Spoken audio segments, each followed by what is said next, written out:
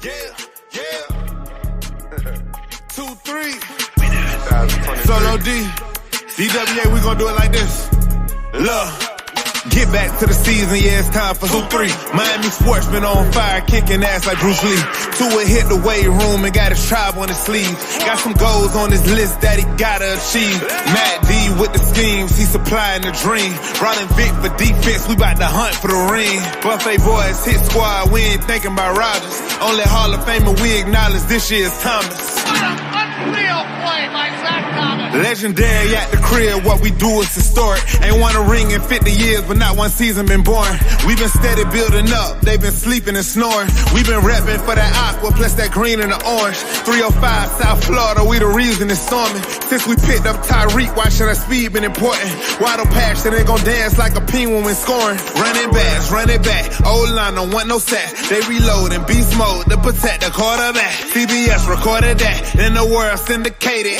Put the league on notice, now they all intimidated. Took some L's from injuries, but now them boys rejuvenated. When they lining up against you, running through you, you gon' hate it. All the fans gon' debate it, compare and contrast. The same conversation on a different podcast. I'm a Dolphin fan for life. I'm a Dolphin fan for life. I'm a Dolphin fan for life.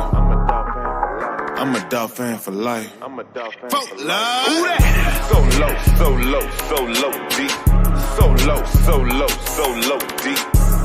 DWA, that's Dolphins with attitude. MSM, that's Miami Sports Music. Make sure you subscribe.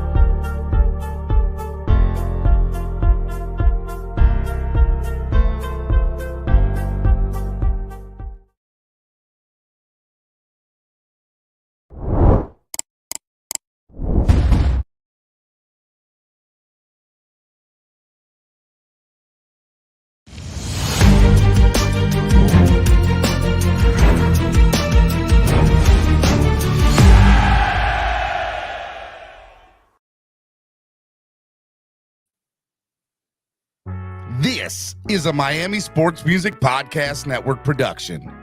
This is the #1 Miami fan morning show. Clock Blockers, let's go. I know the whole city right. A little early, it's a bit surprising. Business moves now. What up, baby? Woo! We got a show for you today. Do it. What's going on, ladies and gentlemen? Good morning, my family and my Fin-laws. It is your host, Stephen D. You can follow me on all social media at Stephen D. SKPL. Spread kindness, positivity, and love. And let me tell you, we got a great show lined up for you today. It is Clock Blockers, the #1 Miami fan morning show. Super excited. You can also follow Miami Sports Music everywhere at Miami Sports Music or on Twitter or X or whatever it is you want to call it. At MIA Sports Music. I want to remind you all on your way in to hit the like button and share the link. Let people know that we're live. We're going to be live all day today. All day today, we're going to be live. And it's going to be crazy. And it's going to be good. We got a long show ahead of us today. So strap in, buckle up. That's what's going down today. If you haven't subscribed to the channel, subscribe. Okay. It's gonna be a great thing. So subscribe. It's free. It doesn't cost anything to subscribe. You can do it. Hit the bell notification when you do, and it's gonna be good stuff. If you want to sign up to become a member today, there are plenty of seats waiting at the table for you. I would love to see a couple new members sign up to become part of the family. That's right. Sign up today to become part of the family. There are plenty of seats waiting for you, and we'd love to see you sign up and become part of that family. All right. It's gonna be good stuff. If you want to help the channel grow by donating, a couple different ways you can do it. You can use the YouTube live super chat, which is the $ below the bottom of the chat, or you can also use Cash App or PayPal. Okay, you can do that. I want to remind you guys as well, if you want to donate through Cash App and PayPal, it's $ MSM Podcast Network, or you use the QR code on your screen, or MSM Podcast Network, or use the QR code right on your screen. Want to give a big shout out to our sponsors of the show, ZSM Sports. ZSM Sports, the number one place to get your cards, jerseys, balls, and hard-to-find items. Make sure you follow ZSM Sports today. Less is more events, Lime tickets. They have prices less than the competition, allowing you to have more fun. You need tickets to anything, anywhere across the country. Make sure you give Lime a shout out at 202-930-3533 today and tell them I sent you. They're going to take great care of you. They are awesome. We love Lime. They're absolutely amazing. Download Tailgreeter. We love Tailgreeter. Download the free app today on your current Crapple, right? Crapple or Android device, whatever it is. Make sure y'all do it. Download the app today and follow Tailgreeter on all social media at Tailgreeter, TAILGREETER. Man, we got a show lined up for you today. It is going to be crazy. We're going to have all sorts of people. We're going to be on live till a little bit past cut time at 3 p.m. Eastern Standard Time today. We're going to have my co-host that I usually have each and every Tuesday for the first hour, DJ Genesis, that I'm going to bring on here in a second. We're going to have Nando talk on for a couple of hours. Cameron Scott's coming on for an hour. Jason Sarney's coming on for a couple of hours. And a few surprise guests, all live for the 53-man roster cuts, including at 1 p.m. Eastern Standard Time, which is 12 p.m. Central Time, maybe former Miami Dolphin great, should be in the Hall of Fame, Mr. Richmond Webb might be joining us. Maybe not. I'm just saying it could go down today. And I got some other people on deck in the chat, maybe that might be coming on, and it should be good. So hopefully I might have one or two more surprises up my sleeve after that. So hopefully that all comes to fruition today. It's going to be crazy, but it's Tuesday. It's Hot Take Tuesday. So let me bring in my co-host. He is the DJ of the Florida Panthers, and he's slowly becoming a really good friend of mine, just because he's a great human being. So without further ado, let me bring on my man, DJ Genesis. Hey, what's going on, Steve? What's going on, brother? Everything good, man? What's good, baby? How are you? Hey, man. Hey, I'm not gonna lie to you. Since the last week, everybody's getting ready for the regular season. So I started to get ready for the regular season, man. I've been going to the gym every morning, like consistently. This is 7 days in a row, so I'm happy for myself. So everybody in the crowd, I'm gonna give myself a pat on the back, man. You know what I'm saying? You go ahead and do that. Man. Everybody knows how hard it is to say that consistent, especially going to the gym. So been trying to do this for a while. Don't we? It's crazy. I know everybody starts usually at the beginning of the year. They have the New Year's resolutions, and then a week later they fall out because life happens. So I'm trying to make sure life doesn't happen, and I'm staying consistent with this as much as I'm trying to see the Dolphins stay consistent this season as well. So I have a bet with the Dolphins. I'm gonna stay as consistent in the gym if the Dolphins go ahead and stay as consistent as they want to be this regular season with W's. How about that? It's going to be crazy. We hope we get the W's. And today is 53-man cut day. Mm-hmm. It's going to be a crazy day. It's already been a crazy day. Couple big names being released. One of them being former Miami Dolphin running back now, Myles Gaskin, was just released in the last hour. Look, I saw that coming. Look, Christopher Brooks, undrafted rookie free agent, I think played his way into the 53-man roster in the preseason. And ultimately, Myles was the odd man out. Now, I will say this. If the Jonathan Taylor trade does go down, which I want to say I expect that it will personally, but we're going to find out today. We're on Jonathan Taylor watch right now. Are we? Because Christopher Brooks might be the odd man out and have to clear waivers in order to get to the practice squad. But we're going to get into all that multiple times today. We're going to get multiple people's take. Another one that was a little surprising last night. Our very own Jason Sarney broke the news that mullet man Dan Feeney, backup offensive lineman, was traded to the Chicago Bears for a 6th-round pick. Why is this a little interesting? Well, number one, we had just signed him a couple of months ago, and he's never really played a real snap for the Miami Dolphins, and we thought he was going to come in to provide depth on the O-line, which we clearly need. And the other thing was we have this undrafted rookie, Umalve, who Alama Uvalde, I'm sorry, who's a rookie center, undrafted rookie, who I thought was going to be on the 53 and the backup center, right? To Connor Williams, who the entire fan base, including myself, has a problem with his snapping. He's a great blocker, but his snaps are a little questionable.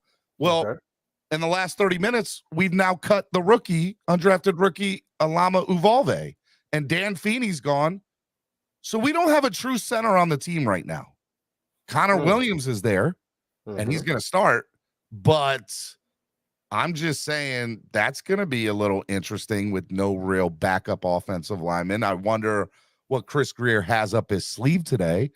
There's just going to be some surprising stuff today, and it's going to be interesting to see where it goes. What are some positions you're excited to see who ends up on that bubble and the 53 man? Obviously I'm going to pick a pretty one because we just go where the eyes go. Obviously the offensive line is a pretty place, but the wide receiver room is pretty stacked, It is. It's pretty stacked. So there's going to be some people definitely on the bubble. As I'm looking on it, we got about 8-9 wide receivers on the roster now. That all on most teams, if you didn't have Tyreek Hill and Jalen Waddle would make those rosters. Right. They would make the rosters.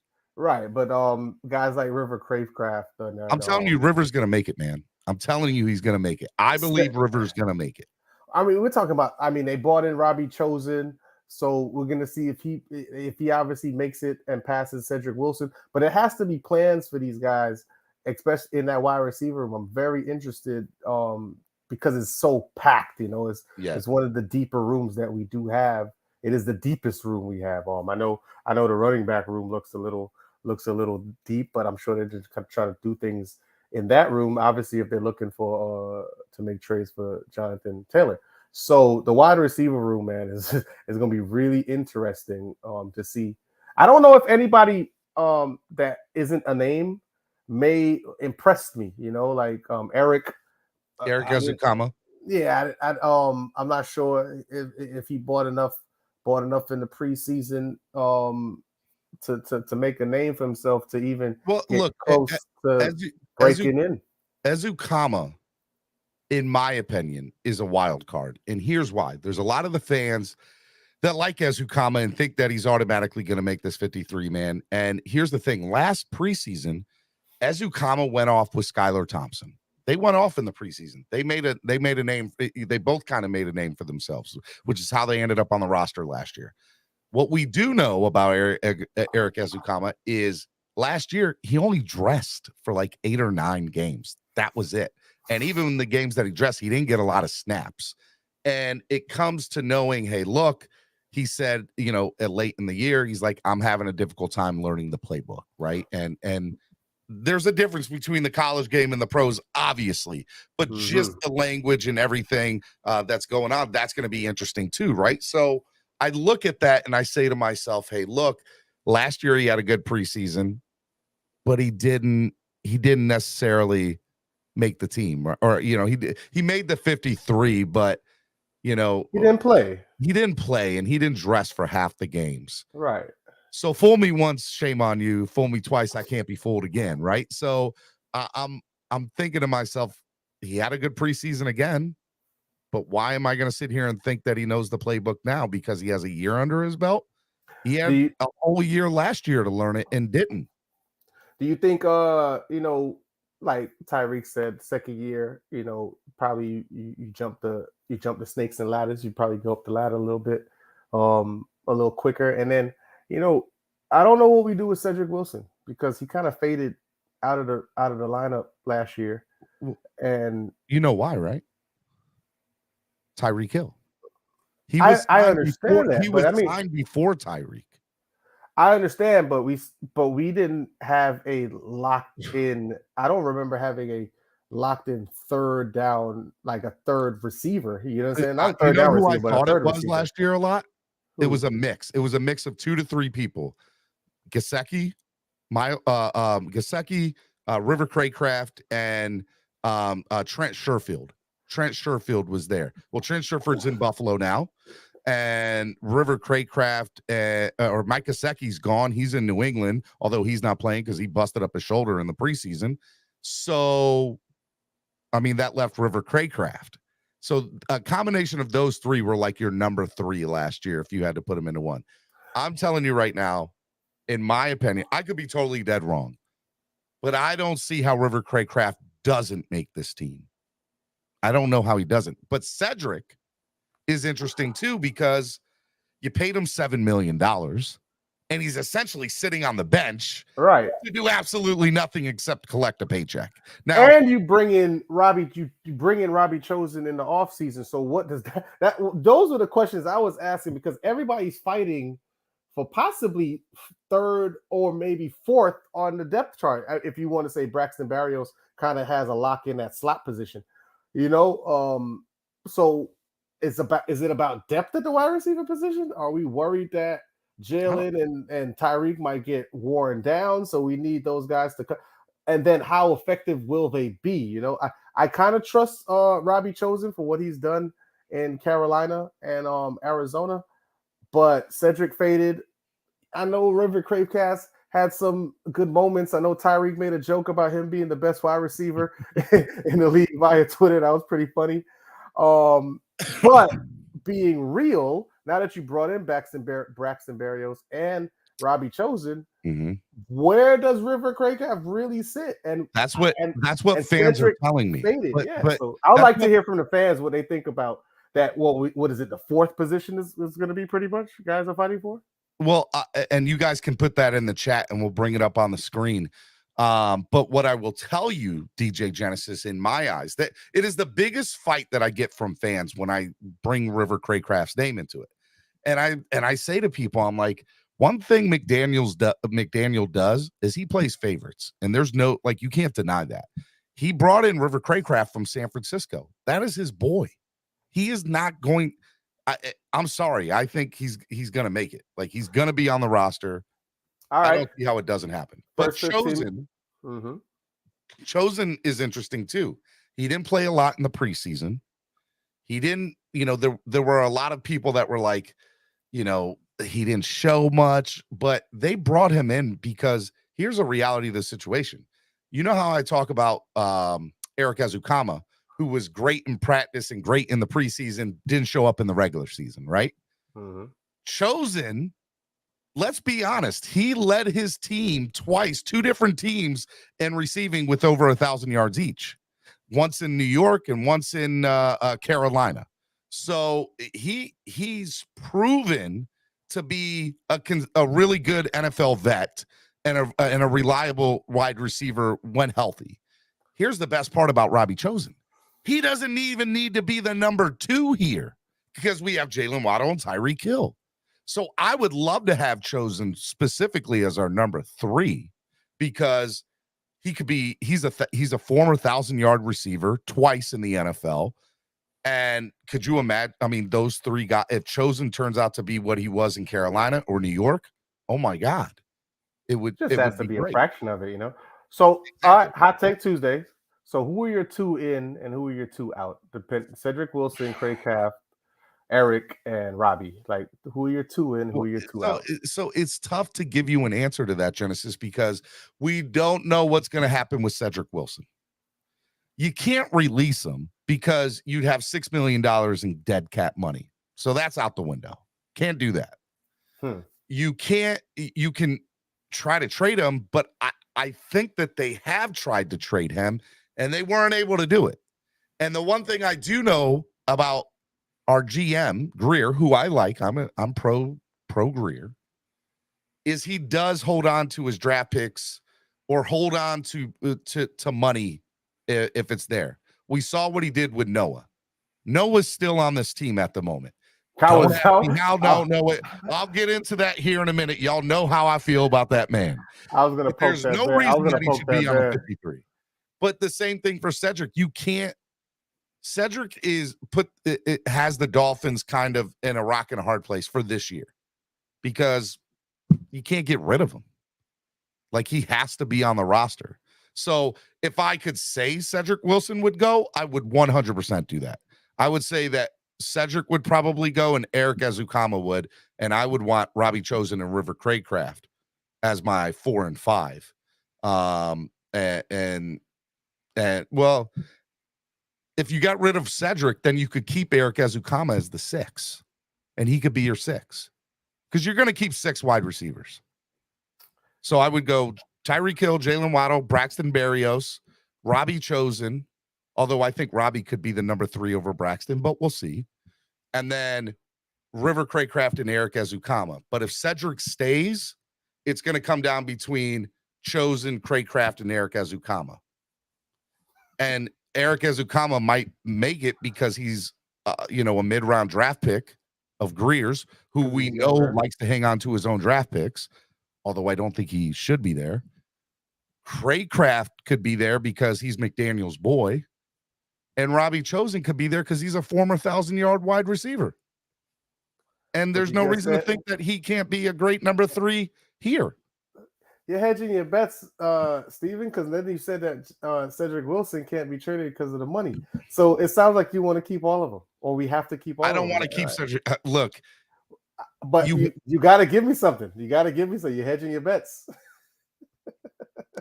If I had to, I would say... You are Chris Greer right now. I would do everything I can to trade Cedric Wilson. Cedric Wilson would be my number 1 priority to get out of here. All right, breaking news. Dolphins release linebacker Cameron Good, but they do intend to bring him back to the practice squad as long as he clears waivers. So that's according to his agency. They just released that, and also Barry Jackson just said that too. So former or linebacker Cameron Good out of UCLA, I think in his 2nd year with the team, cut, but they do plan to bring him back to practice squad as long as he clears waivers. All right, that's good for him.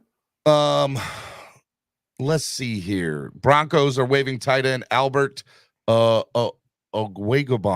I can't say his last name, but he was a 4th-round pick for them, and he had a monster preseason finale against the Rams with 7 catches of 109 yards and a touchdown. So I'm just saying, I know that Dolphin fans are like, hold up, what are we going to do for a tight end? There's one right there that had a great preseason. Broncos let him go. By the way, we brought in Eric Saubert, who was with the Broncos last year. So do we go and get the person that's 1 step up on him? I wouldn't mind seeing this guy in a Miami Dolphins uniform as long as he can block. So I don't know how many. What I would want to go to is Albert and see how many snaps he played last year during games. If he played 70% of the snaps, a majority of the snaps on offense, then I want him on the team because that means he's a good blocker. If he didn't play a majority of the snaps, is he just good at catching? And do we the way I'm looking at the team and how it's set up, because obviously we got rid of Gesicki. We have 9 wide receivers. None of the tight ends that we have on our team are significant playmakers. They're not supposed to be. I know, but I'm just saying. So it looks like there is Durham Smythe more of a blocking tight end? I mean, you would know more than me. They're all blocking tight ends, Genesis. If I had to, here's the thing: if they wanted a playmaker at tight end, they would have retained Gesicki. Correct. So that's my point. So my thing is it that Mike McDaniel's lineup now is going to be geared towards just speed? It seems like that with it's always been. That's how it's always been. Right. If you're fast, you're making the team. So maybe 7 of those wide receivers do make the team, You think 7 wide receivers are going to make the team? I'm just saying you're not keeping any of your tight ends there for catching the football or for making plays. That's fair, but and the wide receivers all are pretty quick and fast. So I'm just looking at it for right now. Obviously, the 53-man roster isn't shaping out, but usually you want a tight end that can get in the middle and ding the defense. But it seems like they're going speed. Adam Schefter tweeting, Raiders have released safety Jaquan Johnson, somebody in the secondary, nice secondary guy. It's crazy today. Absolutely insane, all these releases. And we're going to keep you updated here. By the way, hit the like button if you haven't done so already. Over 100 of y'all in the building, only 31 likes. Just as a reminder, we are going to be on all day throughout, all the way up till a little past 53-man cut deadline at 3 o'clock. We got DJ Genesis up until noon. And then at noon, Nando Talk's going to come on and hang out with us for a couple of hours. At 1 o'clock, Cameron Scott is going to come on, as well as Richmond Webb. He'll be on at 1 o'clock for a little bit. And then at 2 o'clock, Jason Sarney will come on and take us home. And his breaking news breaks will be there. I'm glad I'm on first, man. To follow up that talent, man. You got a hell of a show today. So I'm happy. I'm happy I'm on first. You're a good leadoff batter, man. I mean, DJ Genesis, where it all begins. So, I like it. So I'm interested in now, before I get out of here, I know you're going to discuss it for the rest of the day. The other room that's pretty stacked is that defensive back room. Yes. And I know you got some interesting thoughts on who should stay and who should go. Who should get right. So here's the thing about what we're going to find out today from the Dolphins side of things, right? We're going to sit here and we're going to talk about all these people from all these other teams that are going to get released. And what you have to realize is are any of these guys better than what you currently have at the end of that 53-man roster? All right, any of those bubble guys. And then the question is, if they are, and you put a claim in on a waiver, can you get them? There's going to be over 11 there by 3 p.m. today. In the last 24 to 36 hours, there will have been over 1,100 players cut from their football team in the NFL. That's a buttload of players that are going to all enter this waiver system. Now, I would be willing to bet 98% of them will clear waivers. Okay. But there'll be that 2%, maybe 3 or 4 that are like, oh, this guy's good. And so I think teams are thinking 50-man roster or 51-man roster and saving 2 positions open to be able to get guys. Now, what'll happen is you'll get 53 men, but tomorrow they might release somebody, that 53rd or 52nd player that did make the initial cut, and then they'll bring on whoever they want at that point. But I believe that's probably how you're looking at it. As far as the secondary is concerned, I don't know how Noah Igbinoghene stays on this team. I just don't. I know that I'm a hater. I know that I'm very critical of him, but like he to me, he just doesn't help the team move forward. And that's the way that I look at it. I saw him give up the touchdown, and I was like, I know Steven's losing his ish right now. Yeah. Dude, you have no idea. It's funny, every time Noah gets into a game and makes a bad play or whatever, I get text all the time. Dude, your boy looks great out there. The second game, the first preseason game, he was wearing orange sleeves and stuck out like a sore thumb. So anytime he was on the field and got beat, everybody saw it on the TV. We all saw it. Dude, you got beat. You got killed. Come on, bro. And the next game, he didn't have orange sleeves anymore because he knew everybody was able to see him. Breaking news 1 minute ago. Buffalo is leaving Von Miller on the physically unable to perform list past this Tuesday's deadline, which means he is ineligible to be active during the first 4 games. Which means, if I am correct, that's not going to matter for us because we don't play the Bills the first 4 weeks, do we? We play, Dolphins schedule. We don't play them first 4. Oh, yeah. Nope, we don't. He and Kyler Murray going to be. Yes, we do. Week 4. 1, 2, 3, 4. So we don't have to play Von Miller week 4. Let's go. I'm about that life. You're about that. Hey, look. I want to beat them at their best. Don't get it twisted. But if I don't have to face Von Miller, that's a plus in my book. I agree. You know, Tua would stay upright a little bit more that game. It's a plus in my book. I'm good. I hope I don't want to wish, ill upon any player, but that's a pro for Dolphins fans. Do you think Cam Smith gets an early shot because of the injury to Jalen 100%. Ramsey? Do you think we see him a little bit more? 100%. Cam Smith is a dog, and that's the best way to put it. Like, he gives me early vibes, Patrick Surtain, Sam Madison vibes.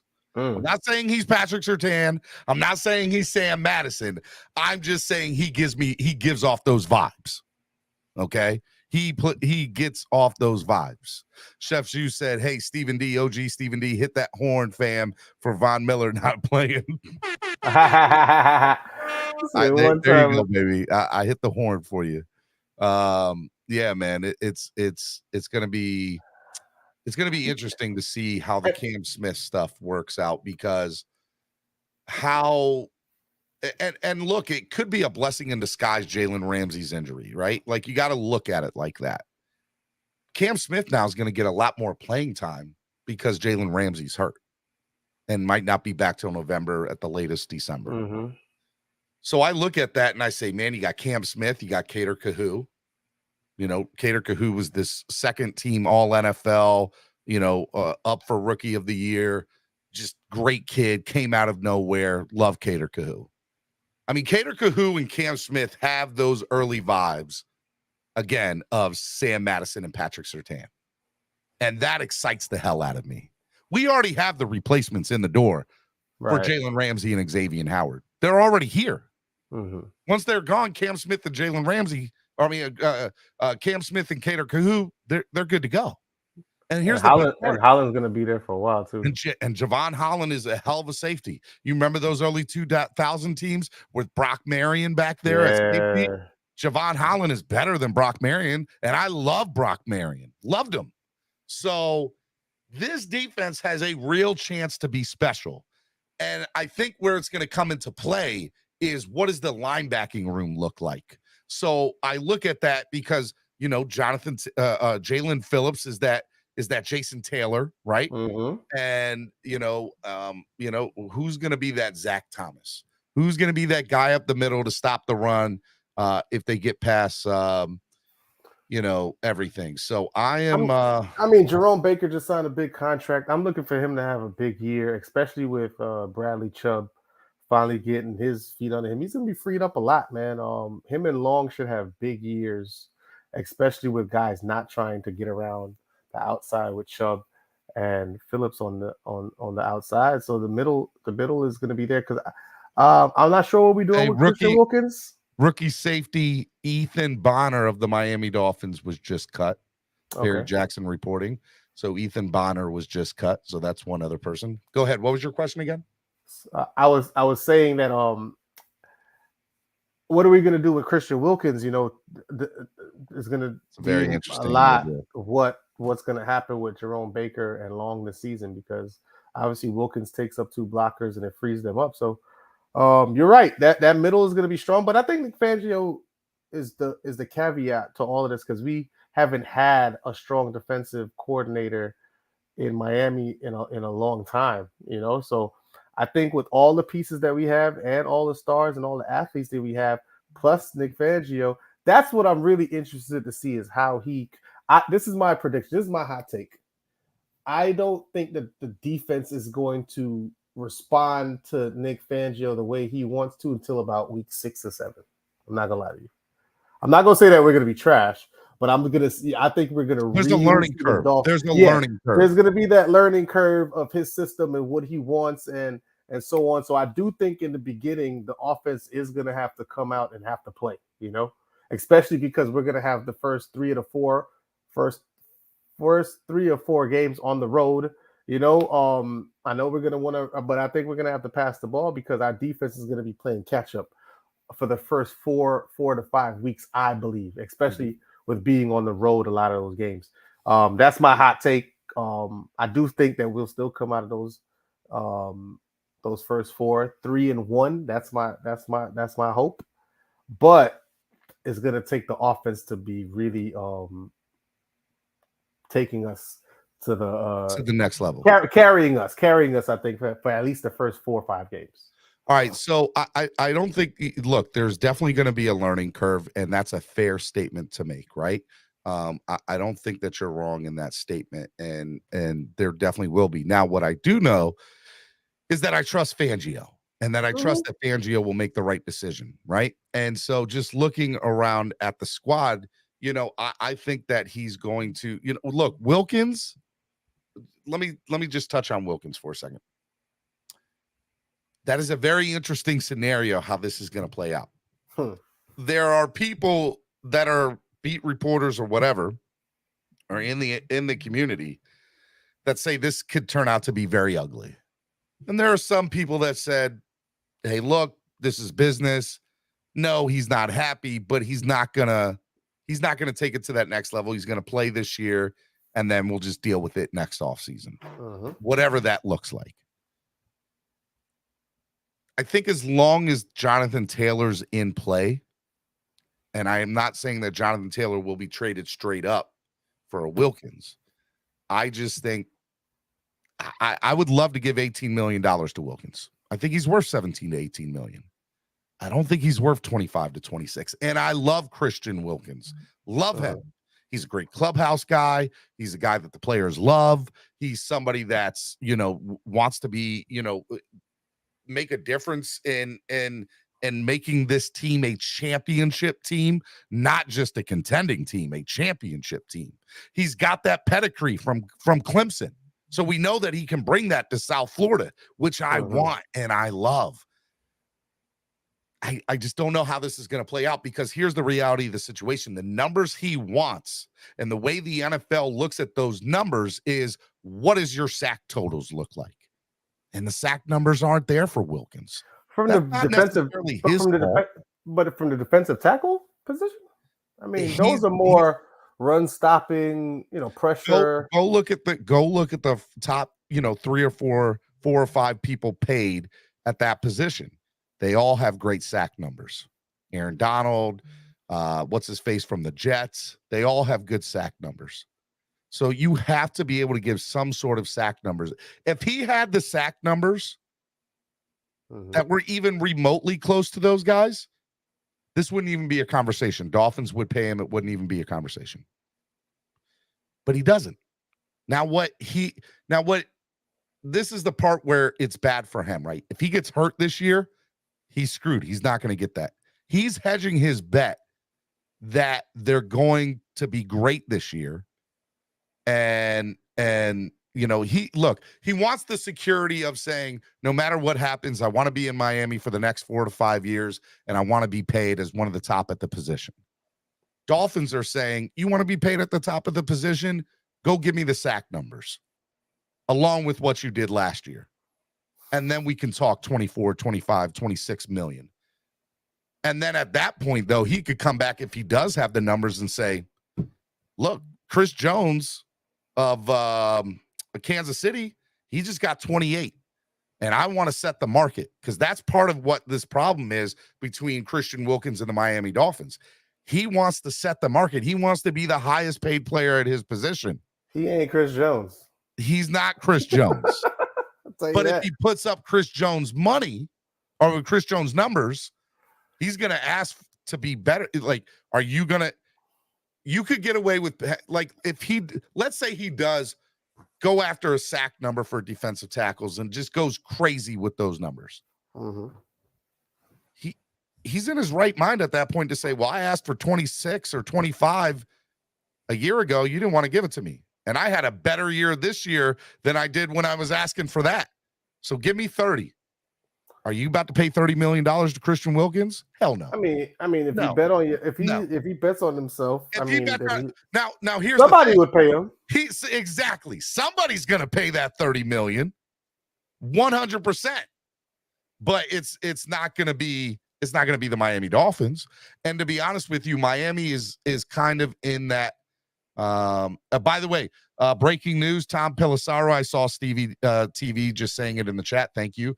Tom Pelissaro just said the Dolphins just released defensive end Deshaun Hand per source. Very interesting. He was somebody that was going to provide depth to the Christian Wilkins and Taylor right there on that defensive line. I'm very I'm surprised about that hand cut there.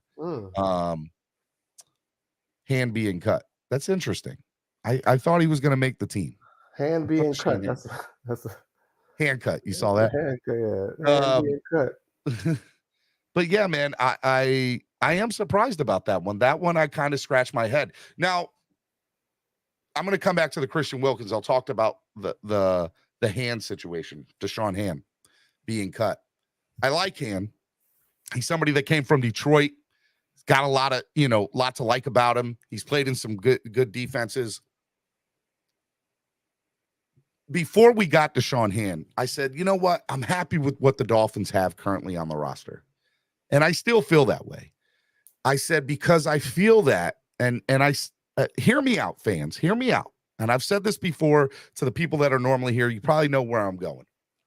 If the Dolphins are 8-2 come week 10, but they're 9-1, and in worst case 7-3 after their first 10 games, I'm gonna tell you right now, Ndamukong Suh is going to get a phone call, and it's going to be from his best friend.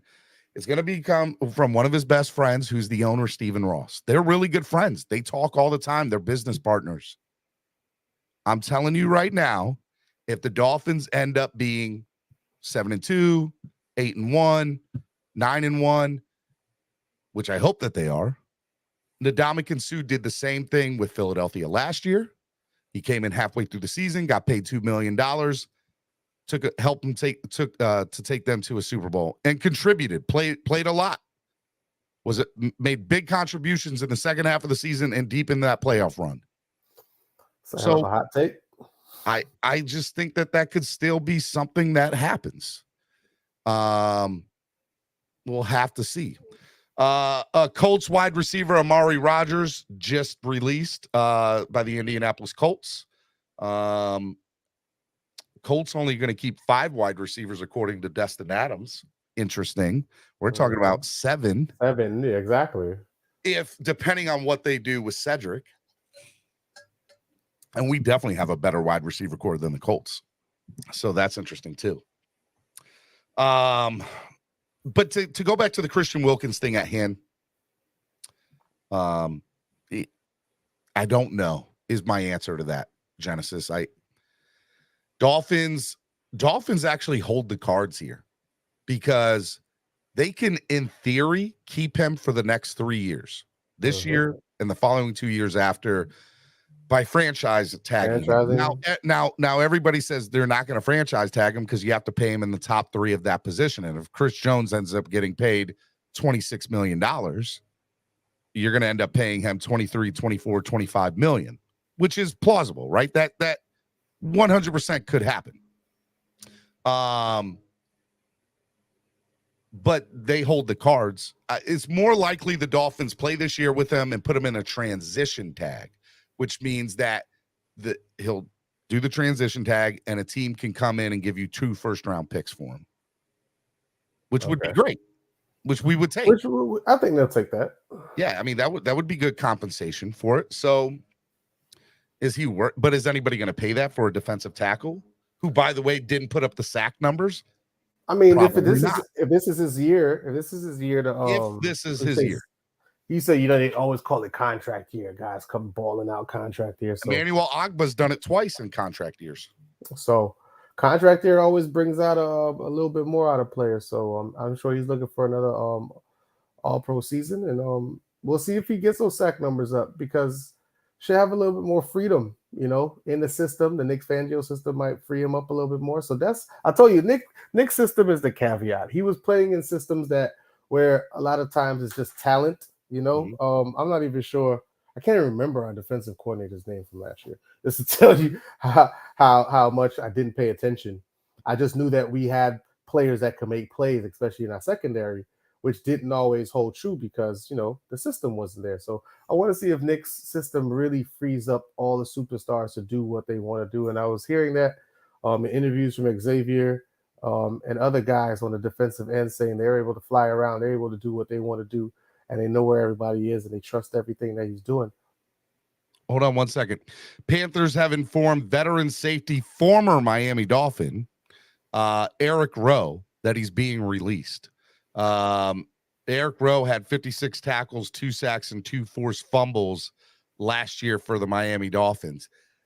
That is potentially somebody that could come back to the Dolphins for the right price. You don't need him. He could. What do you need him for? You ever see this team? That room is stacked. I think we say it's stacked, but they keep on adding people. They keep on adding people to the secondary. So, and look, here's the thing. I don't think that Fangio's in love with the end of that secondary room the way we are as fans. I don't think he's in love with them the way we think that he should be, or we hope it is. Who? I think he's Clausen, Eli Apple. I mean, those are names, right? But and they've had some, success in their NFL careers. But can they execute the type of style defense that Vic Fangio wants? A, and B, can if there's injuries, which last year there was plenty of them, hence why Noah Igbinoghene, Noah nobody, whatever you want to call him, Noah better not make this team, and if he does, I'm going to lose my mind. I just, it's going to be crazy. It's going to be crazy.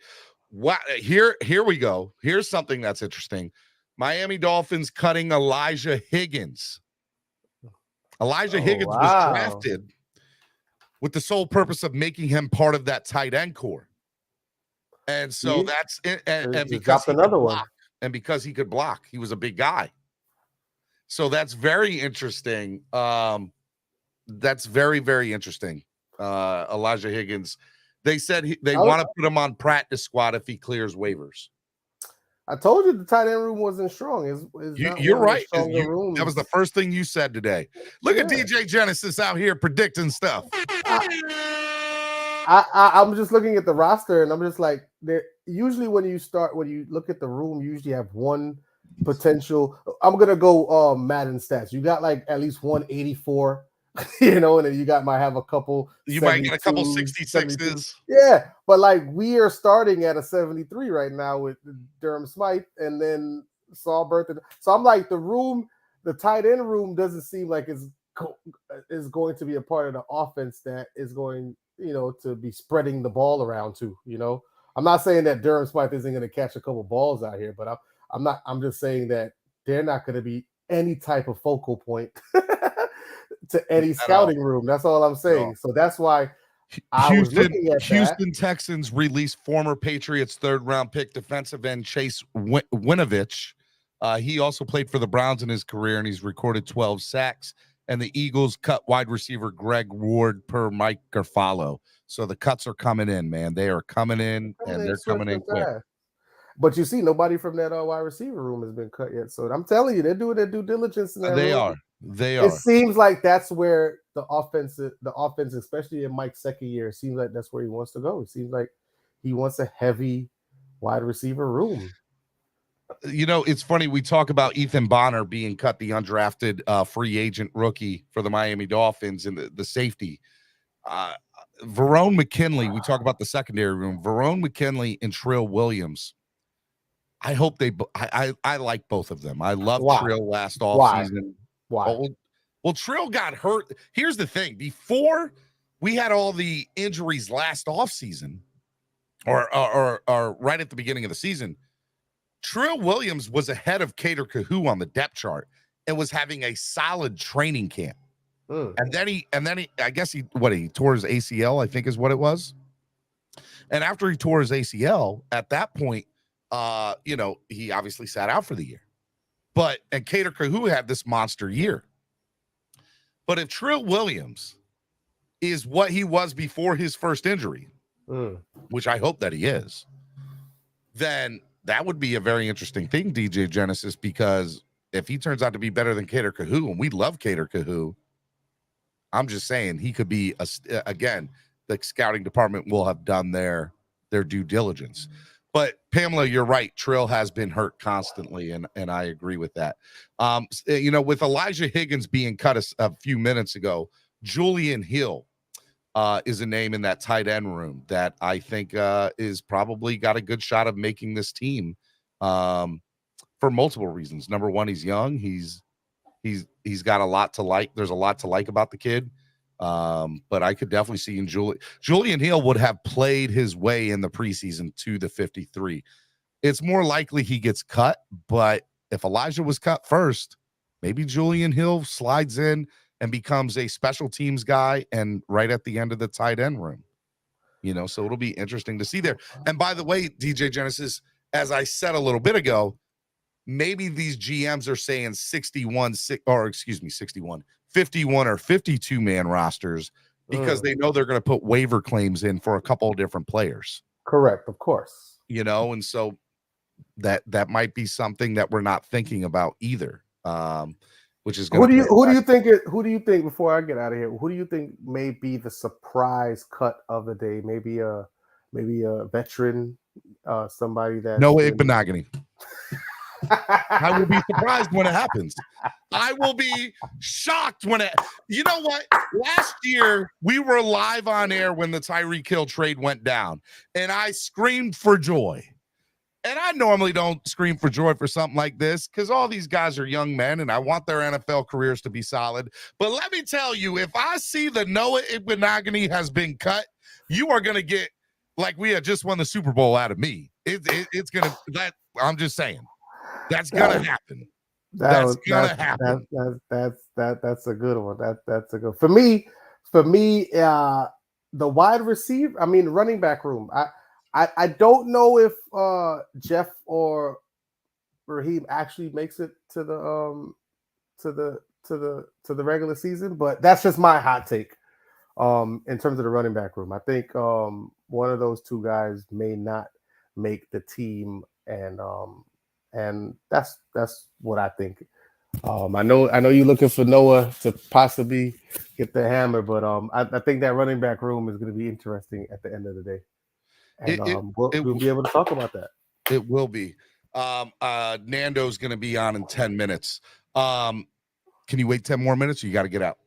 I got to get out of here, man. You got to get out of here, man. Tell people where they can find you, Genesis. Hey, what's up, guys? I appreciate you guys, man. You can find me every Tuesday right here on Clock Blockers with your man Steven Daniels, the hottest show, podcast, morning show on YouTube for the Dolphins. You know what I mean? Miami Sports Music. Tell them, baby.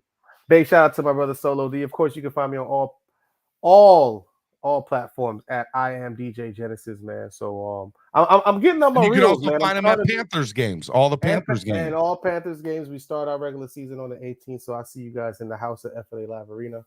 I'm starting to do my reels. I'm starting to get better at this whole reels thing, putting content together, it's kind of those old men. We're gonna make a content creator out of you yet. We're gonna do big things, man. So follow me, let me know if I'm doing it right. If I'm not, just let me know. All right, DJ Genesis. Love you, man. We'll Appreciate see you next week. Guys. See you next week. All right. Miami Sports Music's #1 Miami fan morning show, Clock Blockers, right here on the Miami Sports Music Podcast Network. Big show lined up for y'all today. We're going to have Nando talk on here as soon as possible. Nando Talk's going to come on. He's going to hang out with us for a couple of hours. In an hour, I'm planning on having a surprise guest. I'll tell you who the surprise is. Richmond Webb is going to come on and hang out with us for about 15 minutes, talk about the cuts, talk about the offensive line and how things work there. And then we're also going to have Cameron Scott of East 32 Dolphins Tailgate on for an hour at 1 o'clock as well, Eastern Standard Time. And then at 2 o'clock, Jason Sarney of Dolphins Weekly and Miami Sports Music, who dropped the Dan Feeney trade bit last night on social media. Shout out to him for dropping, that knowledge or that bit and breaking that news. He's going to come on and hang out with us for the last hour and a half or 2 hours. So, and then Nando's going to come back a little bit after that. So we got a show, and I got some other people lined up that might come on. We just got to wait and see. So I got some surprise. Hopefully I'll have a couple more surprises in here for you throughout the day. If you guys want to hit the like button on your way in, over 170 of y'all in here. It helps. Donate to the channel if you're able to. It's going to be awesome. And if you guys want to, have a question for me or want me to answer something, do a super chat or a super sticker with a question in it, and I'll definitely be able to answer it. Guaranteed. But if you put it in there as just a regular chat, I will try to get to it as I go along. Pamela said a little bit ago, can you explain why Fangio would not get rid of Noah? It does not seem like he would tolerate that. Great question, Pam. Here's my thought process on the whole situation for that. Number one, he's still on the books for money, right? And he's still a pick. And he did make a game-winning interception. He made one good play in the 3 years he's been here, going on 4 years. If he thinks that he can fix whatever might be wrong with him, then he's going to keep him. But I don't see where there is any sort of positive that comes out of keeping Noah on the roster. Because, in my opinion, he's not good enough to play with the elites. He might be good enough to play with the second stringers, maybe third. And I'm not trying to knock the guy, although I am. I'm not trying to. I'm just telling you, if our season hinges upon Noah, then we're in big trouble. And I don't want that. So, my that's what I think. I think it'll be interesting from that standpoint. We're also on Jonathan Taylor watch too, just so everybody knows. And we'll have to see there. Bills are releasing veteran safety Dwayne Marlowe. They also are releasing offensive lineman Quisenberry. He started 3 games last year for the Buffalo Bills. He's also getting cut. Maybe that's somebody who the Dolphins should pick up on. Quisenberry. So I wouldn't mind seeing him in a Dolphins uniform. He did start 3 games last year for them. That'll be interesting to see. Elijah Higgins, as I said a little bit ago, he just got cut. It'll be interesting to see there. Gaskin was cut. Former leading rusher for this team twice. So, I mean, does that mean Chris Brooks made the team? Maybe. We'll have to see. It'll be interesting. And Von Miller was placed on the PUP list and will not be available for the first 4 games, which means the Dolphins and the Bills play week 4. We don't got to see Von Miller, which I'm okay with. So we'll have to see how that works there. Colts are releasing wide receiver Vincent Smith. Saints are releasing cornerback Bradley Roby. We'll have to see there. Let's see what else you guys got. And if Kevin Lee asked if Indianapolis does not trade Taylor, he's in their pub list till week 4 minimum, and it affects their 52-man roster in a bad way next month. Here's the thing about the Jonathan Taylor trade, and this is my 2 cents worth on it. Okay, what I know is that the Dolphins gave them multiple offers, and they were good offers. They ended up being some really good offers. The Colts front office can live with the last offer that the Dolphins sent them. It's not what they asked for, but they can live with it. It's more than fair for Jonathan Taylor. And I think it comes down to Jim Irsay and if Irsay is going to give the green light or not to it. This isn't the Dolphins didn't put a great offer on the table. This isn't the Dolphins didn't do X, Y, and Z. This is Irsay going to say yes to the trade that is currently on the table that both teams are okay with? So Irsay's the X factor there. Jarvis says that second team is scaring me. Here's why it shouldn't scare you, Jarvis. Of course there's a second team. They're going to say that there's a second team that's going to be swooping in at the last second. I'm not saying there's not a 10% chance that's true, but it also behooves the Indianapolis Colts to put that rumor out there so that the Dolphins in the final minute maybe up their offer just a little bit more to try to get them to where they want to be. So I'm not, when I'm seeing all these rumors that a second team is in on it or that they're serious contenders along with the Dolphins, I take it with a grain of salt because it would behoove Indianapolis to put that rumor out there and see what they can get in those final hours. And more likely, not see what they can get in the final hours is, will the Dolphins up their final offer just a little bit to get it over the edge, to get it home, to get it to where it's a no-brainer. And I think that's ultimately what I think is going on with the Jonathan Taylor trade. If I had to guess, Jonathan Taylor will be a Miami Dolphin by 4 p.m. That is my guess. I don't know that. I just think that that's what I'm taking. I think it's going to happen. Now we're going to see. We're going to be on watch for it. It's going to be fun. It'll be interesting. Kevin Lee says, Steven, don't you think it would have happened by now? It's 4 hours till death. I think the Colts are going to wait till the last minute. Colts are going to wait till the last minute.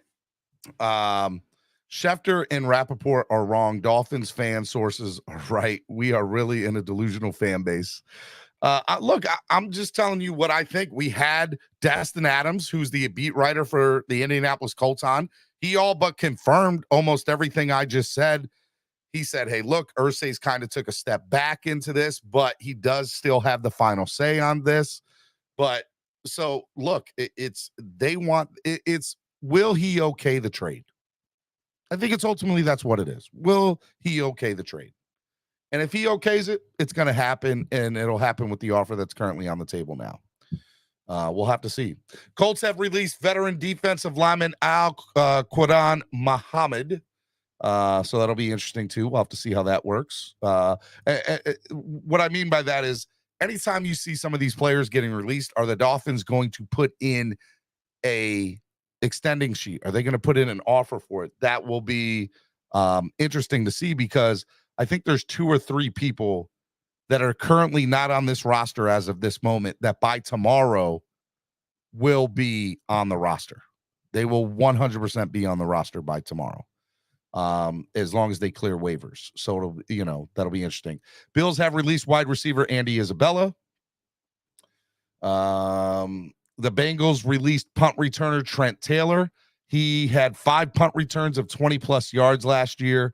He also averaged 14.5 yards per return this preseason. Okay, interesting. We'll have to see how that works. What else? Who are some guys in the chat right now? Who are some people? Were you surprised about Gaskins? Were you surprised about Hudgens or Higgins? Whoa.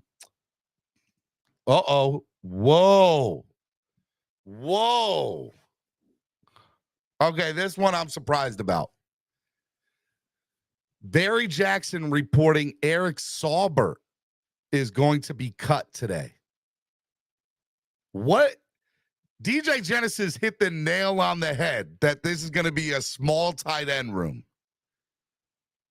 That's insane. Saubert getting cut. I 100% thought he would be in the mix for number 1 along with Durham Smythe. Thought he would get definitely a lot of snaps. Wow.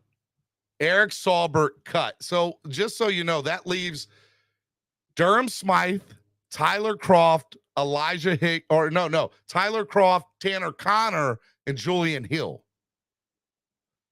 Durham Smythe, Tyler Croft, Tanner Connor, and Julian Hill. As of this moment. Eric Saubert is going to be cut, according to Barry Jackson. And Elijah Higgins has already been cut. Very, very interesting. And I have to be honest, I didn't have Croft making this team. And I didn't have Tanner Connor making this team. And Julian Hill stepped up. I thought there was a way he might backdoor his way. I 100% think Julian Hill's a part of the 53-man now. But I'm very surprised about Eric Saubert. I'm very surprised about Eric Saubert. They have to have a plan for that tight end room. They have to. 100% have to. I don't know what that plan is. But I hope that, it's something that's really, really good. All right. I got a couple people that are hitting me up that are going to try to get on. That's going to be good. Connor over Kraft. Kraft can't even run anymore, or Croft can't even run anymore. Who's got released so far? The names that I am seeing right now, Myles Gaskins. Here, let me see if we have an updated cut list. Dolphins updated cut list. Here we go. Mitchell Agu, James Blackman, Hosea Bronson, Randy Charlton, Chris Coleman, Aubrey Miller, Garrett Nelson, Keandron Smith, James Tunstall, Jalen Twyman, Jamal Woods. Let's see here. Ryan Hayes, Lama Uvalve, Cameron Good, Deshaun Hand, Dan Feeney was traded.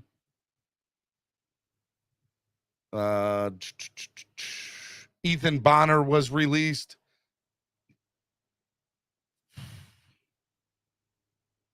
And I think that's it right now. So we're not quite there yet. We're not quite there. Pamela, I thought Cameron Good had a shot too. I thought he had a shot too. But they want to bring him back to the practice squad. So he is somebody that could, could do it. We could see. Who else?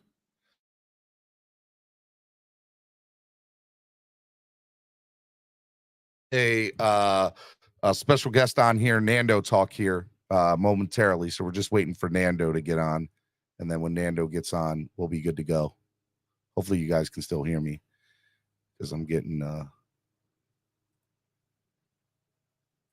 there we go. There we go. Tyree Super Sticker, $2. Thank you, Tyree Reese. Appreciate it, man. Appreciate it. Miami Sports Music's #1 Miami fan morning show, Clock Blockers, right here on the Miami Sports Music Podcast Network. I want to talk about Dan Feeney real quick, getting traded. Trading Dan Feeney is a head scratcher, according to Chris Kaufman. Collected a $2 million signing bonus only months ago. Had a legit role to play in making line calls if Connor Williams went down. Remaining salary isn't above the 51st contract, so this is a pure play for draft capital. Think we can imagine why, though. That's got to be the only reason you let go of somebody like Dan Feeney. Because you know that you can, you have to. Here's the other thing that makes me scratch my head about that too, because nobody else on the active roster currently played center in the preseason games that I'm aware of, that I can think of off the top of my head. Did Eichenberg play any snaps in preseason games at center? I don't think he did. I don't think they did. I don't think he did. We currently have nobody else that played center in the preseason games. None. And we all know how we feel about Connor. We all know that how we feel about Connor.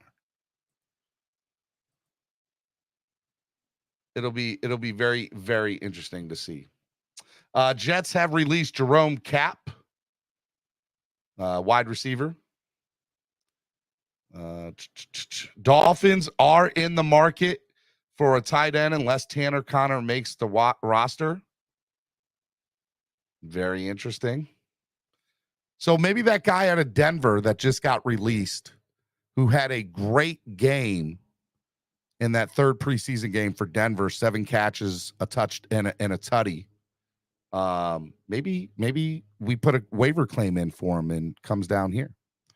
Marty Morris says, I don't understand the Feeney move at all unless they know something about a center becoming available. The draft capital for me is how I know there's another trade going to go down today. Is that for Jonathan Taylor? I don't know. But I 100% believe in my heart of hearts that the Dolphins are going to make another trade today. When? I don't know. But I think we're going to see a trade by the Miami Dolphins today. There's no reason to get that 6th-round pick unless you're going to use it now. No reason. None at all. So it'll be interesting to see what happens there. Colts waive running back Jake Funk.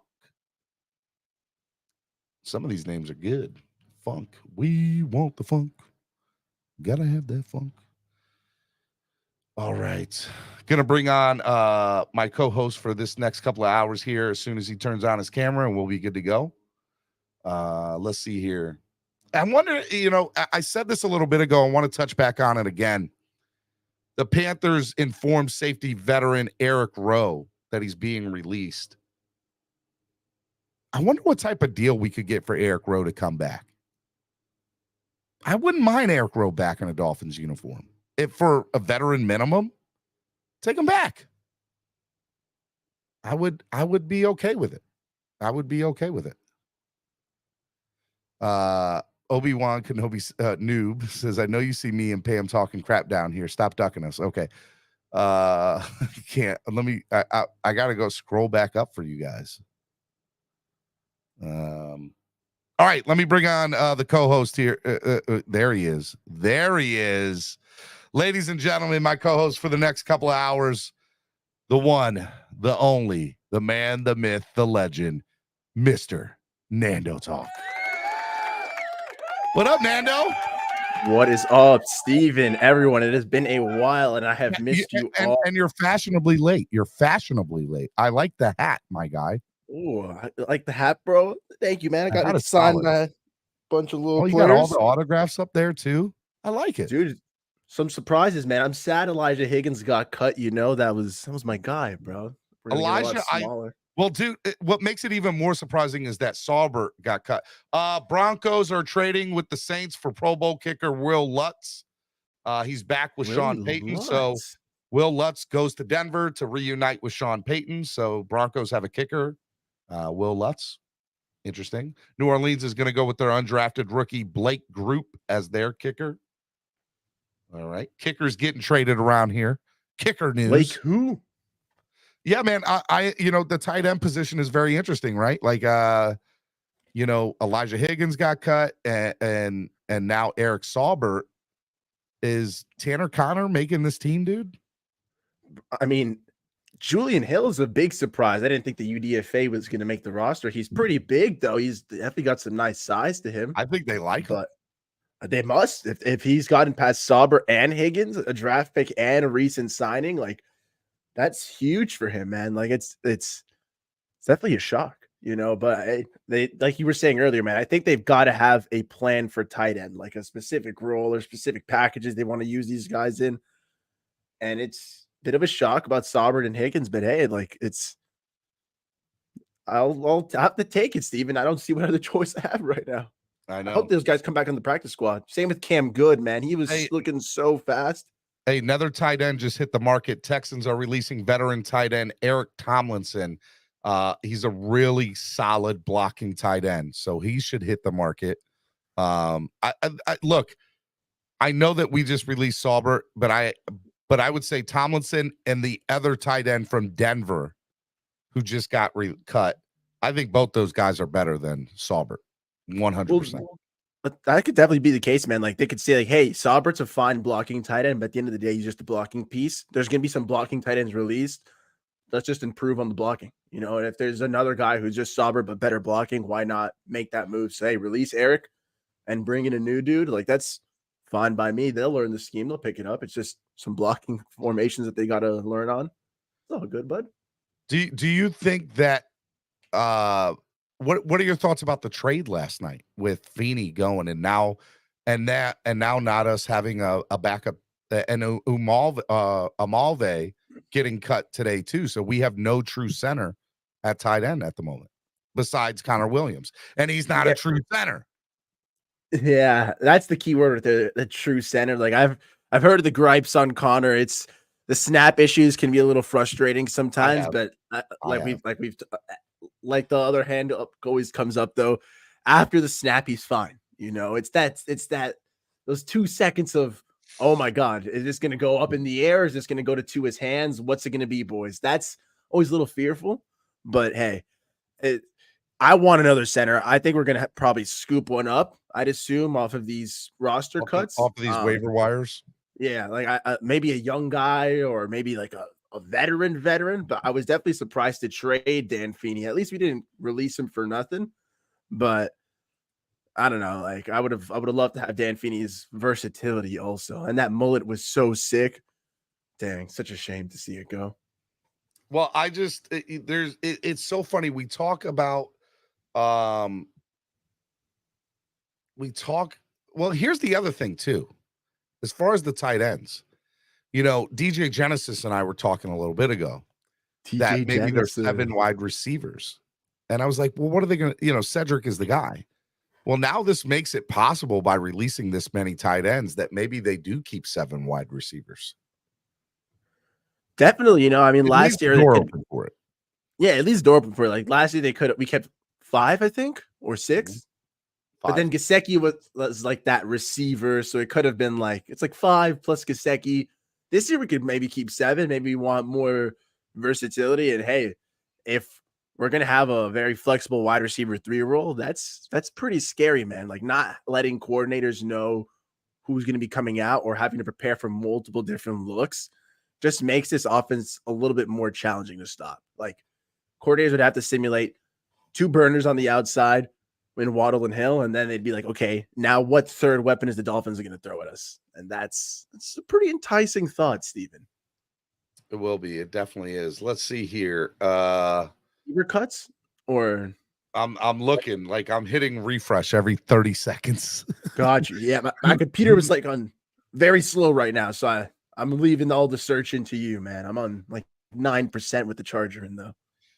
Well, I haven't heard from you about the Jonathan Taylor, situation. What's your thoughts on Jonathan Taylor? I want to know your thoughts. Well, now we cut Gaskin. It's definitely interesting. Like, I'm torn between, okay, we cut Gaskin. We're finalizing our RB room we're content with the guys we have. Hopefully good news for Chris Brooks also, who's been showing this entire offseason. I think Chris Brooks deserves to be on the 53. He's a different back than everyone we have too. He's bigger. He's like 6'1", 230, like 225, something like that. Definitely plays with the chip on his shoulder, runs tough, up the middle. Like, I need that on this offense. And it's what we wanted in Garrett Dokes last year. Didn't make the team. Maybe Chris Brooks is good enough. But then there's also the thought of Jonathan Taylor. Like, my God, I've been hearing what everyone's been saying, and if the Dolphins do have an offer, and if it's not too high, if it's a fair price and it's all up to Irsay, don't be a B word, Irsay. Stop flipping our flippers and look. This is all contingent on Irsay. Like Irsay, the Colts and the Dolphins have a mutual agreement, as far as I'm concerned, to a trade. It's will Irsay allow that to happen? Because it's not what they. It's not what they. Here's the thing: the GM and Irsay got into a room and said, what do we want to do? Well, if we can get a first round, it's a no-brainer. I'll sign off. Nobody's giving them a first rounder, nor should they, mind you. Not at all. Okay? Yeah. It's like solidarity around the league. The Dolphins have the best offer on the table, and it's a good offer. It's a good offer.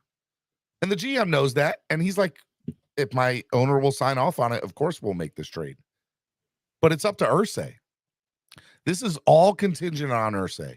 And if he doesn't do that, I don't know what Miami does at that moment, because I'm starting to think that you don't make the trade for Dan Feeney to acquire draft capital like that 6th rounder without having something in mind for today.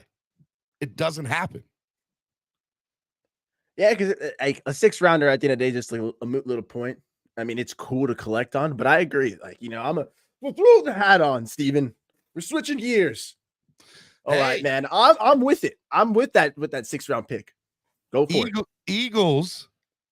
This is a cool story. This is a really cool story. Eagles are having interest in punter Matt Ariza. And I'm happy for Matt after everything that he went through in that whole situation in Buffalo and the allegations that were proved to be absolutely false.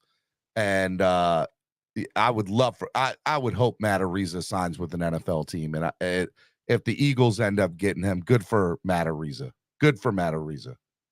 Super excited for him.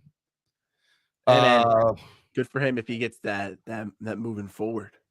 Yeah, I hope that it happens. I really wanted the Dolphins to be the one to do it, so that way it was a big middle finger to Buffalo. That hey, just to spite them. I appreciate you because I feel like we've been on the other side of those cuts when we have to cut somebody for some BS, and then another team gets to benefit off of what we had to give up, aka Chris Forrester being our coach, aka Richie Incognito, who still proved to be a great offensive lineman for the next 5 years after that. And it's tough, bro, when you hear guys like Deion Dawkins talk about how Incognito ended up being a great role model for him in the locker rooms. And that's tough to be like, pisses damn, you off is what it does. But yeah, why couldn't you do that for us? I hope that Matt Ariza signs with the team, and good for him, man. That whole situation sucked for him. Especially, that the allegations turned out to be false. So you think ultimately, do you think it happens? Do you think that Jonathan Taylor happens today? Well, man, I got the tinfoil hat talk, so I'm down to go down this little rabbit hole, man. Like, if we're acquiring picks, okay, if we got the 6th rounder, man, it's all up to Irsay. Chris Ballard, the Colts GM, former football player, man. Like, he's definitely going to have Jonathan Taylor's interest at his heart at some point, Like, he knows that this is an untenable situation. Like, you cannot, at this point, if there is an offer on the table and Irsay's just being like, nah, I don't really feel like it. Sorry, Johnny. Like, that's definitely going to rub Taylor's camp the wrong way. It's definitely going to be a destroyed relationship, and he's not going to play for the Colts regardless. So I'm sure Chris Ballard on some note is like, we should trade him, And Irsay's an unpredictable owner, man. Besides Jerry Jones, Jim Irsay is probably the most eccentric owner in the NFL that I can think of right now. Maybe Kraft, but Jimmy Boy Kraft is probably, yeah, that's a good one. Yeah. That's probably, you're probably right about that. Giants are releasing veteran wide receiver Jamison Crowder. Is getting cut by the New York Giants. Okay. Jamison Crowder is getting cut by that. So that'll be good. He's a good slot receiver, man. Like, he's going to find a home in the league. He's small, fast. This is 3 hours ago, but I don't think I've touched on it. The Panthers released veteran offensive lineman Michael Jordan. Yes, same name, Michael Jordan. But he has started 29 games in his career. Maybe that's somebody the Dolphins want to pick up a flyer on, Michael C. Jordan, baby. I like that. Eagles are cutting wide receiver Devon Allen. He was an Olympic track hurdler who was in camp. I have to see. I'm down what about for the secondary room, man? What do you think about what do you think? Does Noah make this team, Nando? Does Noah make this team? So I heard what you and DJ Genesis were talking about earlier, man. Noah's an interesting case, and at the end of the day, I'm gonna have to trust Fangio. Like, I assume he has final cuts. Like, I assume nobody's gonna tell Fangio, hey, look, we want to keep this guy, so you're forced to keep him. I'm sure Fangio would make a stink about it. I'd hope so with his experience and his weight in the league. Regardless, if Vic thinks he can change him, if he thinks there's a role for Noah, maybe it's just because of the Jalen Ramsey injury. Maybe it's because breaking news. I'm with it. Let's go. The Miami Dolphins have set up a press conference at 3:30 this afternoon with Coach McDaniel. You're lying. Surprise press conference. They were not expecting one. Maybe. I'm definitely leaving class early, Steven. You will see me before 3:30. Dolphins, sure. Breaking news, 3:30 this afternoon. Mike McDaniel will be speaking to the local media.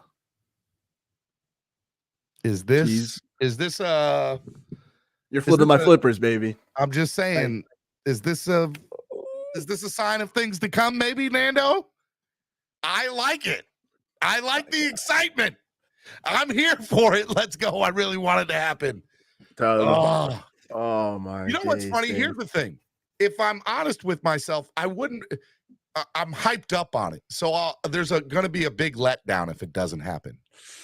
But if I'm honest with myself, it's not the end of the world if it doesn't happen. But I'm so hyped right now that I want it. I want it. Jonathan Taylor could be maybe Christian Wilkins. They're like, hey, we're having a big press conference for Wilkins. Like, he's our defensive captain. We're going to make him a centerpiece of this defense for years to come, yada, yada.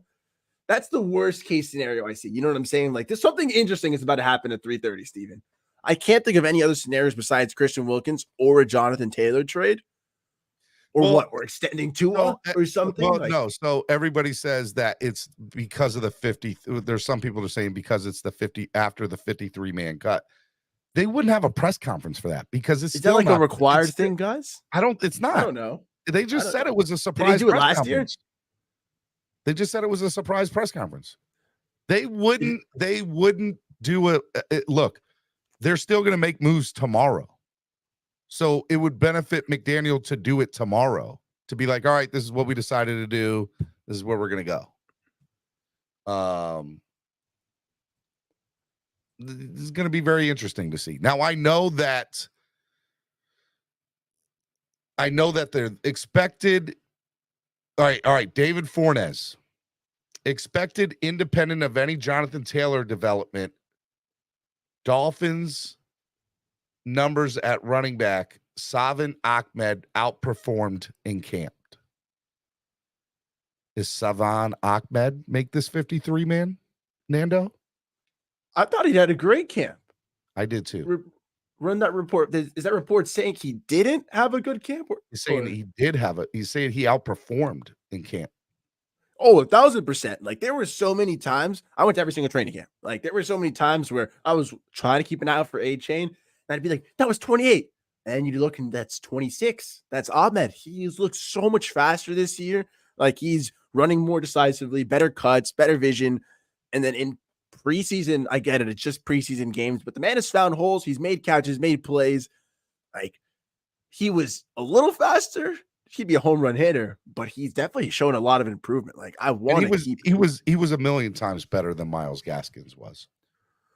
I'm not surprised that Gaskin got cut because of how Ahmed has been playing.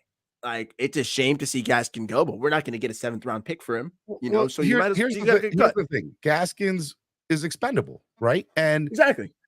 What are the? Thank you for your service. I appreciate you and what you did here for the Dolphins.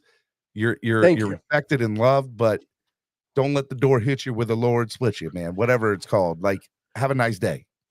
You know, we will give you our finest boxes and bins to carry your things home. Our finest boxes and bins to carry things home. I love it. That's a good one. I like that a lot. Giants are cutting former 3rd round pick linebacker defensive end O'Shane Igbinoghene, who had 4.5 sacks as a rookie last year. The team added to their pass rush today by adding and trading for Bills defensive end Boogie Basham. Boogie Basham's out of the Buffalo thing. God. Yep, Boogie Basham was traded to the New York Giants. Oh, that's an elite name. Boogie Basham. It is an elite name. I do like it. That, thank God he's gone, bro. Like, that has to be a man who will one day develop into a great pass rusher, bro. Like, Boogie Basham on the edge, coming down, bangarang. Texans are cutting defensive tackle Khalil Davis. Played for the 2-time champion USFL Stallings. Oh,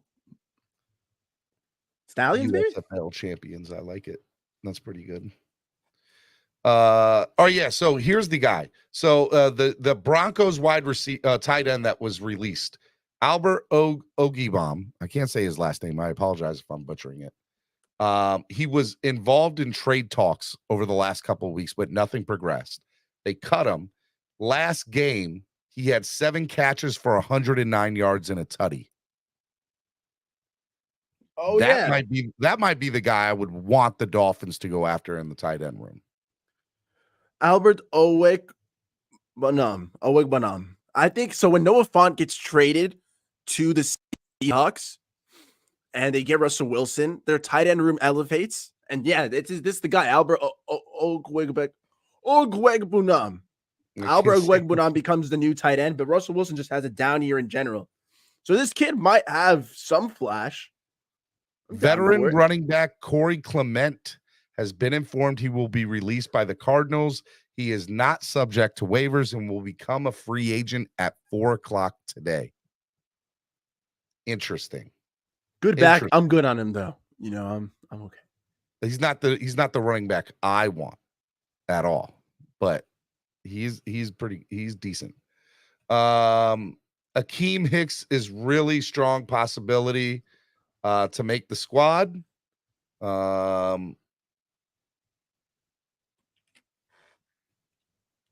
Akeem Hicks isn't here, right? I would love if we had Akeem Hicks. Akeem Hicks is a free agent.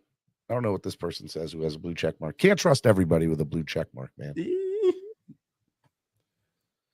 Let me Google. I couldn't read my screen, so I had to throw on the glasses. He's a free agent. He's a free agent. Yeah, this man's a vet. He's 33 years old. It's a great stopper, though, man. I'd love him. Crush them gaps. I know. Miami Sports Music's #1 Miami fan afternoon show now. Clock blockers right here. We got Nando talk in the building. In about 20 minutes, Richmond Webb is going to be joining us. 25 minutes, Richmond Webb will be joining us, so that'll be great. We're going to have Cameron on for a couple of hours, for an hour, and then you're going to stay on for another hour and a half, and then you're going to come back towards the end of the show, which will be good. Yes, sir. My class runs from like 2:05 to like 3:15-ish. So we should be good to go, man. If it ends earlier, I'm popping right over. Red Rover, send me over, Steven. All right. I have lined up that if the trade goes down, I already have. If the trade for Jonathan Taylor goes down, we will have a live guest. That's all I'm going to say. If the trade goes down for Jonathan Taylor, we will have a live guest. It may or may not be Jonathan Taylor. Baby. Huh? It may or may not be Jonathan Taylor. Probably not, but it's not. It's may or you know what? Technically, let's say it like that. It may or may not be Jonathan Taylor. Probably not, but it may or may not be. May or may not be. DJ Montgomery, wide receiver for the Colts, cut. He gone. Let's see here. What else? What do you think about Skyler out playing so bad that he lost the second string job by playing as bad as he did in the preseason? Is it official? Like he's officially QB3? Mike White is the #2 as far as I'm concerned. When that depth chart comes out, it will be Mike White at #2. And I mean, it's Skyler's second year, man. Like, I get it. There was a lot of thoughts and like not pressure, but like a lot of expectations on what Skyler could do this year. It is his second year. You know, he was a 7th round pick. He deserves some more time to, you know, grow a little on the bench and learn from the sidelines. Okay, I'm not gonna toss the book out on him, but it does suck. 4 picks and like 43 passes or something is pretty brutal. Let me ask you, if Will Grier, who had a great preseason with the Dallas Cowboys, got cut, is he better than Skylar Thompson? I'd take Will Grier. Right. I might take Will. I like Will Grier. So my thing with backup quarterbacks has always been a guy with moxie. And I'm even debating if Will Grier has more moxie than Mike White. Oh, wow. That's what I'm saying. Like, I'm not saying ability. I'm saying just moxie and that fire. You know, I like Will Grier. He was a great guy at UF. So I'm a little bit skewed on that end, but I like Mike White. I just don't know if I would cut Skylar Thompson being a second-year player for Will Grier. Will Grier is also young, though. I'm not mistaken. I think he might be the same age as Skylar Thompson, just with more NFL experience. No, he's 28 years old. Skylar's 25, 26. So, okay. So Greer's a rookie at 28? No. Will Grier's not a rookie. He's been in the league since 2019. Okay, all right. Yeah. But I just thought he was like 26 also. But no, he's Bengals like are releasing cornerback Allen George. I mean, look, I'll say it like Jets are releasing cornerback and special team standout Greg James. Hey, if he's a special team standout, I'm about it. Because we need special teams. Yeah, I was surprised Cameron Good didn't make it. Cameron Good was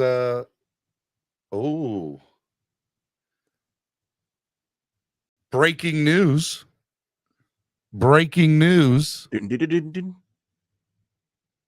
Jonathan Taylor does not have the Colts logo on his Twitter profile anymore.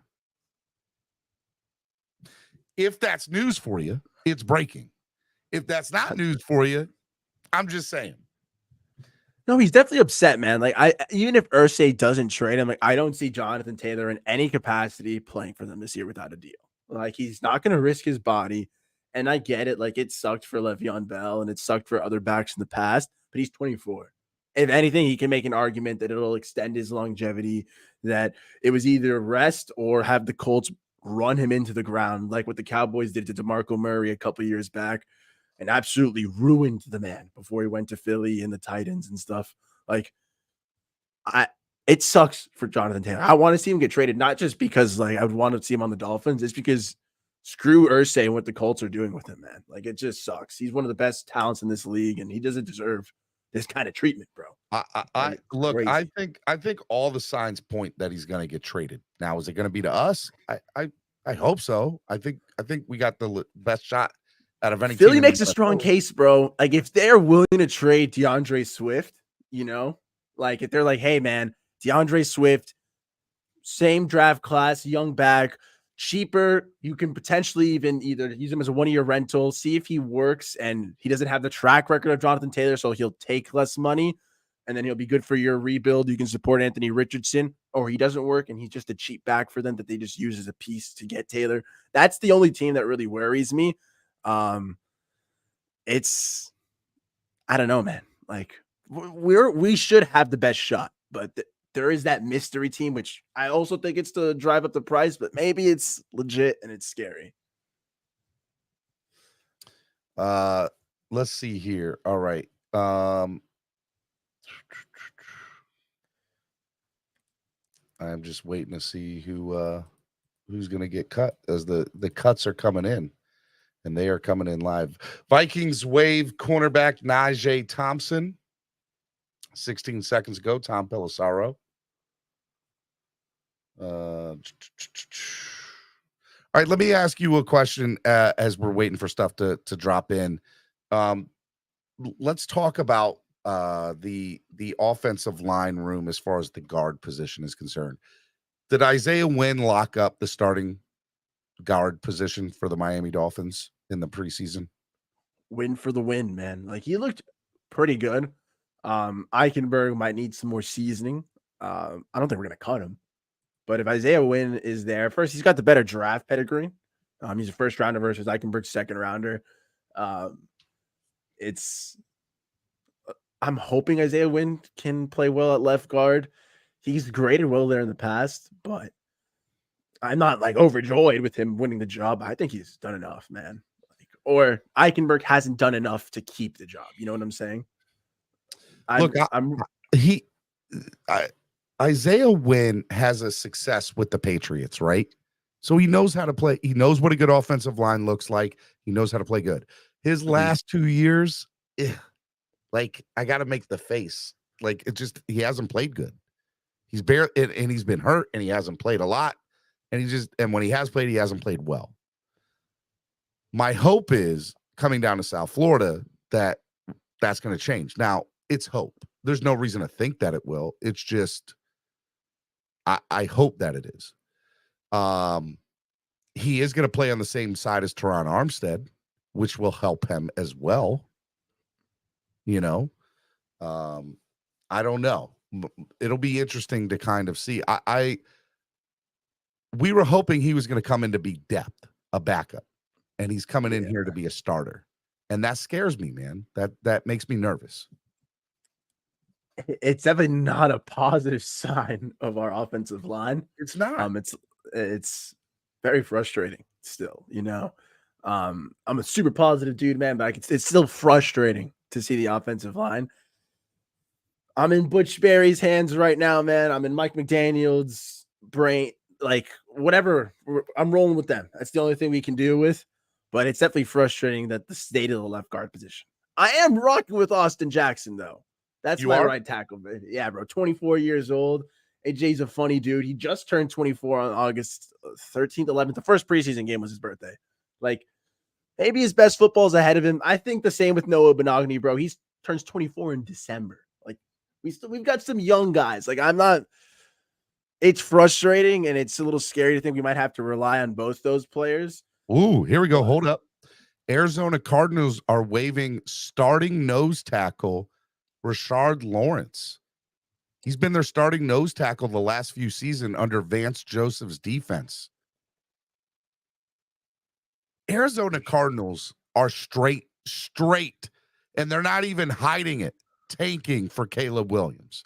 They're not even hiding it, Nando. They are like releasing good players. They're just getting rid of them. It's crazy. They just have to get close enough. They just have to get close enough that, like, even if they get like the second or third overall pick, they can be like, hey, we'll send you the second or third and Kyler Murray. You know, it's a crazy overpay. Kyler Murray's not going to be an Arizona Cardinal next year. No way it happens. No way for sure. I'm saying a trade. You know what I'm saying? That's capital right there. They're getting Caleb Williams. Wow. I mean, Rashard Lawrence. Rashard Lawrence starting nose tackle for them for like the last 2 or 3 years. Just cutting. They're not even. No trade. Just gone. See ya. We're not keeping you. And you can't tell me it's a play thing. He went down with injury last year. I'm reading a little bit about him. Okay, but come on. I would. Look. Dolphins put on IR. He was on IR week 5 of last year. Okay, for season ending. But before that, he was a starting nose tackle for them for like the last 3 years. You're saying as to bring him in for depth, maybe? I mean, we got rid of Deshaun Hand. That's true. Damn, this man's only 25 years old. He's only 25? Oh my God. Bring him in. Bring him in. Hello. Bring his ass in all day. I would love it. Would love it. He's had time to heal, as Dolphin Don just said. Make it happen, Captain. Give me Rashard Lawrence. So right now I'm in love with 2 people that have been cut. The tight end from Denver and this defensive tackle or from Arizona. I would love for the Dolphins to put waiver wires on those 2 guys. Wait, I heard Lawrence. What was the other name? I can't say his last name. I can't pronounce his name. Obeku. Damn it. I can't say it. I'm going to learn. I closed the tab with his name, bro. Albert Ogwegbunam. Albert Ogwegbunam. I'm still probably butchering that, but better than Steven, so. Those are facts. Hey man, we got over 300 people in the room. Hit the like button. Go. Miami Sports Music, Clock Blockers. We're taking you up till trade deadline today. We are doing big things here, and I'm super stoked about it. It's going to be a lot of fun, man. It's gonna be so much fun. Yeah, we got some good stuff. Excited to hear everyone for tuning in. I know, man. Hit the like button, baby. Let's go. In about 10 minutes, we're gonna have Richmond Webb on, so don't go anywhere. Cameron's gonna come on, and I'm hoping to bring on another couple of popular guests in the community. Maybe one more former player if I can get him on. I texted him this morning. He hasn't read it yet, so. You know how you could see certain people, if you have Android phones, you can see if they've read it.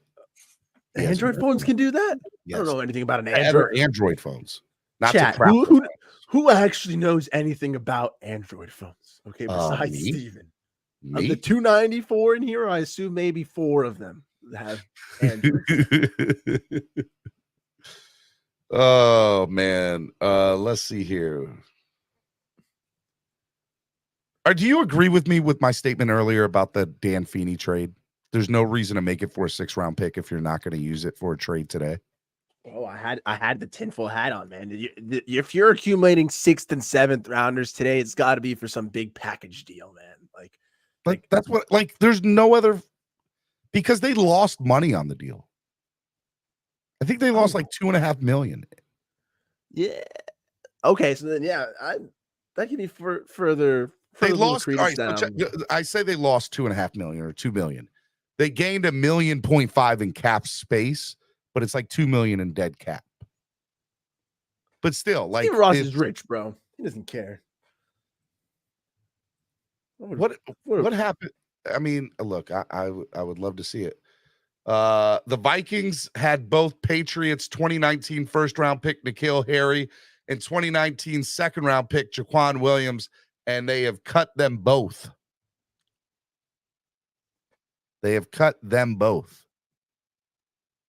Jaquan Williams and who? N'Keal Perry, the wide receiver.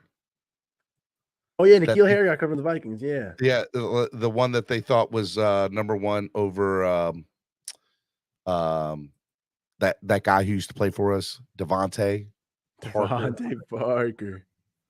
Who's their number one there now? Don't tell me that Juju Smith-Schuster is, because he's not.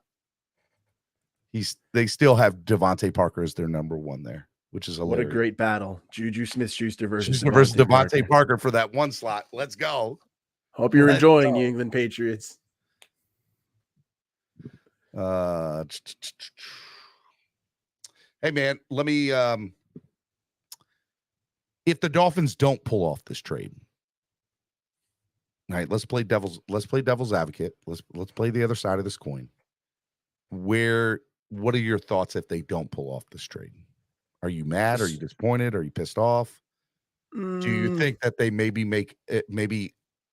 okay, they're going to make some sort of trade. They have to have a backup, maybe not for a running back, but maybe for another big name somewhere. There are some people that think that the Dolphins have a backup trade available to them, that if the Jonathan Taylor trade does not happen, that they're going to pull off another trade somewhere. I don't think that's the case personally, but I have read it on Twitter that it's a theory.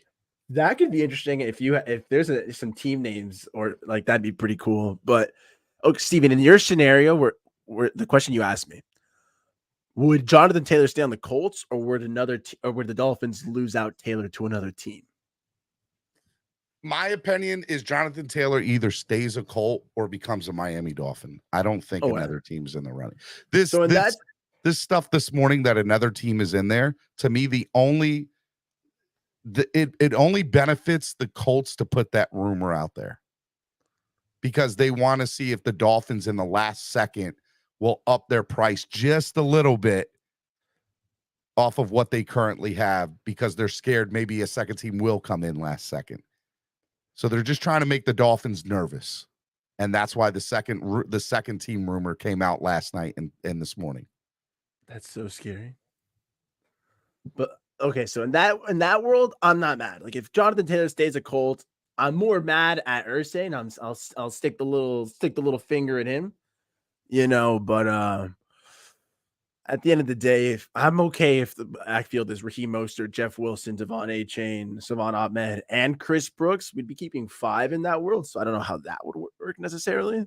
But a conjunction of those guys, I'd be okay with. Like Mostert, Wilson are essentially our same speedsters. Achane has the potential for a lot more, and Chris Brooks has really been impressing me in camp. So is Savon Ahmed in different ways. Brooks with his size, Ahmed with his new burst of speed. Mm-hmm. So I'm okay with the backfield we have now. Like, I think it's interesting. I could see it work, and there has not been Super Bowl teams that have one with crazy running back fields, really. Like, it's always been those committee approaches in recent memory.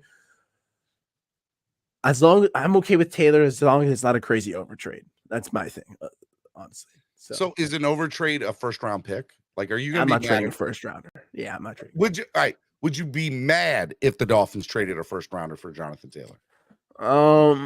Having said that, mind you, I just want to put this caveat before you answer. I think if the Dolphins were willing to do it, the trade would have already happened. Just want to throw that out there. Agreed. But if it does happen, are you going to be upset about it? A little, especially for a running back, and especially for the contract we're going to shell out. Like, I'd want a little bit more good faith. All right, having a first rounder. Dolphins cut cornerback Bryce Thompson. Bryce Thompson has been cut. Not everybody can be your guy, Nando. Okay? Not everybody. Oh, my God. Bryce Thompson. I'm getting football player. Out of Tennessee? Yeah. Yes. That's a shame. That's a shame. Sorry for your luck, my guy. Thank you for playing. Yeah. I'm more sad about Garrett Nelson, man. He was my guy. I wanted to see him on the squad. He got cut. I hope he makes the practice squad. Here's how I look at it, man. If the Dolphins go get Jonathan Taylor, no matter what the price is, in my opinion, I think that they have done everything they can, almost everything. I'm still upset about the offensive line at addressing the O-line still needs to be a priority. But in my opinion, they will have done almost every single thing to make this a Super Bowl contender. 98.99% of what you need to do to make a team a Super Bowl contender, the Dolphins would have done it. They just need to do better on the O-line.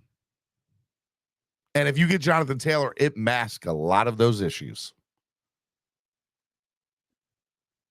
It masks those problems, man. So I have to admit, if they traded him and they got rid of the first rounder, I'm not mad at it. I don't think that'll be the case. I think if they were going to give up a first round, it already would have happened. Now, if they lose out to another team and it's a second round pick and something I know the Dolphins could have put a package together for that'll be very easily, I would be pissed then. And I'd be like, what the hell? Was this all a play? Were you just playing with our emotions? What happened? That's how I would look at it. I would need like Chris Greer to be like, hey guys, I said a second rounder. I was saying either a third and a player or a second and no player. They wanted a second and a player. I'm not doing that. McDaniel saying, I've got faith in the boys, something. I would need a rah-rah for that. And honestly, not to put a wet blanket on everything, but that could be the press conference at 3:30. It could be like, hey guys, I want you guys to know that we as an organization stood firm on our price tag for Jonathan Taylor. We refuse to budge because at the end of the day, there is a certain level of trust in the backs in this room. There's obviously a price that we were willing to pay if it could improve, but at the end of the day, we're not going to cross it because we trust our young dudes and our veterans. That'd be a boring press conference, but Jason Sarney just tweeted, I would speculate that at 3:30, the press conference is to ... announce the 53-man roster. Jason knows, man. He's a genius. I don't remember them doing it like that in the past. That would be interesting if they did. As long as somebody tells me they did that last year, then I'll know that this is just the way things are done. I just can't remember. Because that would be such a boring press conference. Maybe we don't remember it because we weren't anticipating a trade like this at this moment of it. Well, because that's just a boring press conference. If you're just going to tell me something that I could have read online, like, why have the press conference?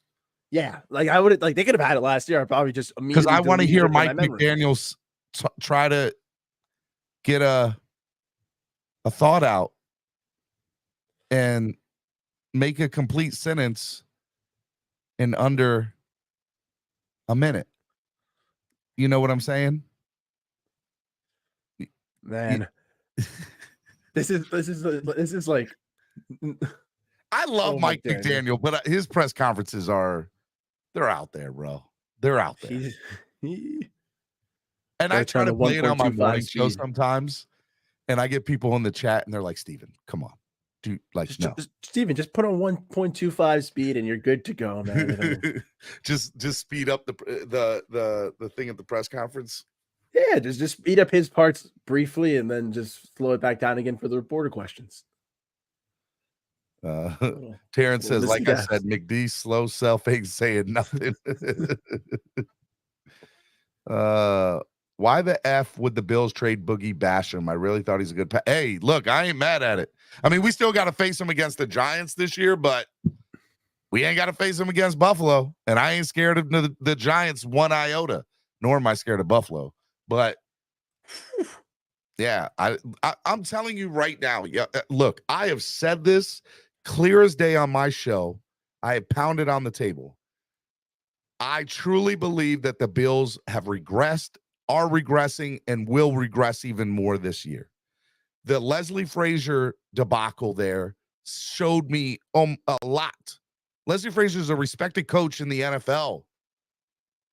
And they straight up just parted ways. And I know Bills fans are saying, no, they parted ways to make him save face. I'm telling you right now, there's more to the story than meets the eye there. And then Stephon Diggs feeling the way that he feels. You think he's going to feel better when they start out 3-5, 2-6? No, I don't know if they'll start that bad. Let me stop. But if he's not getting the ball from Josh Allen, I'm just saying, I don't think I am not a Bills believer. I do not think that they're as good as they were 2 years ago. And I think that the Dolphins were better than them last year. We just had a buttload of injuries and a defensive coordinator that didn't know how to call the correct defensive schemes at certain times in a game on Saturday night in a playoff game.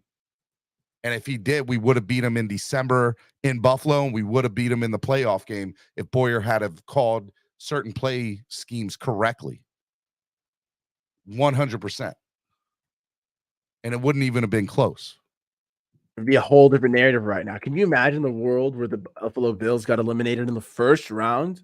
By the Dolphins, by Skylar Thompson. The mayhem and implosion that organization would have had. But you're missing the point, man. Oh, I don't think you are. I think you're saying they're there. They're there. That's what I'm saying. They're on the brink. They're there. They just didn't lose, but they got killed the next week by Cincinnati. It wasn't even close. They're not good, mortal, baby. They're not as good as everybody makes them out to be. I don't want to say they're not good as a blanket statement, but they damn sure are not as good as everybody makes them out to be. And they will not in any way, shape, or form win the AFC East this year. Will not happen. Buffalo. Buffalo will not win the AFC East this year.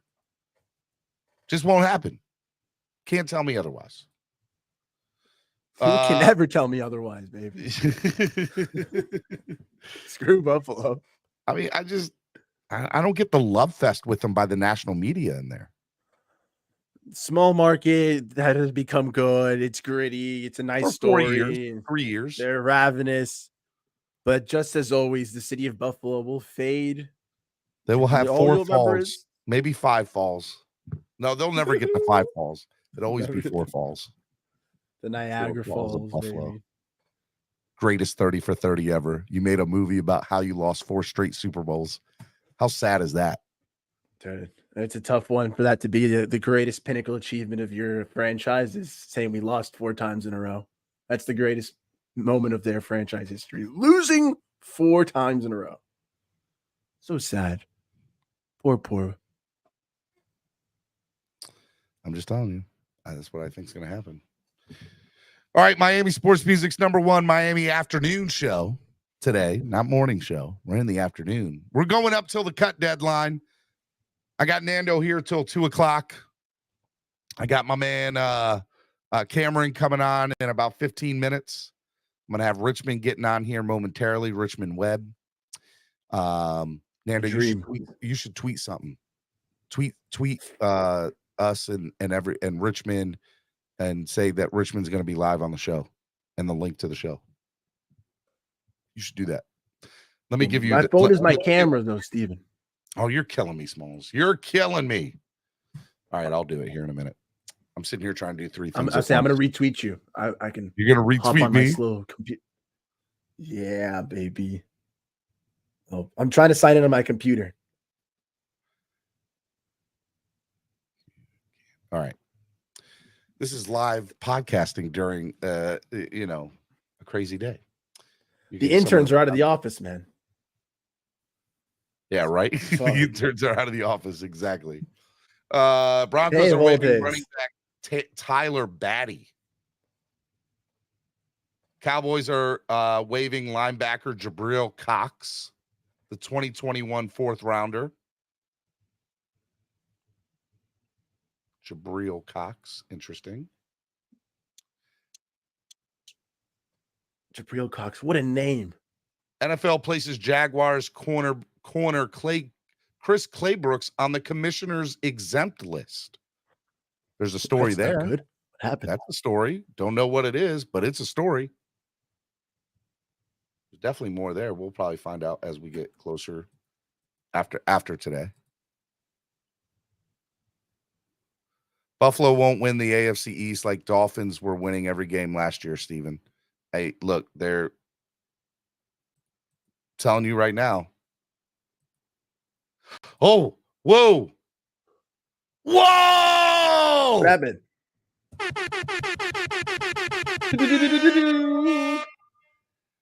Ian Rappaport reporting. The Miami Dolphins and Cedric Wilson have agreed to terms on a rework contract for him to stay with the team. Dolphins are now releasing Braylon Sanders and will move him to practice squad. Okay. I want to know what this number's for. I want to know, is this saving us $6 million, $5 million? If it's anything less than 4, it's not worth it. But if it's for 4 or 5 or 6 million, Cedric, welcome to the team, buddy. Well, you're welcome to stay. It can be worth it, bro. He was flashing a bit in preseason, man. He was showing himself. I will love the hell out of this if this turns out to be. I want to know what the numbers are. The numbers are important here. Wilkins deal or Taylor deal. One of these is happening today. You know what I'm saying? Like, we're freeing up money. Something's happening. They have whatchamacallit. Hold on. Yeah, you definitely just gave 47 people heart attacks. 33 people almost like, crashed their cars. Steven. Yeah, don't do that to us. I got to keep you on your toes all the time. Ready to go. Out here. Let's go. All right, Miami Sports Music's #1 Miami fan morning show. We are just learning that Cedric Wilson has a rework contract. We're trying to get the numbers for you. As soon as that happens, it's chance to make. Okay, all right. I'm not as big fan of this as I thought I was. Oh, really? Miami, Ian Rappaport saying Wilson's going to get $5 million, but an incentive to make 7.25 in max volume and max volume. So did they only save $2 million off this? Oh. And is there a signing contract that they extended it out one more year? I don't know. I was like, all right, Jonathan Jones. Source says Miami's okay. All right, here we go. Ian Rappaport didn't say it right. Jonathan Jones and Daniel Oyefusi just confirmed Dolphins are reworking Cedric Wilson. Miami's lowering his base salary to $2 million, giving him a $3 million signing bonus that he equates to $5 million in guaranteed this year, and can push up his salary to 7.5, but the contract can now be void after this year. So is it only $2 million against the salary cap for us for that? If it is, that's amazing. Absolutely amazing. All right, we got a special guest in the back. He's such a good friend of mine. I love him. He doesn't have as good beard as I do, but it's a beard nonetheless. He's getting there. I love the guy. He's awesome. Texas barbecue is you promised me some Texas barbecue, Richmond, when I come down there. When I moved to Mississippi, I'm coming to Texas to get some Texas barbecue from you and watch some SEC football down there, baby. It's going to happen. Ladies and gentlemen, Richmond Webb.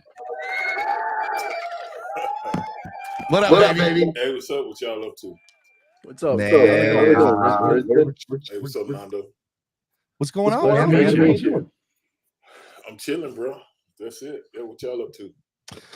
Just waiting on the Tailgate. I'm getting feedback from your thing.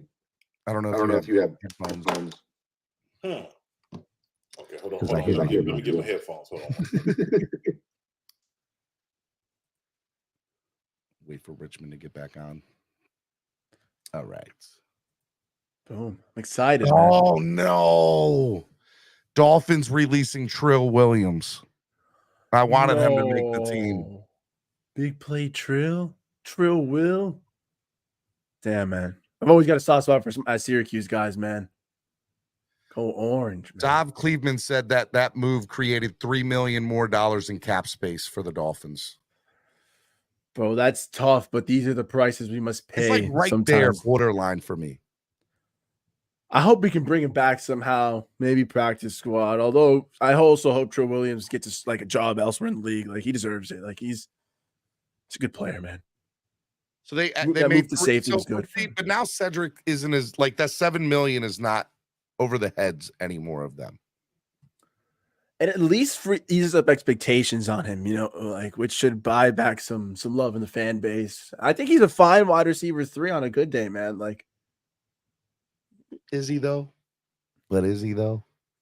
Hey, when all the stars were out, he was the only one out there making plays in the preseason. He made it worth watching. Mr. Cedric. I like. And also, nobody really wants him, I guess. So we might as well keep him. Richmond's going to get back up here as soon as he gets his headphones. Of course. The feedback also, Mr. Webb, might be from if YouTube was on while the show was on, maybe? No, it was. I could hear my voice while he was saying it. Gotcha. Yeah, you would know more than I do, Steven. No, I mean, not really. You bring guests on far more frequently than I do. So you definitely run through. So how much does that leave in salary cap if we got $3 million more? My friend, what did we have before the start of the day? Can you go to Spotrac? What does Spotrac say for the Dolphins? I'm better on. Not at math, guys. Spotrac, Dolphins. Oh, come on, computer. Help me out, Bessie. Team salary caps. Would it be updated as of now? Dolphins had $10.2 million in cap space as of right now. And that doesn't include the $3 million that we just got from Cedric. And the $1 million, I would be willing to bet it probably doesn't have the $1 million. It may have the $1 million of Dan Feeney, but let's say it doesn't. That's $14 million in cap space for the Dolphins. And I said if the Dolphins get $13 to $15 million in cap space, they can do some real damage on the free agent market and in the trade market.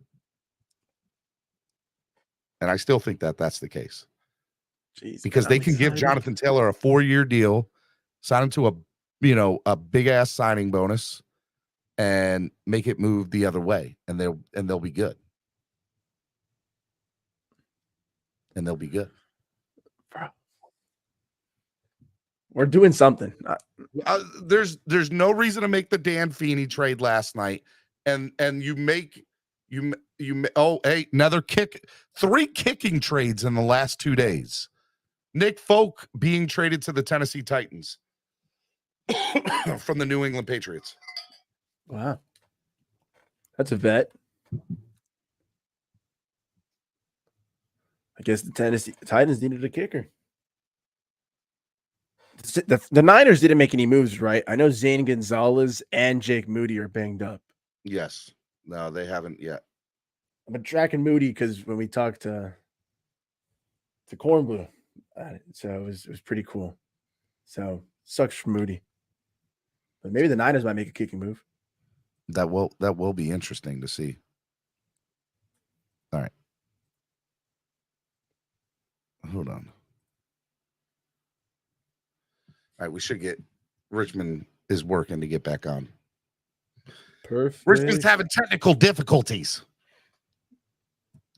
Man, I'm mad about Trill Williams though. I wanted him to come. I wanted him to make the 53. So what does that mean for the secondary now that he's gone? Does this mean that Noah made the team? I've got to believe. Nando, I'm going to lose my crap if he makes it. I'm going to lose it. I'm going to. I like him. I like Noah. I'm going to lose. One of my hats somewhere. Dolphins have now cleared $4.2 million in cap space in the last 15 hours between the Dan Feeney trade and the Cedric Wilson renegotiation.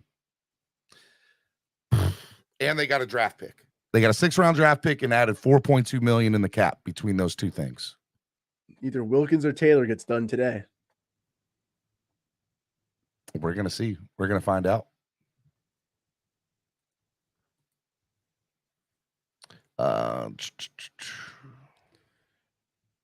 Dolphins creating cap room, eh? Bobby Schaus just said on Twitter. Field Yates tweeting a note on Jonathan Taylor. If the Colts do not remove him from the PUP list by 4 p.m. today, Taylor is out for the first 4 games of the season, even if he's traded after today. But Indy has a deadline for a deal by 4 p.m. So we'll have to see. All right, he's back. What's up, Richmond? Hey, can you hear me? Is that better? Yeah, 10 times better, man. I appreciate you coming on for the couple minutes. How you doing? I'm doing good. Doing good. Man, let me ask you towards you know, I don't know if you had to really deal with this maybe towards the end of the career in Cincinnati or the year before Cincinnati. What is this like for maybe a veteran or undrafted rookie, you would think, for cut day? Like what do you think the emotions and feelings are for these guys? Well, I think it's emotions from the time you get in there to the time you leave, and you stay long enough, you're going to experience, like you said, I did when I went to Cincinnati. But as a rookie, I remember coming in, and you come in the 80, but you're coming fresh out of college. So in college, you just got guys on scholarship, guys walk on. You don't have to come down. I think we've had a 53-man roster, so you got 6 weeks of 2 days, and then at the end of the day, they got to make decisions. And some of the guys that you've met and formed relationship friends, a lot of those guys not going to be there. And I think that's the business part of it that I think a lot of people don't understand. And as you continue to play, it's going to be tough decisions. And like I was hearing y'all talk about Trill Williams a minute ago, which is a player that I liked as well. But I like them a lot of time it goes down into it might be a need at another position that maybe gets a guy released if you have a bunch of injuries there. So it's many factors that go in there, and sometimes you don't understand, and sometimes you can take it personal. But that's the business side of it. But yeah, it doesn't get easier. You just kind of know how to deal with it as you continue to play in the NFL, because that's part of the process. Now, let me ask you a question. Speaking of feelings, this Christian Wilkins deal and with the Dolphins, like, yeah. I mean, I'll ask you to come from the side of Christian Wilkins. Does he understand that this is a business decision, or is he or would you think that he's right to take it personal, like players taking it personal in this situation? I think it's put it like this: if he had played injured and known that he was injured and that affected his productivity, but yeah, he sucked it up and played for the team anyway, and it wasn't like so much public knowledge, and then you get to negotiations, and then they kind of give you assurance that they say, okay, now we're going to take care of you, this and that. What they consider taking care of you, what you consider taking care of you, I can see where a guy takes it personal like this. But I think it's a business, and I understand it from both sides. The Dolphins got to do what's best for him, but at the same time, Christian has a family that he wants to take care of, this and that. And a lot of people say you would do this for the team, but when you're a player, a lot of times you get released and you did things. So it's a business. You got to treat it like that and take the emotions out of it. So I think that's the thing that a lot of people say, well, he needs to do this, he needs to do it. Well, he's got to make the best decision for him and his family, and the Dolphins got to do what's best for the organization. So that's the way you kind of look at it and try not to take it personal. Now, aside from the numbers that the salary was back in your day compared to what it is now, the number that he's asking for is in the top tier of his position, but the sack numbers aren't there. And when you're dealing with, I know it's a little bit harder from you being on the O-line because there's not really numbers you can really show except, did people get past you, or, did you allow sacks and stuff like that? Do you think he's one of the best players at his position, Christian Wilkins? And do you think that he should be paid in the top 3 of his position? Well, I think the thing that they have now, and I'll say it like this, I really like Christian Wilkins. I think he's definitely one of the leaders. I think he's well respected around the locker room. I think there's a value that sometimes it's not enough weight put on that. But like, I think now they have PFF or whatever, where they rank different positions, this and that. If you're ranked in the top 5 and it might be required what you were asked to do in the system that you play. A lot of times, that plays a factor. It's not that, and I'm not saying that's his case, but I've known where guys are asked, "Hey, you take on the double team." It's all designed in how the offense and defense is set up. It's not that you can't do that. It's just what are you asked to do, and if I'm doing what you asked me to do, then you can say, well, in a way, you're limiting me. I'm not saying that's with Christian. I'm just explaining, hey, you don't have to say it, Richmond. I'll say Boyer, I don't think utilized him the correct way last year. Right. And I think he'll get a better opportunity under Fangio this year to get those numbers. So you look at it, but the thing that I think that carries the most weight is how does PFF rank you? I think that gives you a little bit more say, hey, this is not what I'm saying. This is not what you're saying. This is what they're saying. If I'm one of the top 5, then I should be somewhere in that number. And I don't know what that is because I haven't looked at it, but I know a lot of times PFF ranks different players at different positions, and that can either help or hurt your negotiations. But yeah. All right, let me go to the other side of the offensive line. Can you make me feel better about Connor Williams playing center? Because I'm scared, man. I'm so scared about him playing center because every time he snaps the ball, I hold my breath. And the Dolphins traded away Dan Feeney last night and released the only other center this morning, the undrafted rookie Omave. So they have no true center on the roster. Show of confidence. Yeah, I think the thing that concerns, and everything has to work out and has to be consistent in the offensive line for, I believe, for us to be successful. We have an injury here or injury there that can truly affect the dynamic of this offense, and we won't see the productivity that's capable due to injury. So not only the starting 5, but I think behind that starting 5, it's not much depth. So that's, the concern. So we got to try to make it through that bit.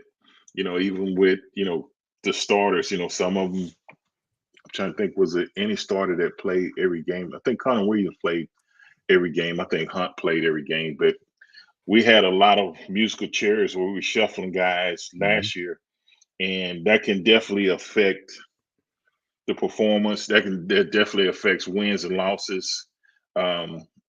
And you want to protect your quarterback. And I think Tua is a franchise quarterback, but you got to surround him not only with talent at the skill positions, but you got to put some guys up front that, can pretty much stay healthy and you feel comfortable that you can make it through the season with those guys. But I think that's not only your concern, but it should be some of the fans' concern as well, is, how well is his offensive line going to I don't know if you've ever been on Dolphins Twitter, Richmond, but it is. Trust me. I go in there. Sometimes people are a little rough, but yeah, I go in there. I do that. Nando, go ahead, man. I'm still a fan of, like, we talked about, like, some of the offensive linemen, but, like, Austin Jackson, he's just turned 24. I'm still a fan of him. I think he's young, being 24. I'm only 25 myself, so I feel like there's still so much football left ahead of him in his career. Is there room that maybe he's still growing into his role, that maybe this is the year where it clicks for him, being in the league? Yeah, that's a good question, Nando. I thought last year he really started out strong, and then once he got injured, I think he had like a high ankle sprain, and that's a really tough injury to come back from. So even though he started out playing well, that's a good thing, but teams need you to be able to play the duration of the season, and when you can't get that kind of productivity out of you and you've been a first-round pick, a lot of people look at it and say, okay, does it make sense to keep reinvesting in a player like this, or should we move on and probably try to bring in somebody that's been more consistent, more reliable? And, injuries can happen at any time, but that's just the way you got to evaluate the process. But I think if he can stay healthy, I think he'll have a good year, because I thought he was on pace to do that last year. It's just the injury prevented him from showing people, how good of a player he could have been. And people don't want to hear that. They want to see it on the field. So that's the tough thing about it. Hey, let me ask you. I want to see it. I'm ready to see it. Can a player of Jonathan Taylor's talent mask inefficiencies of a struggling offensive line? Can a great running back mask the problems of an O-line? Yes and no. If it's an average defense, if it's a defense that's really disciplined and really one of the top defenses against running the football, he's not going to be able to mask it as much. But if it's just, if they more passive, you can run against the defense. If they're more number one in the pass versus the run, he can definitely match that. I think Tua matched it last year a lot of times because he got the ball out so quick, made decisions to go through his progressions. But when you're trying to run the football and you can't move those guys up front or create holes of space where he can do what he's really capable of doing, if it's a really good defense, I don't think so. That's interesting. Like, it's one thing that I think fans, we always have the conversation of, especially the last couple of years, Dolphin fans talked about quarterback, and a great quarterback can, mask inefficiencies of a struggling offensive line. And now, obviously, with us being linked to Dalvin Cook, we, looked at, DeAndre Swift and a couple of other people this offseason. And now, obviously, the Jonathan Taylor saga. People are like, does it matter if you don't have a good offensive line? And I am of the mindset that I think Jonathan Taylor puts us over the top. I think he automatically makes us Super Bowl contenders. I like him, and especially if you get deep in the playoffs, or you going into the playoffs, you need a back like that. That when it gets in the second half, and you need to keep moving the chains, not necessarily throwing the ball, scoring quick. You need to take time off the clock to not give the other team opportunities to try to come back and score. Is huge.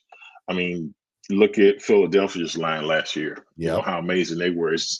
You get a good offensive line, it makes a ton of difference. And if you have a really good offensive line, some of your running backs that are not just, some of the top in the league can still be really proficient and put up good numbers behind them because they really good at what they do. It's just everybody has, I guess, a value system and how they want to build a team or whatever. And but I think most people do put weight on when you win, it's the offensive defensive line. You got to get that right. If you don't get that right, you're going to struggle.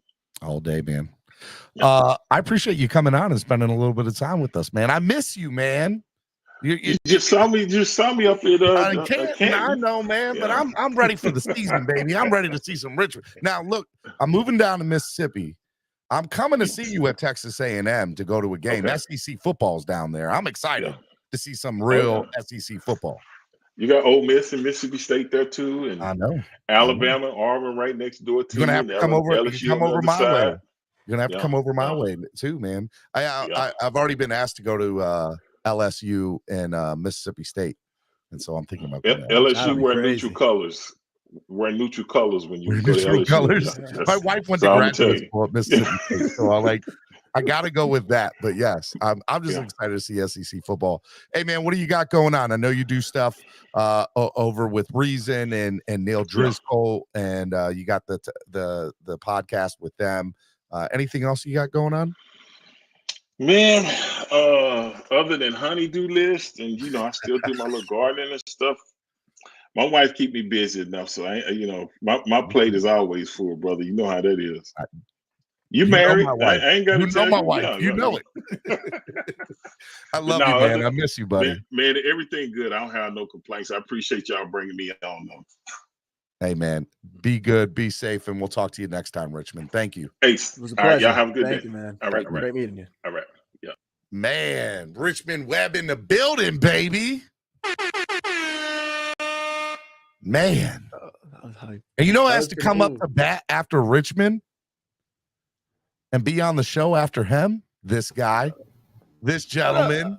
Cameron 954's in the building, baby. How do I follow our next Dolphins Hall of Fame inductee? Yeah, no doubt. Exactly. I agree. That's the campaign now, right? It's Richmond Webb to the Hall. And then I have Richmond Webb to the Hall. 1,000%. That's it. I've been Cameron. It's been a while, man. Great to see you. All right, good to see you, man. Neighbor that I never see. You guys are literally 5 minutes away, 2 minutes away from each other. Yeah, man. You're so close, Cameron. This football season's about to start, though, man. I'll be going to the tailgate, the first one. We'll I'm about to say, Nando, you can tell me you're coming to the 7 or 8 games, and maybe I'll see you at one. Hey, your shirt is one of my favorite shirts of all time. You know, I wear that bad boy everywhere. It's a great shirt. Cam's got some great shirts. Nando, I just got back from the Dirty Lab, and we're cooking up a whole mess of good gear, man. I can't wait. Can't wait. I'm excited, man. Especially when it's so hot right now. It's so perfect. Oh, so loose. So in the comment section, I think we've had our fill of football. It's time to talk Ryder Cup, right, fellas? No, we're not talking Ryder Cup. We're not doing Bruce that. Captain. That's what the comments are asking for. That noob probably is, and I don't even know if he's here. He might be in something else. All right, let me ask you, man. Right before Richmond came on, we had breaking news. Cedric Wilson reworked his contract, and according to I believe Barry Jackson had just tweeted a little bit ago, there's about $4.2 million in cap savings between Dan Feeney getting traded last night and Cedric Wilson reworking his contract, which leaves us with about $17 million in potential cap space right now, which is a lot more than I thought it was. But I mean, 17 million definitely makes for a particular somebody that wears the number 28 in Indianapolis to maybe come to Miami. Pump your brakes. Okay. Because you got to have he's got 17. You got to feel comfortable with taking 10 million into the season for injury signings, free agent pickups, what have you, that are going to be needed throughout the season. Okay. So let's say it's a $7 to $8 million contract that's offered to JT for the first year. I mean, he needs a whole hell of a lot more than 17 million because he's going to demand an extension. But they're making Cameron. They are making all of these moves. Tell me, they're doing something. It's not for nothing. Because they would, if it was just to make salary cap room, Cameron, they would have done this a while ago. Why are they doing it before the 4 p.m. deadline of Jonathan Taylor's trade? All signs point to Jonathan Taylor being a Miami Dolphin. That's all I'm saying. There's the tin hat.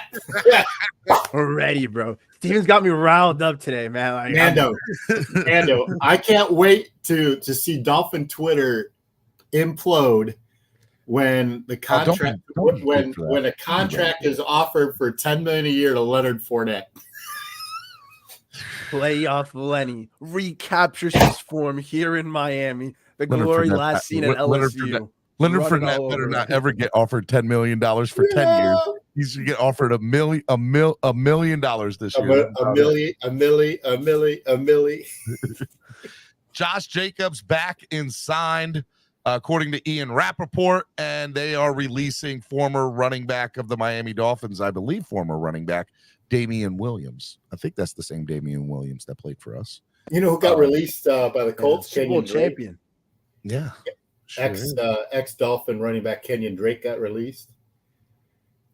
It's just surprising to me. But so Washington released their starting center.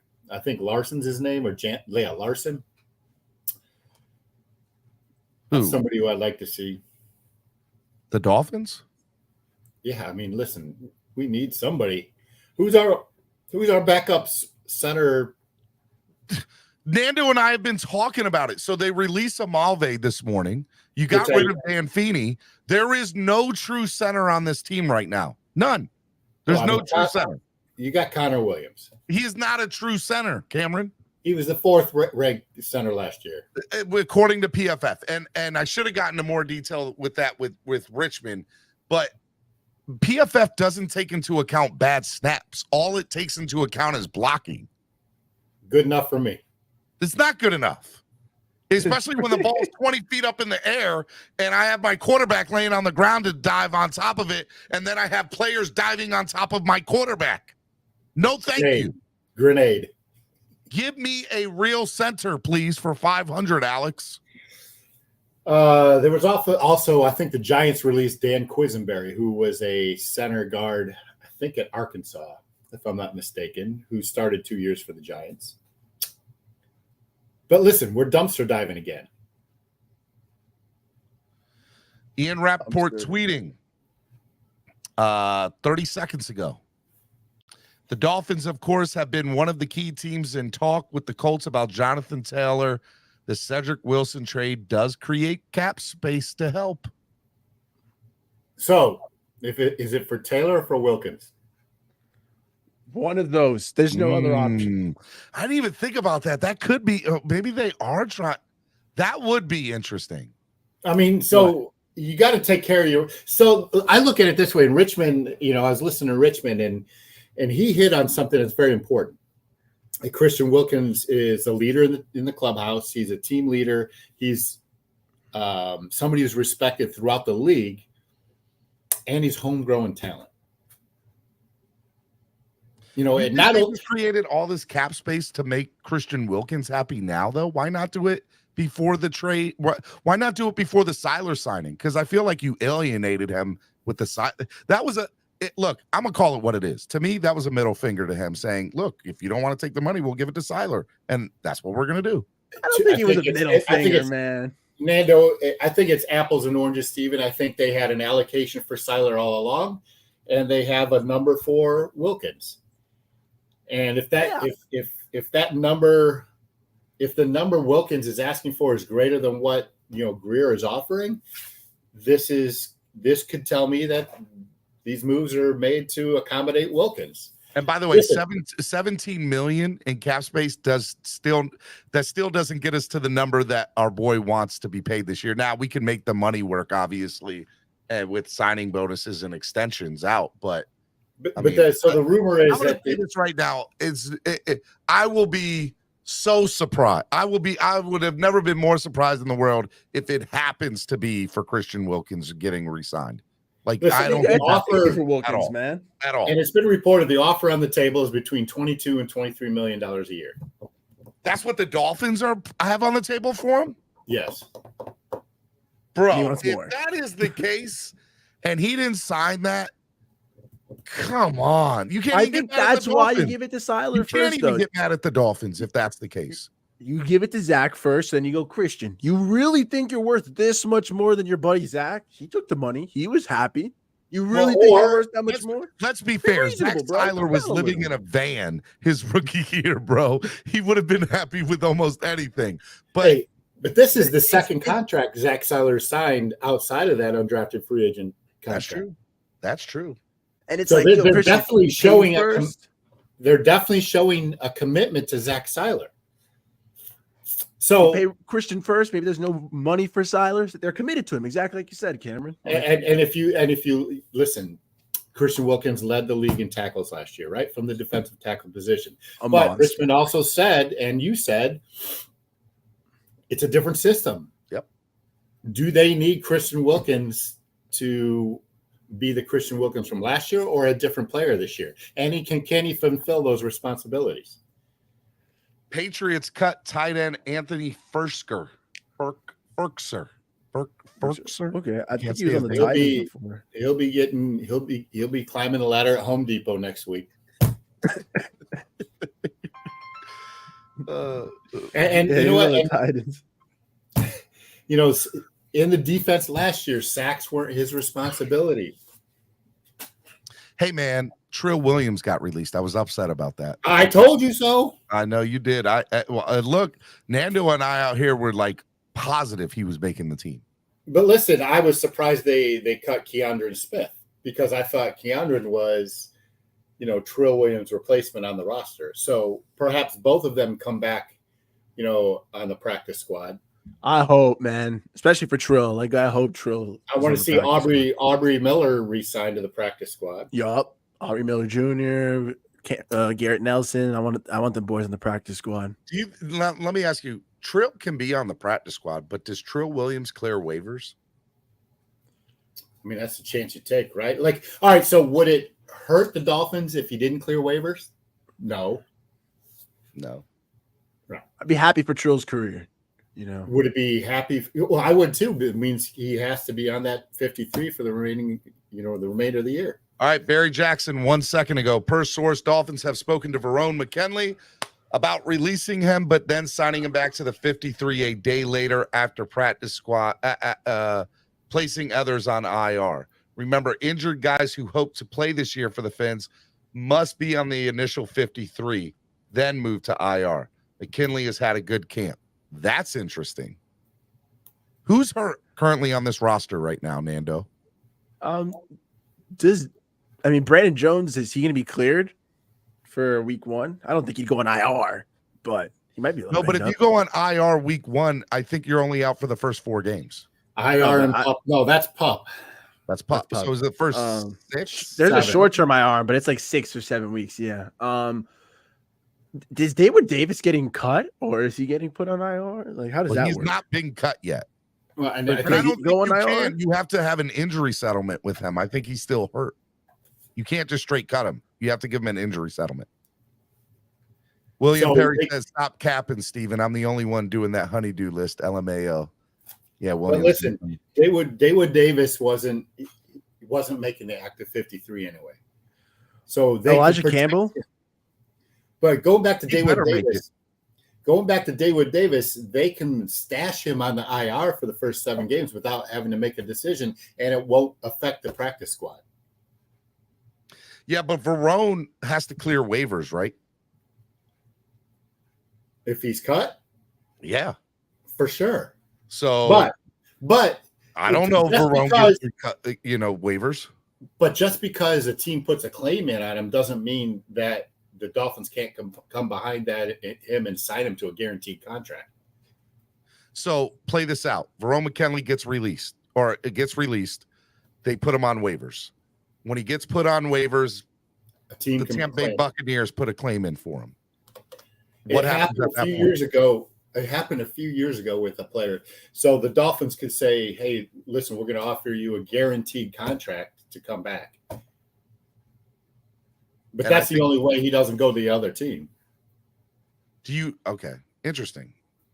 All right. If he's a veteran, though, which he's not, McKinley's not, but veterans don't have to go through the waiver wire. They just get released and are eligible to sign as free agents at 4:00. That I know, because there's a couple of people that they've said that. Like Adam Schefter said at 4:00 today, he can sign with any team because he's a veteran and a free agent.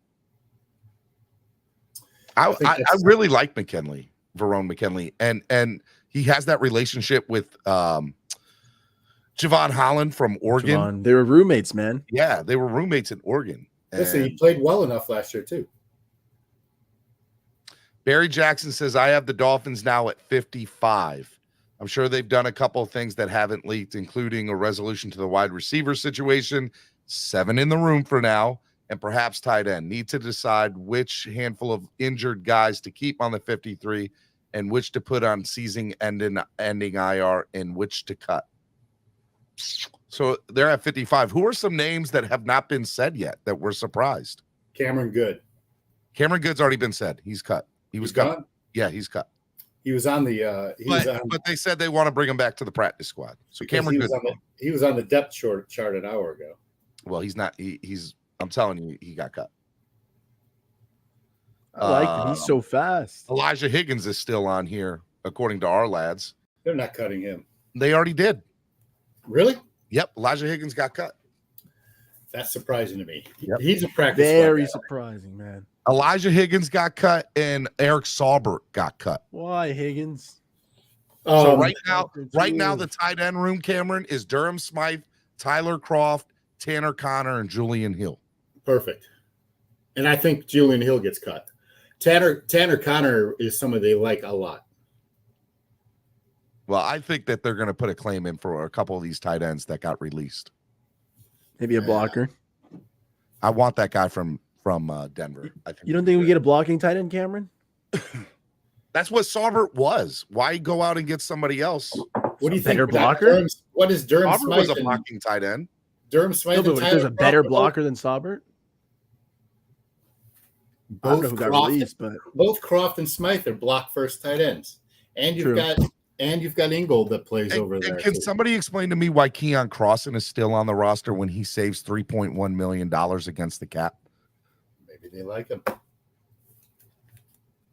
maybe he's worth it. I mean, he Is did play Keon well. Crossen worth $3 million? That's not that much. Bro, It's only three. To Keon Crossen, he is. No, I know. I meant like to the team. Like it's not like it's destroying our books. Like it's just $3 no, million but contract. like it could help from the standpoint of what you call it. If it goes to 17 to 20 million, I mean Yeah, that but could be a big difference. But we need to replace that position. Like we need to replace his depth position, which you'd have to do for under $3 million. Yeah, but this is also a guy that plays special teams. He's special teams. That's true. I'm And saying our he's special versatile. team- Like and he our does a special lot. teams is straight trash right now. I don't care what anybody says. You can tell me I'm wrong, but I am not. It's been bad for a bit. It's been bad. And see, that's what I got to think. Like with some of these waiver wire claims, Nando, that some of these guys, I want to know what their special teams were, because right now we're at the bottom of the league in special teams, and we cannot do I don't understand how Danny Crossman still has a job. But that's just me. You got rid of Matt Applebaum after 1 year. You couldn't get rid of Danny Crossman. I miss Darren Rizzi so much. Oh my God. I have never missed somebody more in my life than Darren Rizzi. Thank you. I think I would take the $3 million though and let Keon Crossen go. So would it be surprising to you if Chris Brooks makes this team? I want him on the team. All right, inter-division trade. Chris Jones is still holding out, so the Chiefs traded a 6th-round pick to the Las Vegas Raiders for defensive tackle Neil Farrell. I wonder how long Chris Jones is going to hold out for. I wonder if that goes into the season, because that's going to play a part into the Wilkins. Did you read this from Spot Track? No. Tell me. In trading guard Dan Feeney to the Bears and reworking the contract of Cedric Wilson, the Dolphins have freed up around $4.2 million. Yes, we already said that. Yep. Jonathan Taylor's traded cap hit is $4.3 million. That's what it is this year, but he's not going to play on that. But the Dolphins can make the money work with a signing bonus, and depending on how long out they go with the contract. My guess is this. If they trade for Jonathan Taylor here in the next hour and a half, by the way, they need to trade him way before 4:00, because if he's still on a PUP list at 4, he can't play for the first 4 weeks, even for us. So even if he's traded to us at 4:01 and he's still on the PUP list for Indy, we don't get him till week 5. 3:30. You think it's going to happen by 3:30? I thought. Well, when is the trade? When is the cut line? Isn't it 3? 4. I thought it was 3 or 3:30. Somebody said it was 3 or 3:30. Maybe 3, like in Indy. You know what I'm saying? They're in a different time zone, right? I believe there's a central time zone. I mean, it's possible. Like 3 for them, 4 for us. 4:00, guys. It's 4 o'clock Eastern time. All right. It's 4 o'clock for us. Yeah, 4 New York, 3:00 Indianapolis. Hey, shout out to Phins Sasson. He just became a member of the channel. Hey, Big Bob, listening. We got your shirts in the works, Big Bob. Welcome to the family, my guy, Phins Sasson. Phins Sasson. Those shirts are gonna be lit. We're cooking up some good gear, bro.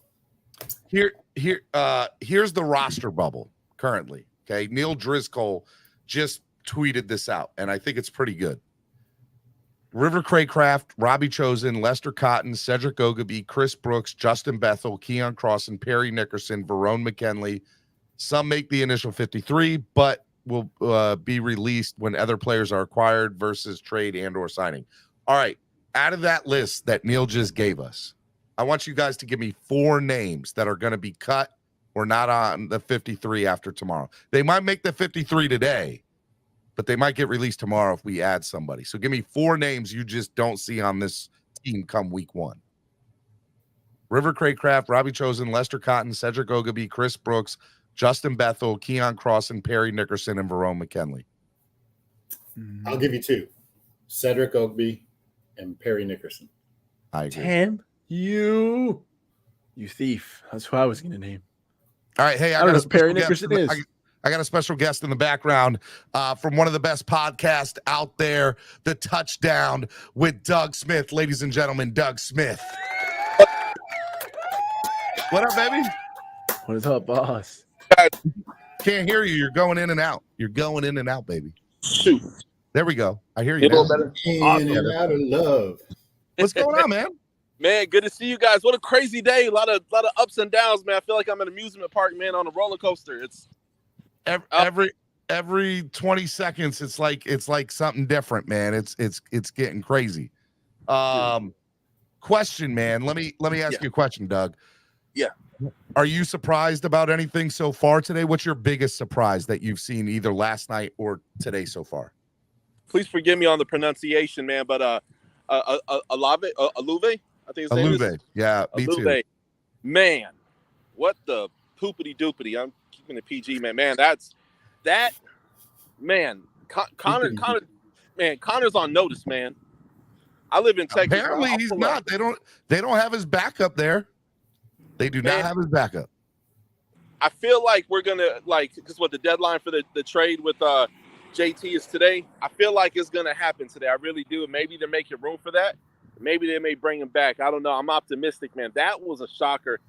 Gaskin wasn't a shocker because there's no way we're gonna keep all these running backs, right? So we got to go with our best, 4 guys, kind of thing. But yeah, Gaskin has improved. I noticed a difference, but man, this Chris Brooks really shook things up, man. So I'm hoping that he's on that final roster, man. Hey, and you got to give props to Myles Gaskin. I mean, he was a 7th-round draft pick, right? If I'm not mistaken, in 5th year, 6th year in the league. I mean, that's pretty damn good. Yeah, and Hats off to him, man. He got bigger. I mean, he improved so much, man. So I wouldn't have been mad if we kept him neither. I just feel the direction we're going in, man, it's maybe time to possibly move on potentially, And you got to remember, he was a 4-year starter at University of Washington with some high mileage on those legs. 4,000 yards over at Washington. Salvon Ahmed were teammates and stuff. Yeah, man. Salvon is he surged, man. He arrived. I was at the Houston game. Here I live in Texas in San Antonio, so I drove the 3 hours to the stadium and I saw him do that run. And oh man, Texas fans lost their mind, dude. And I was just giggling like a child. Trade just went down in the NFL. The Steelers traded offensive lineman Cedric Wilson to the Houston Texans. Houston Texans beefing up that O-line a little bit. For sure. And that's imperative to the growth and development of CJ Stroud. First preseason game did not look so hot. Second game, he looked pretty darn good. And then last game, there was some drop passes, man, but his arm, man, he has arm talent to make it happen, man. He's going to be fun to watch. Daniel Oyefusi tweeting 55 seconds ago, Nick Needham is likely to start the season on the PUP. So Nick Needham will be out for the first 4 weeks, which sucks because he's a big guy. You know what I'm going to say? It's Noah season. It's Igbinoghene.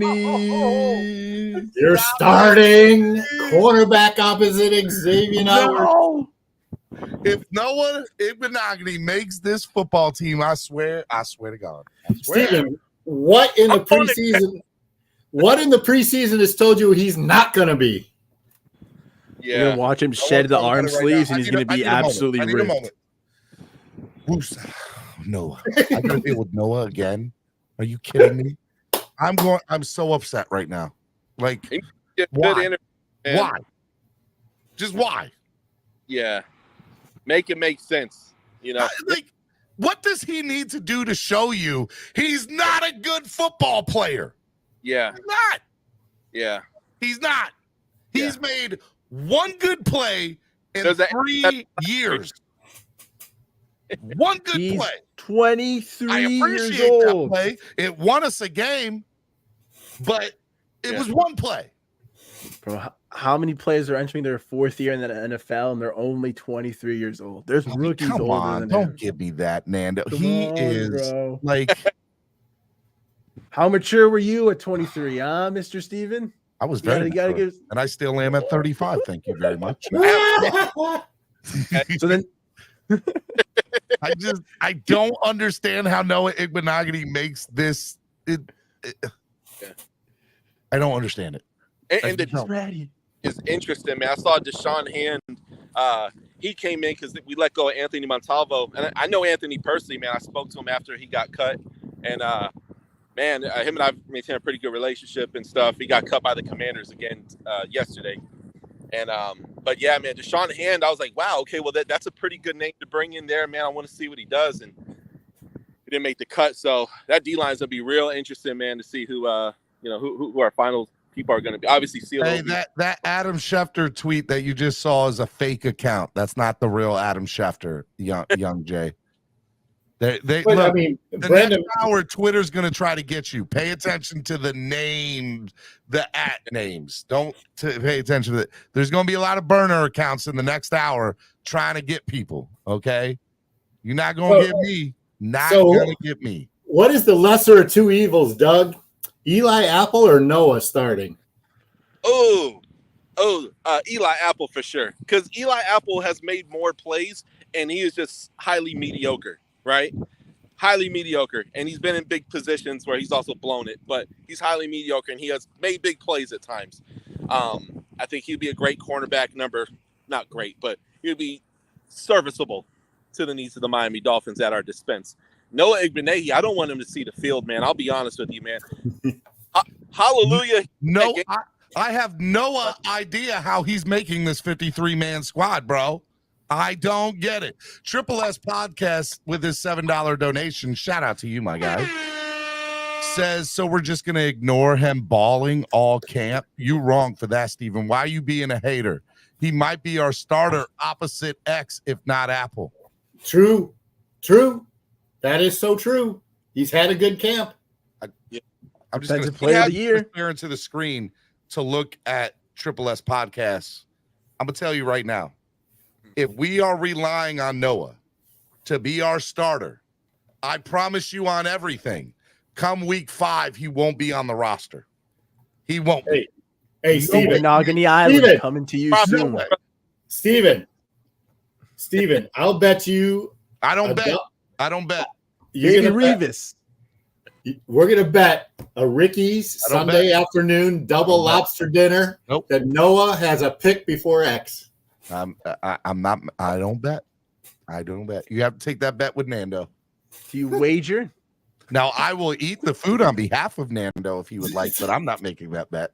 I'm a Noah rider, man. I can't. You are not a Noah rider. Stop it.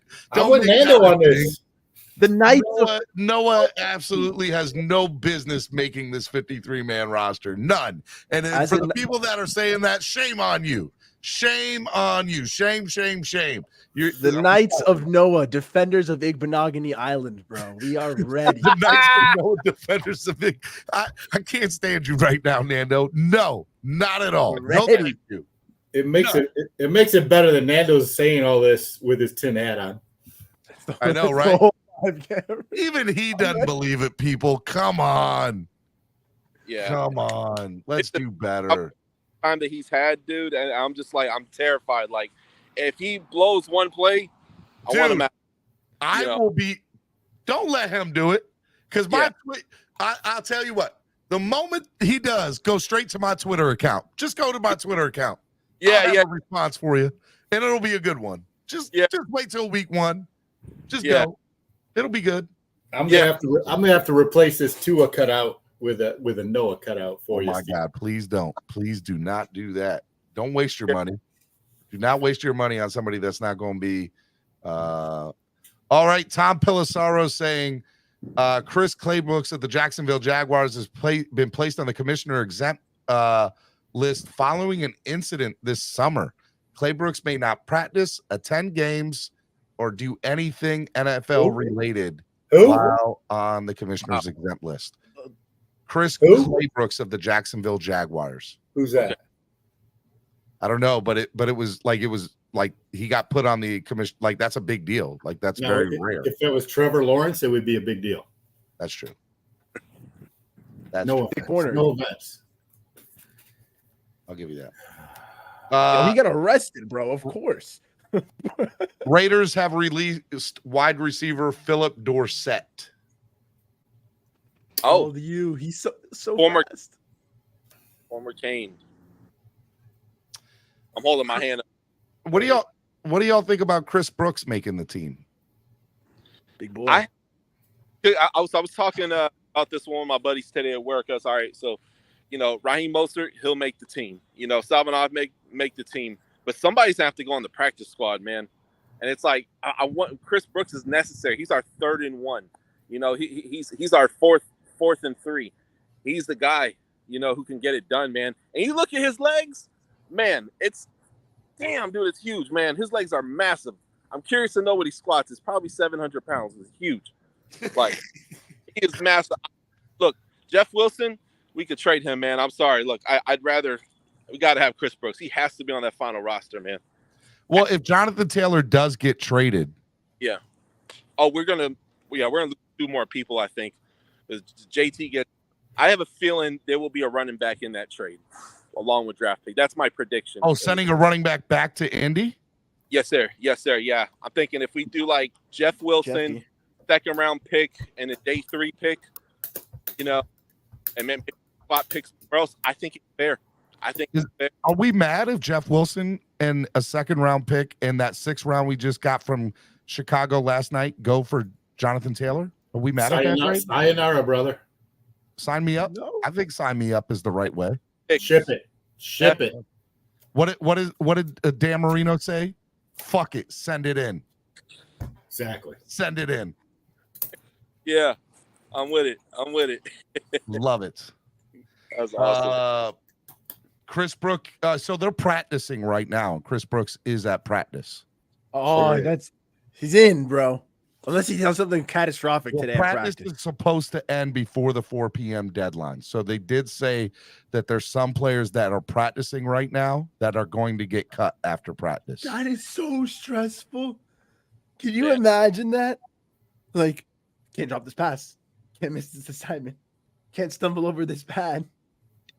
It reminds me when I got laid off of work back in April. People were laughing at my bad jokes. Hey, Doug. And literally 30 minutes later, I got laid off, and I'm packing up my stuff, heading out the door. Red Horse Adventure says, can I go call my grandma? No, Vontae Davis. No. Go quit at halftime. That's all I know. Oh, man. All right. Hey, Doug, what you got going on, man? Yeah, man. Tonight, got a live show at 5:40 p.m. Central Time, 6:40 p.m. Eastern Time. And we're going to every NFL team's final cuts. So probably an hour and a half to 2 hour show. It's going to be a lot of fun, man. Got my buddy Eric Wren, second time being on the show. And then my co-host Adrian Campbell. He's actually a Rams fan. He's going to be on the show as well, too, man. So we're going to have a lot of fun, a lot of jokes. And, it's going to be a high energy, man. So if you ain't had your coffee, take it, man. It's going to be a lot of fun. If you need me to come on for the Dolphins one, you let me know. I'll be there. I'll be there for you. Yeah.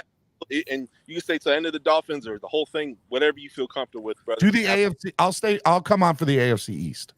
Okay, let's get it. Absolutely. Just tell me what time you're going to do the AFC East and give me in, and I'll come on and do like 15, 20 minutes with you. Absolutely, man. That would be awesome, dude. Thank you so much, Steven. I'll send you the link. I should be home around 4:30, 5 o'clock-ish Central Time, and I'll get that over to you, man, for sure. Guys, go to the Touchdown with Doug Smith on YouTube. Make sure you check him out. He'll be there tonight. Love you, Doug. You're the man, brother.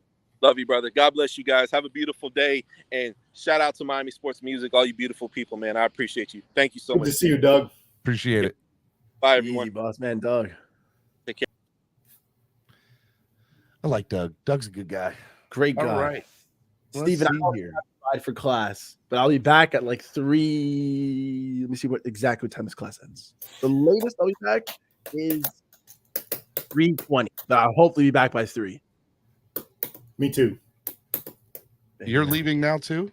I'm gonna leave in 4 minutes. All right. Well, all right. That's good because Jason Sarney says he's on in 5. Perfect. I'll wait till Sarney comes on. And Hey, Coach gentlemen, McDaniel's got a schedule. Hey, Nando, you're coming back, right? Yeah, I'll see everybody in an hour. All right. I love you, man. I'll see you in an hour. Take it easy, Nando. Cameron. A pleasure, bro. Steven, see you soon. Chat, see you later. Bang. Nando's got to go to school. He's got to go to school for an hour. I got to go pick up my daughter from her school, but I can come back then too, probably. Well, that's good. We'll have a room full of people for the trade deadline, which will be good. Hopefully by that point we've made the trade. Hey, Eric Rowe got released by the Panthers. He's somebody that he got released earlier in the week, right? He got released today. I thought he was anyway. It's interesting release because it's somebody that played well for the Dolphins. But is it a position of need for the Dolphins? Hold on. Saints are releasing former Raiders safety Jonathan Abram. Again, is it a position of need? Safety? I don't know. Is he better than what we currently have in our on the roster? No, and you made an investment in the offseason with the guy from Detroit. Deshaun Elliott, who I love. So you got Brandon Jones, Javon Holland, Deshaun Elliott. And I thought Trill was going to be that guy because they had moved him over to safety, but man, I don't know. I feel like Eric Rowe or Jonathan Abrams would. I would like. You could bring Eric Rowe back at the veteran minimum. I bet. You just took the words right out of my mouth. You're not signing Abrams for the veteran minimum. Yeah. You bring Eric Rowe back for the veteran minimum. He already knows everything here. Like, take it for what it's worth. I think that would be great, dude. 3 trades in the last 2 days for kickers. Yeah, I saw Nick Folk got traded. I know. 3 trades for kickers. From Justin Cohen, per source, I'm told the Indianapolis Colts and the Miami Dolphins have come to terms to trade Jonathan Taylor pending physical details. Not easy. Hold on. We've been down this road before. Hold up. Who's Justine Cohen? Okay. Who is she? I'm about to find out. Justine Cohen. I don't. International tax manager? I don't see a Justine Cohen, Phins rule. Who is she? Is it Justin? Is it Justin? I bet you it's probably Justin Cohen. Let's look and see if it's Justin Cohen. Yep, Justin Cohen. NFL CFP insider for the Tallahassee Journal and bad boy of Scoops. 2,000 followers. I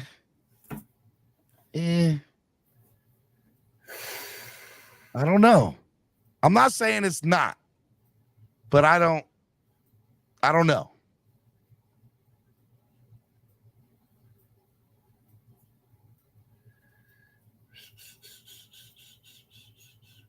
That it could be legit. It could be legit. I'm gonna follow this guy. I'm gonna see. We're gonna wait. Till one of the big boys confirm it. But Justin Cohen might have been at it. I don't want to get burnt. I'm not gonna hold my breath. Hey, send him a DM and tell him to come on. That's not a bad idea, actually. You're a pretty smart guy. Did you know that? You're a pretty smart individual. Why is Robbie Chosen gone? Why is Robbie Chosen cut? Robbie Chosen released? No. You better not be. I'll be so upset if they released him. A certain MSM insider is saying that. No.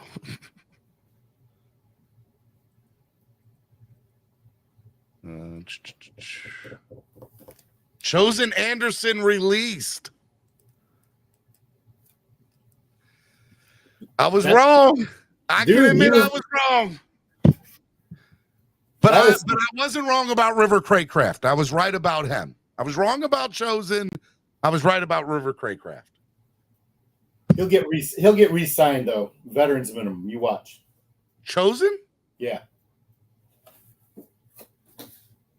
You watch. Listen. On the 53? I think so. Interesting. Chosen Anderson released, man. That one. So that means the 6 wide receivers are five. No, it's Jalen, Tyreek, Braxton Berrios, Cedric Wilson, River Craycraft, and I got to think Eric Azukama is in. One of those two. Craycraft or Eric? Yes. You don't think there's going to be 6? No.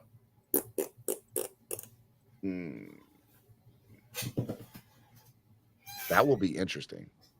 I mean, listen. Dougley Durong just said practice squad with a question mark next to chosen hand. I don't think he can be. Can he? I don't. He can turn it down. I don't know if he can or not, but.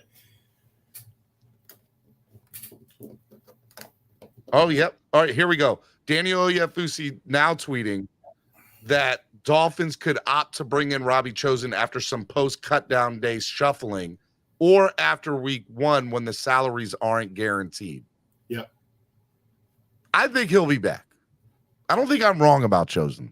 No, I'm not either. Listen, to me, he was just as good or just a tad behind Berrios all training camp. All right. And he's the probably best red zone, back of the end zone threat that this team has. Maybe. Let me bring in the guy who's going to be finishing the show with me. I'm going to come back in an hour if you're still on. I will be still on. Let me bring him in, ladies and gentlemen, Jason Sarney. What's up, baby? Can you stay here for a minute, my man? How you been, Cam? What's up, Steve? Sarney, it's got to be real quick because if I get behind that car line in my daughter's school, do your thing. I just want a two-way communication for a second. Talk to me. What's the next move, my man? What do you want to see? I mean, it's the 800-pound gorilla in the room, elephant in the room. Does he run? Is JT, right? Hey, do you know a Justin Cohen? Or is it Christian Wilkins? We'll get into it. Justin Cohen? Yeah. No. All right, Cam, come back. We'll see you in an hour. If not less, I'll be back. All right, sounds good. Bye.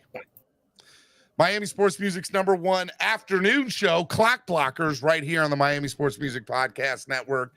Crazy day so far today.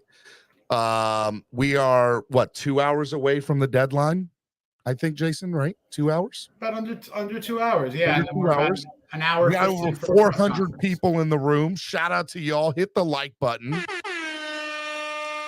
And we're gonna bring you the latest as we get it in. So keep it locked right here. Jason's gonna come up to the end of the show with us. We're probably gonna be on for a little bit. And Nando Talk and Cameron are both going to come back. And I might get one more former player. I'm texting him right now. And we might have a beat reporter maybe coming on if this trade goes down. So we'll have to see. So we'll see what happens, man. It's going to be interesting. Jason, man, you got any insight to anything? Is there anything that you're hearing on your end about potential Jonathan Taylor news? A lot of people are speculating that 3:30 is going to be like, the announcement maybe. I think the 3:30 is simply going to be the announcement of the 53-man roster. Now, what Chris Grier has been doing was basically what has been speculated. He's doing singles, doubles, bunts, move the runners over. He's finding money. He's finding money for, obviously, the elephant in the room reason you'd like to think, and I'd like to assume that that's what he's doing. He's laying out a foundation to get the money that he needs, to get extra draft capital of what he needs. And we've spoken about this. Moves before the moves to make the move. The moves before the moves. Listen, you're not wrong, bro. Listen, you're not wrong. If you're going to go start a business or if you're going to go make a movie, you know what the first thing that the studio is going to do if you're making a movie? You're going to find your financiers so they don't spend their money. You got to sell the product and you got to find the money. So I think what Grier is now doing is he's finding the money because he knows what he wants in the product.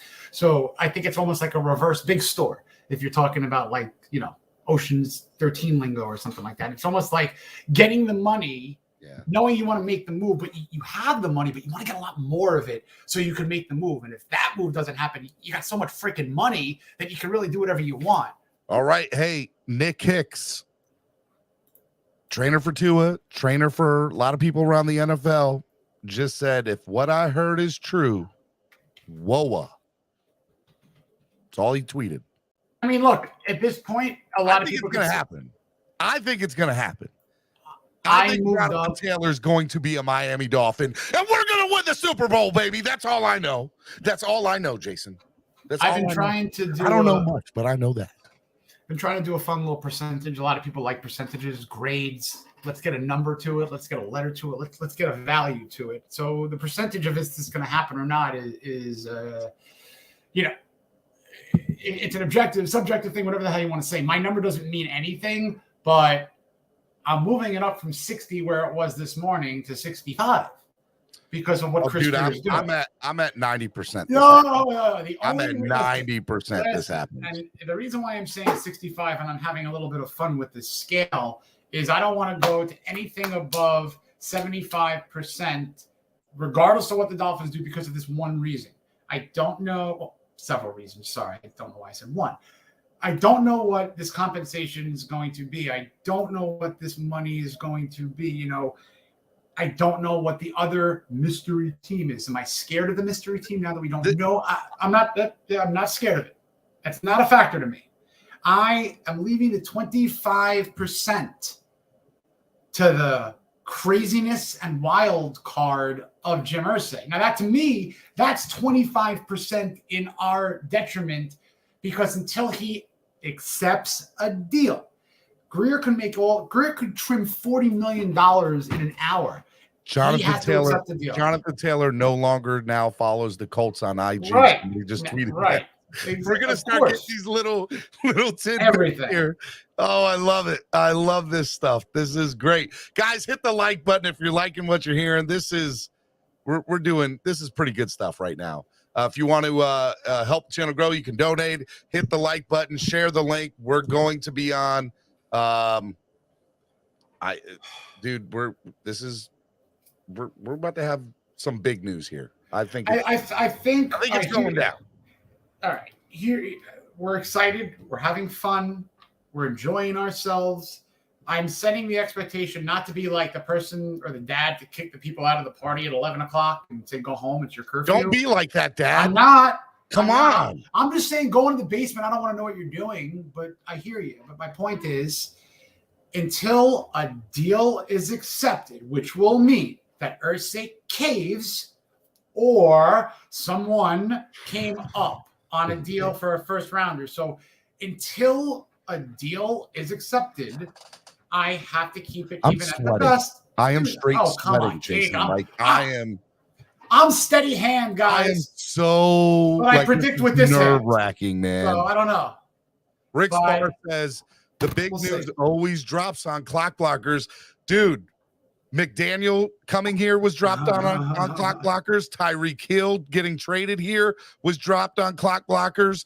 Andrew Van Ginkel re-signing was dropped on Clock Blockers. I'm just saying you're not wrong, Rick. You're not wrong. No pressure. But no, listen, if it wasn't for Jim Irsay being crazy, and if it wasn't for the fact that he should be doing what's in his best interest, it would behoove him to just take what he can, get some assets, get the guy out the door, and just start fresh. But this guy is 25% in the I don't know if this is going to happen mode, regardless of what Chris Greer is doing. But the man is doing work. No one ever call Chris Greer sleepy Chris Greer again, because this man is doing business. Like for real. I mean, come on. This is like Cedric Wilson. I mean, how great is the Cedric Wilson? Tell me what you think about that. You ever gone to a birthday party and you know how this magician goes into a kid's ear and pulls out like $1? I question those people all the time, but yes, I do. He pulled out $5 million. He pulled out $5 million. $2 million, $3 million, whatever the heck it is. Whatever it is. He made that number better than 7. Made that number way better than 7. He is doing some surgical work. I mean, and Steven, I think that small contract extension that I've referenced on this show plenty of times, that has not happened yet.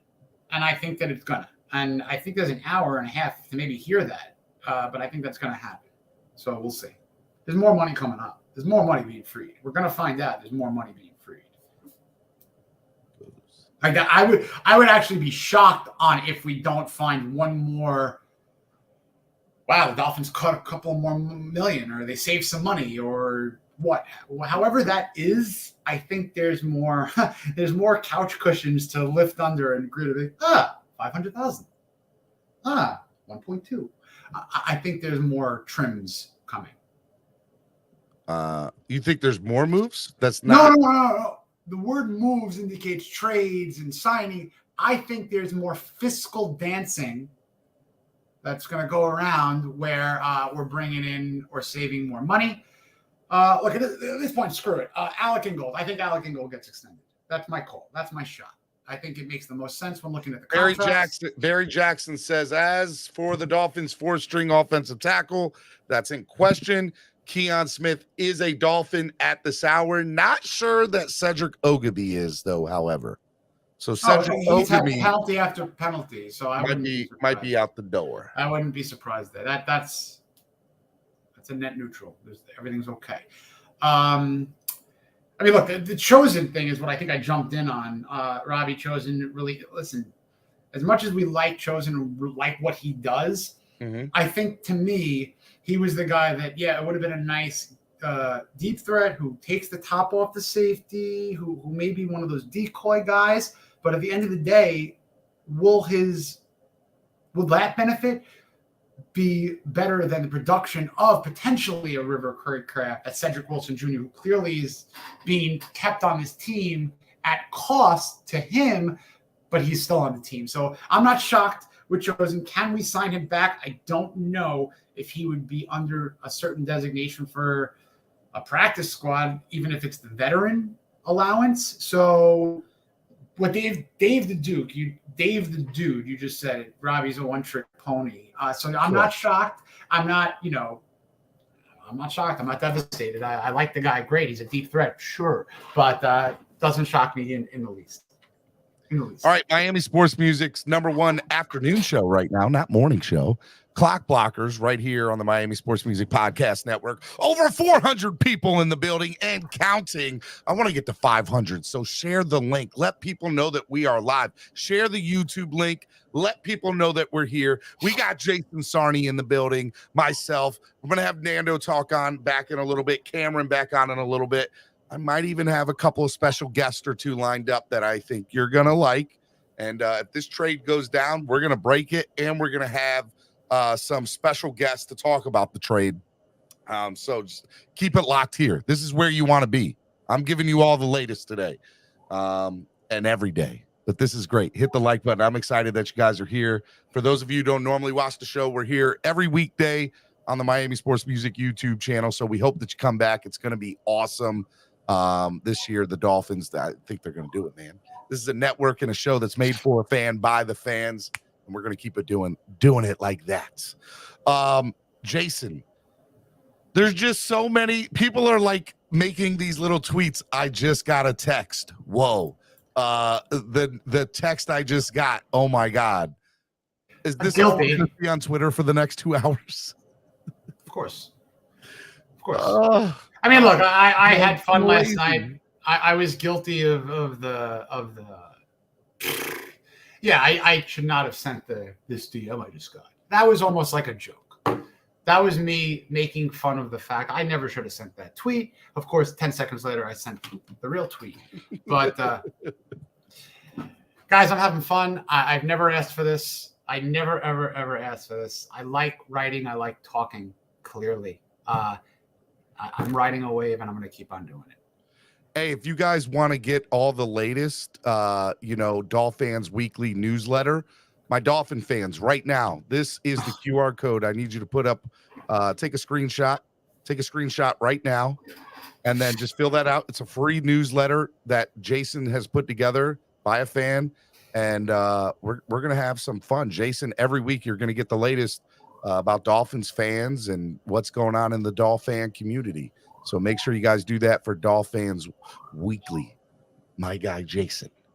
Thank you. Thank you for that. Everybody's saying that this trade is going to go down in like the next 30 minutes.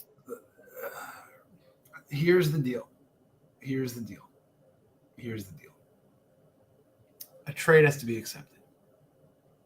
That is true. A traded. We've been here, guys and gals. I'm having fun. We're having fun. We're excited. I hope that we just needed to come to fruition, man. Just what again, we need. Last year, I had a problem with not knowing how to set expectations in life. Everything was going to happen. Everything was rosy, but that's not life. So I've learned to do this. Temper expectations, settle in a thought process for what you think may happen, and undershoot it, just so if you're wrong and it happens above it, you're happy. So I'm sticking at 65% right now. And look, with a lot of action going on, we could be vague, we could have fun, we could say the DM I got, we could all assume we're all having a blast right now. There could be a couple of things that are significant moves. Steven, the word of the day yesterday for you was plausible. Yes. Plausible. Yep. Let me give you a plausible scenario. I don't even want to give you a plausible scenario with what I was about to say because I'm not rooting for it, but with the Wilkins situation, it creates a wild card, much like not rooting. I didn't think that they would get that done, by the way. I was very like, there was no incentive, in my opinion, for Cedric Wilson to do that deal, except for the fact if he's like, I want to be a Miami Dolphin, what do I need to do to stay? I mean, look, this that's what I think happened. in a No incentive for him to do it otherwise. This is speculative.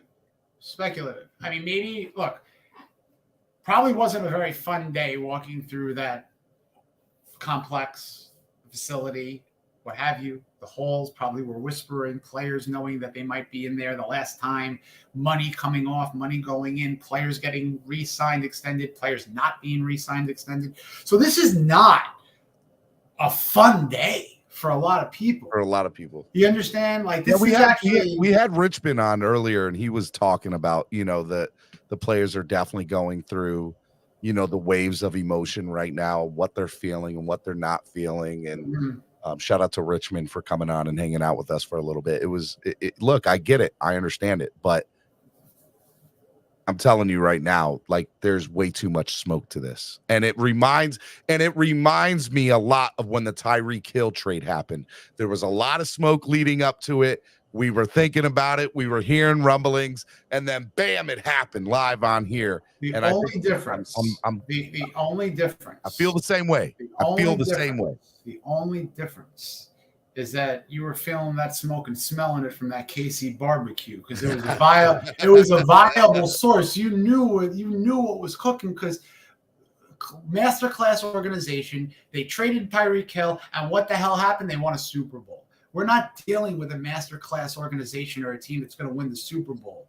We're dealing with Jim Irsay and the Indianapolis Colts. So again, and Irsay's the wild card here. That's 25% to me, folks. So we're having fun. But Jim Irsay, if he's that narcissistic and egomaniac of what we may think that he is, and I'm not being at least that's what the media seems to be portraying that he is. And Destin on the show yesterday didn't say that he wasn't necessarily like that. So, I mean, I just want to make that clear. Well, I don't know Jim Irsay from a hole in the wall at all. I mean, come on. I mean, who does? His inner circle, his players, his organization, But there's every bit of potential for this man to literally pull the plug today, like now. To be honest with you, so here's the thing.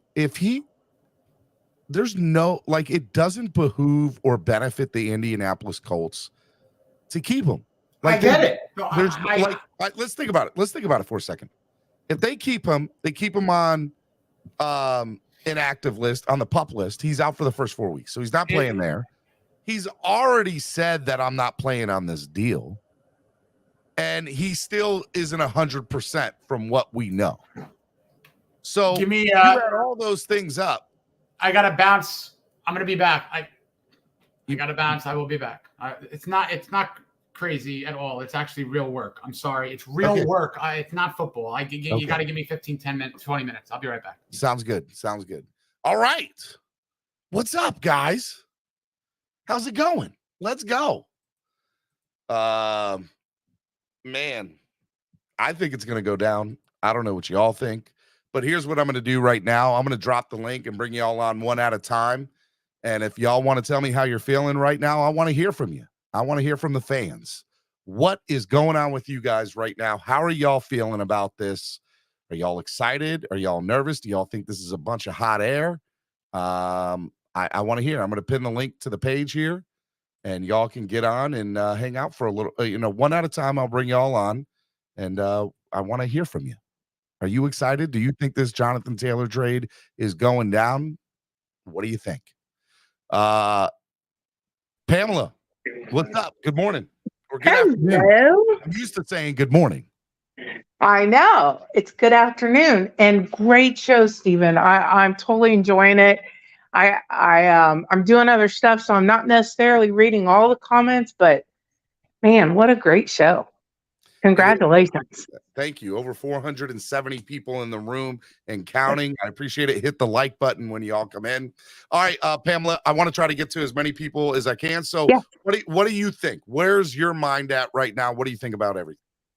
Okay, so yesterday, before today, I would have said we weren't getting Jonathan Taylor. And I always thought if we did, great. If we didn't, I feel good about our running back room. And I think Brooks is a must. He's not the same as the other guys. He is, as Jason was just saying, he's that guy that's going to get us that 3rd and 1 or 4th and 1. He is massively powerful. I love watching him all preseason. I mean, he is exciting. And I think we have to keep someone like him. And I think not getting Wilkins is a mistake. If you want to build through the draft, he was in the draft. He is an awesome player. And if we're going to be that team, we need to keep those players. All right, we're starting to get a little stuff here. It might be a little. I think it's going to happen in the next 10, 15 minutes. I really do. I hope so. I hope so. Let's hear something. And all this cap space, I'm excited. Thank you, Stephen. I love you. Thank you so much for coming on. Appreciate it. Love you back. All right. If you guys want to come on, get up in the link to get up here is pinned at the top of the page. I'm going to bring you on briefly. You say whatever you want to say. This is a show made for the fans, by the fans. So fans are a part of our network because that's who watches us, you guys. All right. So Ali, good morning. What's up, Ali? How are you doing? Ali. You there? All right. I'll come back to you, Ali. Ian Baller, what's up, man? How are you? Hey, I'm doing good. How are you? Pretty good, man. I won't stay too long, but so far, I mean, we'll see what happens with Jonathan Taylor stuff. But so far, I was right. I'm right. Noah May is making this team. I told you Eazy-E was making it over Chosen. I'm surprised Keon Smith might make it, but, we'll see. He's 24 years old. But, I mean, a lot of news headed. So, yeah, what do you think so far of the team? Some of the cuts. I personally, am surprised about Trill Williams.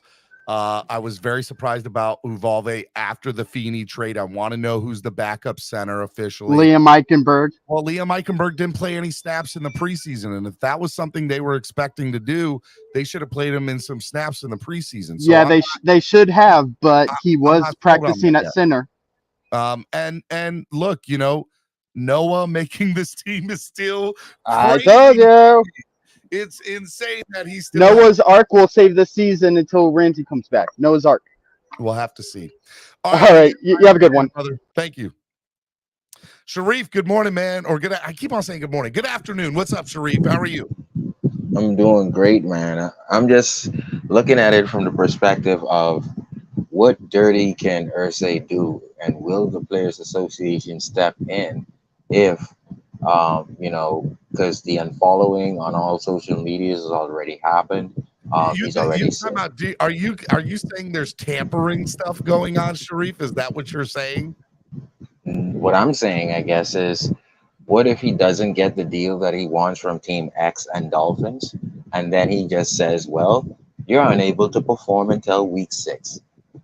you're not going to go anywhere, right? Well, I mean, look, You'll be disgruntled in the doghouse of the Colts. That's all. And that would, to me, would be petty. But my thing is that legal? And can Jonathan Taylor take that to the Players Association for basically nigging him from being moved for a low price, but you're going to now just take him out for 6 weeks when he can in fact play? So I just be careful, Jim Irsay. You better give him to us for Cedric Wilson and Jay. Cedric's not going anywhere now. Cedric's here. So they renegotiated his deal. Cedric's here to stay, baby. He's here to stay. Sharif, so man, that's my thing. Yep. I appreciate it, man. Thank you for coming on, bro. All right, take care, man. Out there in the Bahamas. All right, man. You be cool. All right, man. Miami Sports Music's #1 afternoon show right now, Clock Blockers. We're bringing on the fans. I think it's about to go down here soon. I want to hear from you, the fans. What are you feeling? Are you guys excited? Do you think this is going down? Do you think it's happening? I don't know. We're about to find out, though. Samaj, good afternoon. What's up, man? How are you? Hey, man, I'm good, brother. How you doing, man? Man, I'm 498 people in the building. We're almost at 500, baby. Let's go. Hey. 501. Let's go. Hey, Steve, man, I got to be honest with you, man. This time of year, every year, this day, bro, I feel like I'm in five below zero water. You know what I'm saying? They're in my chest right now. I love it, man. I love it. All right, tell me, man, what do you think the Jonathan Taylor trade's going to go down? Where's your mind at with the Jonathan Taylor trade, Samaj? We don't have a choice. So it got to go down. I mean, the moves Greer made is not to pay Christian Wilkins. He already covered this year. It's to make room to make this big move to get this kid, man. And we need to make it happen. But it's Irsay, man. You know what I'm saying? Greer's not really dealing with the general manager because we don't know what move Jim Irsay is in. Yep. But Jonathan Taylor will be a Dolphin, and I keep refreshing my ex. You and I both, man. I'm sitting here refreshing it. Barry Jackson just tweeting, Dolphins reached an injury settlement with David Davis. So David Davis is going to be released by the Dolphins, and he just reached an injury settlement with them. So that's great. So that don't count towards scary anything. incident at the end of the game, and I hope he's okay, man. Hey, Samaj, anything else before I let you go? By the way, thank you for supporting the way you do, man. This is awesome right now. Hey, man. Look, man, I love the show, man. I think it's the best thing going, especially the preseason. You know, the little snippets you give us, bro, is worth paying for. One more thing I want to say before I go, man. Noah still being on this team tell me two things. One, our secondary is a lot worse than we think, and a lot worse than we're being told. Two, real quick, let me just say, I don't think Vic Fangio's quite happy with the depth in the secondary. I agree with you there. No, he's not happy at all. And it's sad, man, because I just know how Trill Williams has gone and Noah's there. I understand the pay difference, but something is not right, Steven. Anyway, I know you got more people in the back, brother. I love the show. Hey, I appreciate it, Samaj. Thank you, man. Yes, love you, brother. Man. Be good. All right. Hey, Adam Beasley tweeting 3 seconds ago. Among the Miami Dolphins not spotted at practice Tuesday, Noah Igbinoghene. Not spotted at practice. Okay, I don't know what that means. But if it means what I think it means, you're about to get a hallelujah from me. That's all I know.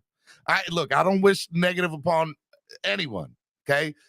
But I've been saying for 3 years to get rid of this guy. I love him as a man, but as a football player, doesn't belong on the football field. I'm telling you right now, if it comes to fruition, you're going to see me just like, I'm going to scream. I'm going to scream. All right, let me bring on Triple S Podcast. Speaking, I didn't mean to do that segue, Triple S. I know you've been giving me crap about him, but Steven. Steven, I can't believe what I'm hearing. I can't believe what I'm hearing, Steven. I just can't believe it. Real quick, Joe Shad, not spotted at Dolphins practice. Noah Igbinoghene, Tanner Connor, Cedric Ogilvie. Injured, Jeff Wilson, Teron Armstead, Liam Eichenberg, Robert Jones, Justin Bethel, Elijah Campbell, and Chris Brooks, Tyler Croft, Keon Crossan, Brandon Pilley, Keon Smith, and Perry Nickerson all on the field for practice. So no Igbinoghene, Tanner Connor, Cedric Wilson, or excuse me, Cedric Ogilvie, not at Dolphins, not spotted at the practice. And Chris Brooks, Tyler Croft, Keon Cross, and Brandon Peely, Keon Smith, and Perry Nickerson are currently on the field at practice. So, food for thought. I don't know what that means. Take it for what you will. But, we got an hour and 19 minutes till 4 p.m. So we'll see what happens. Go ahead, Triple S. I'm sorry, man. I'm just baffled at the fact that you earlier were saying you don't know why he's going to make this roster. Or you don't know how he's going to make this roster when he's been since Jalen Ramsey went down. This guy's been starting or taking the third corner as behind Eli Apple. Starting because nobody else is there. Triple S. So okay. Anybody else better to start there. So then to that point, even if I believe that's true, to that point, why do you cut him then? That makes no sense. If you're saying there's no one better behind him, why would you cut him? Because that was last year. This year, I'm talking about this year. I'm talking about this year. Since Ramsey went down, why has he been taking first team reps? Omar Kelly's making me all tingly. Hold on. Right behind Eli Apple. Hold on. Omar Kelly's making me all tingly inside. Pause. Noah Igbinoghene is missing. Not sure what that means. Could be injury. Could be released. Could be a trade. Don't get me excited that Noah's not about to be on this team no more. Woo! That's all I know. I'm sorry. Imagine if people talk this way about Tua. Come on, look, man. I hear you. What's good for we're not about to go. What we're not about to do, Triple S, is start that conversation today. Come on now. I'm just saying, it's just funny how some people, you're a hater as soon as you say something bad, but some people we got a victory party when they're missing practice, not even officially Triple S, let me ask you. You've watched my show for 3 years.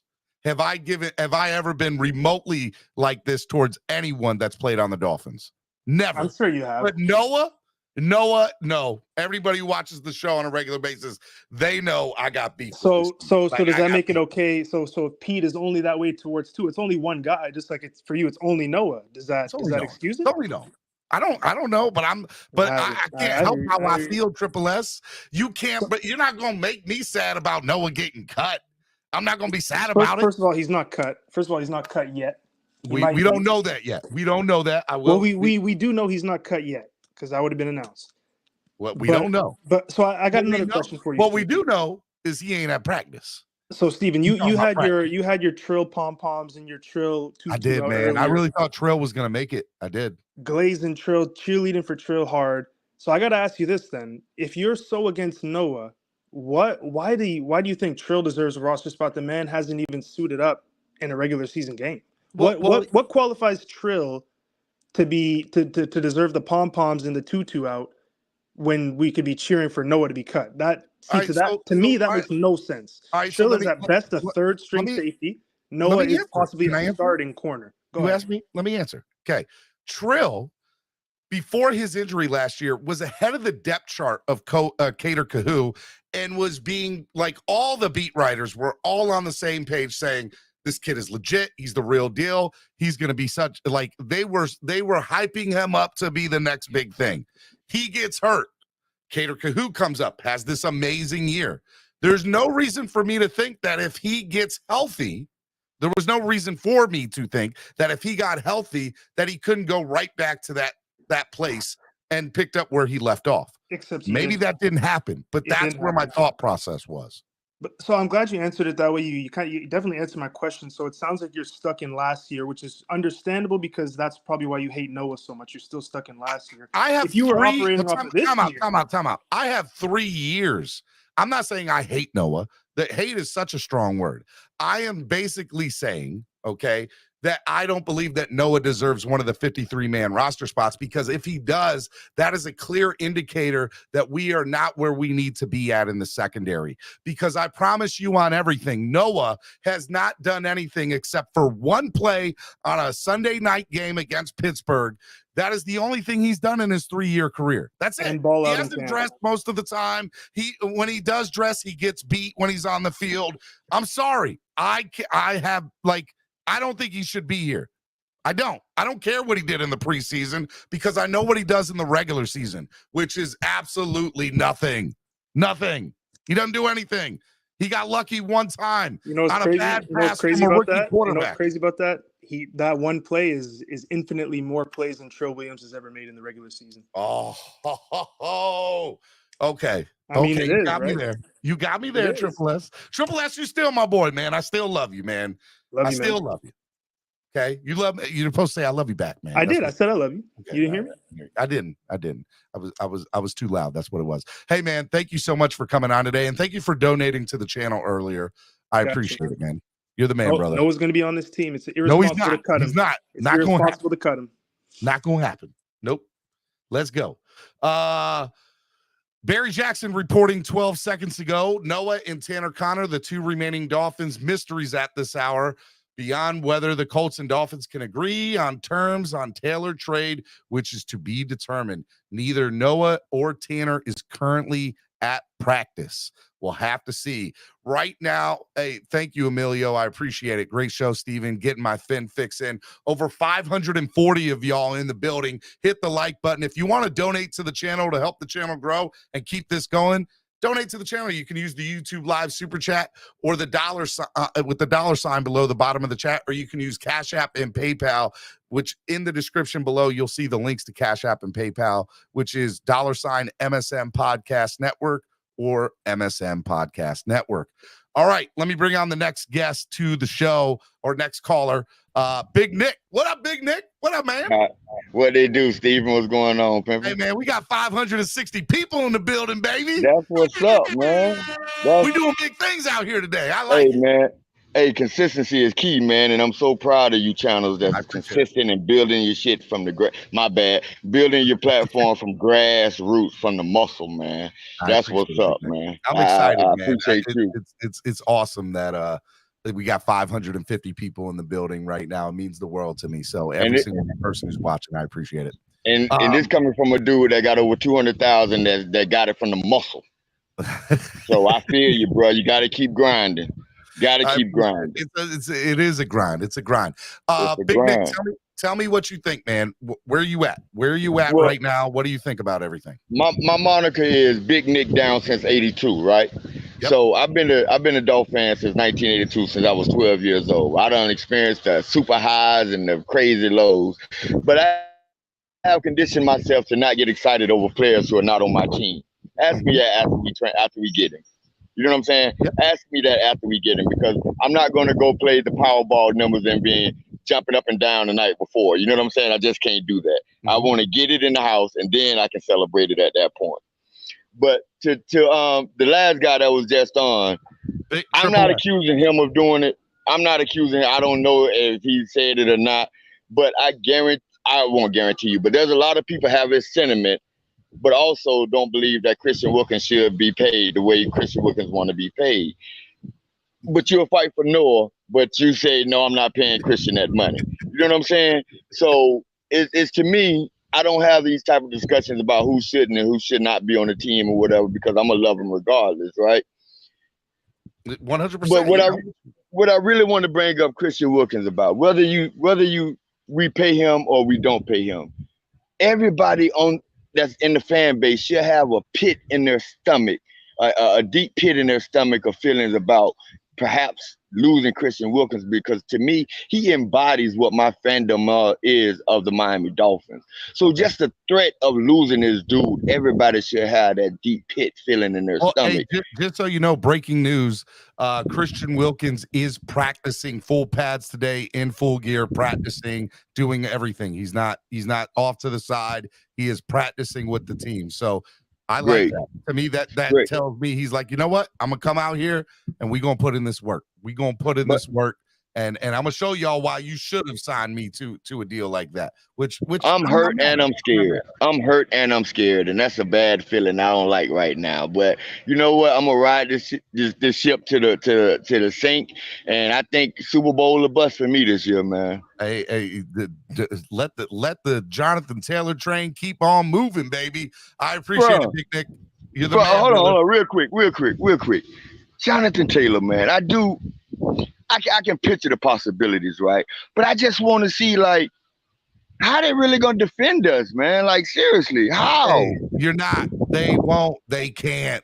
If they bring in Jonathan Taylor, there ain't no defending this team. It can't be done. Can't be done. And Stephen, and don't forget, Stephen D. 73 is playing like a 18th pick in the NFL draft. I'm sorry, he's playing like it.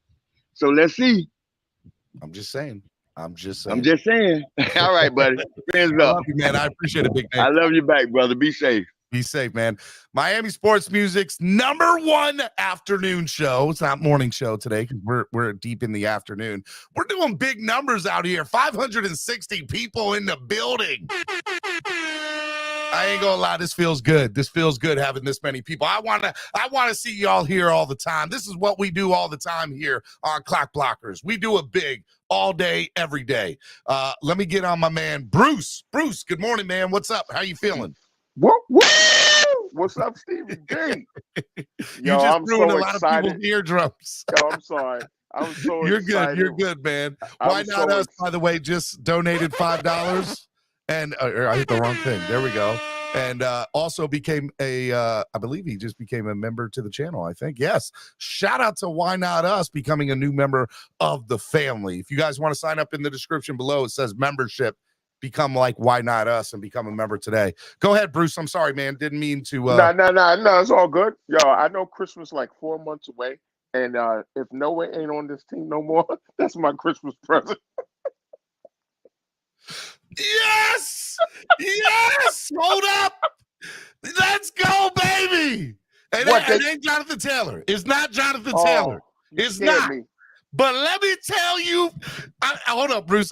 Give me 1 second. No problem. I'm just a trade. Let's go. Yes. I don't know how the hell. Look, Chris Greer is a genius. He's a genius, man. He's the man's a Shakespeare. Okay? You sound like Eddie Murphy. The man's a Shakespeare. Okay, he did it. Dolphins are sending 2020 first-round draft pick Noah Igbinoghene to the Dallas Cowboys. Merry Christmas. Cornerback Kelvin Joseph. Let's go, baby. Noah, go to the Big D. Bye. See ya. Yes! Noah's not here anymore. We need to celebrate. I want to pop champagne so bad right now. Let's go. I'm so excited. Oh, I got to calm down. I got lightheaded here for a second. Oh, yes. Noah's not here. You on fleet today. Noah's not here no more. Let those words be heard by everybody. Whoo! I'm sorry. Get the patrol. Go ahead, Bruce. I'm gonna hold my breath here. I'm gonna hold my breath. Go ahead. I'm excited about the Jonathan Taylor thing, but I'm even more excited that Noah's gone. I'm so happy right now. I'm just so happy. But I'm scared of Jim Irsay though. That's the only thing I'm scared of, because he's a wild card. He is, man. Oh, you're not wrong. You're not wrong. He's a wild card. That's the only thing I'm scared of, Steven. That's the only thing I'm scared of. But otherwise, I hope it happens, and I can't wait till it happens. But I'm not going to hold you too much longer. I know there's other people in the back. But salute, Steven, and you have a great show, man, because it's really good today. I really appreciate you. Bruce, I love you, man. Thank you so much for your support, man. It really means no problem to me. Everybody who's watching, thank you for supporting the show. All right, Bruce, appreciate it, man. All right, hey, for those of you who watch my show, by the way, we're at 598 people. We're about to be at 600 people. Let's go. I'm sorry, I'm screaming. I'm a little excited. This many people are here. I got to act like I've been there before. What's up, guys? How y'all doing? Ladies, the 600 people. It's your boy, Stephen D, right here. Clock Blockers, the #1 Miami fan morning show, although it's afternoon right now. Noah got traded. He got traded. I can't tell you how happy I am right now to see that. Look, I'm telling y'all right now, Chris Greer traded. He got somebody to take the bait for Noah. Do y'all understand what just happened? My man is straight fleecing people out here in trades. Fleecing people. I want to know how that phone call went. Hey, man, look, we got this former first-round pick. He's a hell of a guy. He got us a game-winning interception last year. I'm telling you, you want him. He's amazing. Just look look, I'll make you a deal you can't refuse. He's a former first-round draft pick. Just give me Kelvin Joseph and just take Noah, man. That's all you got to do. Just take Noah. That's all you got to do. That's how it went down. Jerry Jones was like, you know what? That sounds like a great deal. I think I'll go ahead and take that deal. You know what? You got yourself a deal there, partner. Let's go. Let's go. And they virtually shook hands, and that's how it happened. Noah's not here no more. Yes. I love it. All right. I'm sorry. All right, Bruce. Good morning, Bruce. How are you doing, Bruce? Bruce, did I already have you on? Yeah, you just had me. I'm about to get out. I'm sorry, man. All right. My bad. Pass us the Lombardi. What's up, pass us the Lombardi? What's going on, man? Yo, what's going on, brother? Hey, man, all I know is Samaj just donated $10. Appreciate it. Congratulations, Stephen D. Thank you so much. Why not us with another $2 donation? Said, bye, Noah. Stephen, keep up the great work. You're the man. Appreciate it. Super excited, man. Go ahead, man. I'm taking your time. Go ahead. No worries. So I'm a diehard Dolphin fan. Been a Dolphin fan since I was a little boy, like 6 years old. I remember my first Dolphins game. But along with that, I've been an Alabama fan just as long. So all I gotta say is, hey, Noah, War Eagle your ass all the way back down to fucking Dallas. Oh, pardon my French. I'm sorry. Man. That's $2. That's $2. I got you. But hell yeah, War Eagle your butt all the way back down to Dallas. That I can't believe it. It must be Christmas. It must be Christmas. Chris Greer suckered a team to get Noah Igbinoghene. Like, I don't understand how that happened. I don't understand it. But I don't understand it. And I truly feel this is just a warm up. I really do, because I have a feeling that Jonathan Taylor thing's going to bust any minute. I really do. I'll tell you right now, if this Jonathan Taylor trade goes down, which I fully expect it to, but if it does, it is still going to be the second best trade of the day. It will be the second best trade of the day if we get Jonathan Taylor. It won't be the first. Get rid of Noah. You win. Don't make me crash my truck. Don't make me crash my truck. Yo, that's. But also, real quick, I've noticed there's a lot of linebackers getting released here, and a couple of them might look real nice down in the 305. I'm telling you, and we need some depth there. Dude, how about the Dan Feeney trade? What? How the heck does that even happen? Hey, Jason, you missed it, baby. You missed it. No, I didn't miss it. I know Noah got traded to the Cowboys. Bro, but you don't understand. I celebrated. I just did a touchdown. I just did a pylon. It was good. It was good. He totally Gronk spiked the ball. What did I tell you all? Noah Igbinoghene was not going to be on this team. Oh, well, I'm glad. You just made it look. You did. Come on. Chris Greer is a god. Dude, he suckered a team to get Noah Igbinoghene. I didn't think that was possible. Jerry Jones, you might look. I'm gonna tell you right now. Who's the guy from Houston that we got? The GM that was from the Patriots, that was the head coach and the GM at the same time with the Larry Tunsil deal. Come on, what's his name? Help me out, people in the chat. I can't think of his name for the life of me. Anyways, I thought he was the worst GM ever. And I thought he was a sucker in that Larry Tunsil deal. But I'm going to tell you right now, Jerry Jones, he wins. He wins. O'Brien, thank you. Bill O'Brien, thank you. Yep, Bill O'Brien. Yep, sure is. Nope, Bill O'Brien, you can put that off your mantle. You're not the biggest sucker in a trade anymore. That now belongs to Jerry Jones. That belongs to Jerry, okay? He gets that now. Thank you, Jerry. I appreciate it. I can't believe it went down like that, bro. I cannot believe that it went down like that. That is absolutely bananas. Pastor Lombardi, you were in a dead zone. I'll bring you back on in a little bit, man, if you come back on. Right now, we're over 600 people strong right now.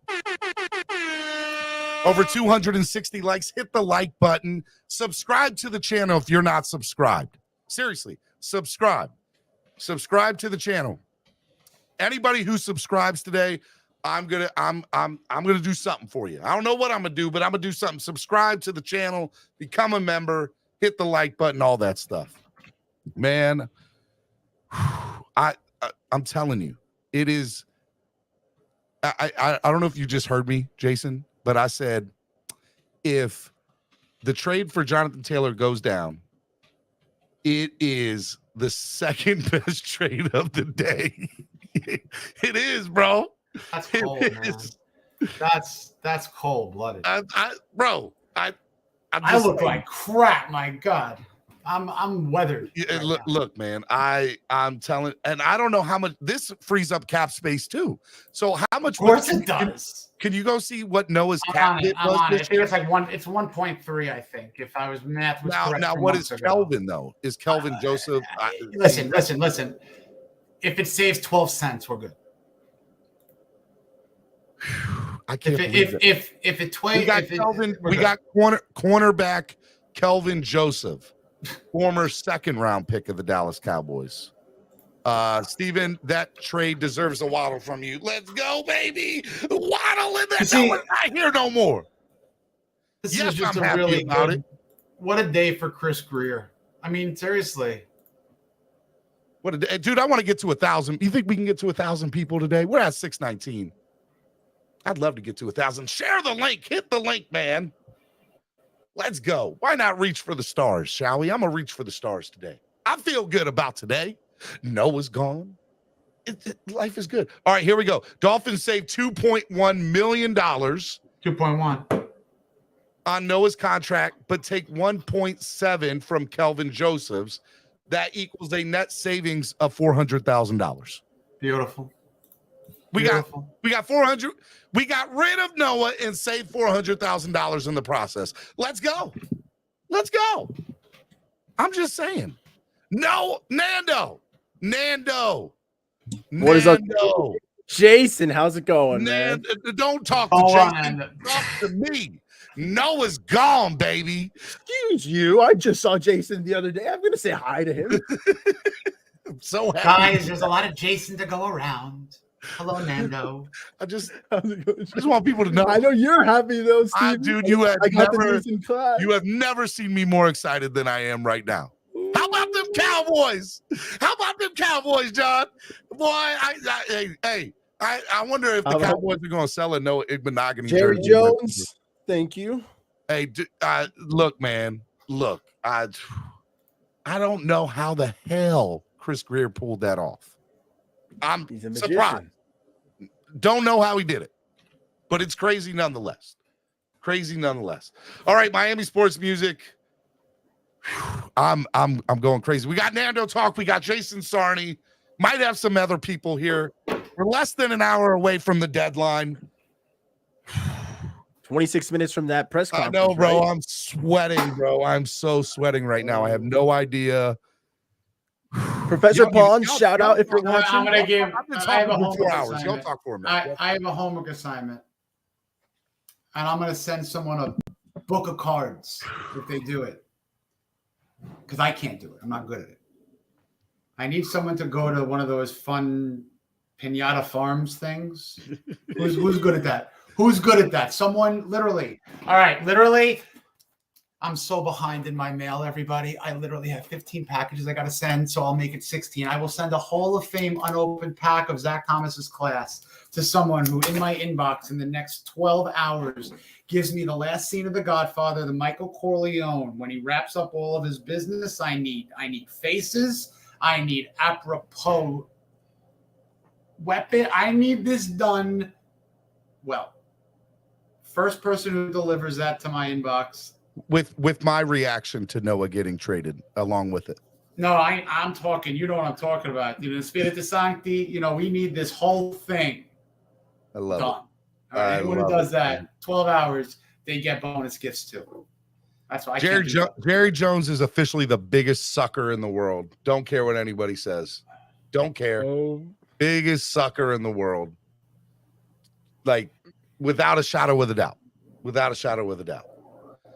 He's a man who listens to him himself and himself only, man. At least Joseph is a good special teamer. Still reduced our cornerback depth, in my opinion, though. Well, hey, Triple S, I love you, man, but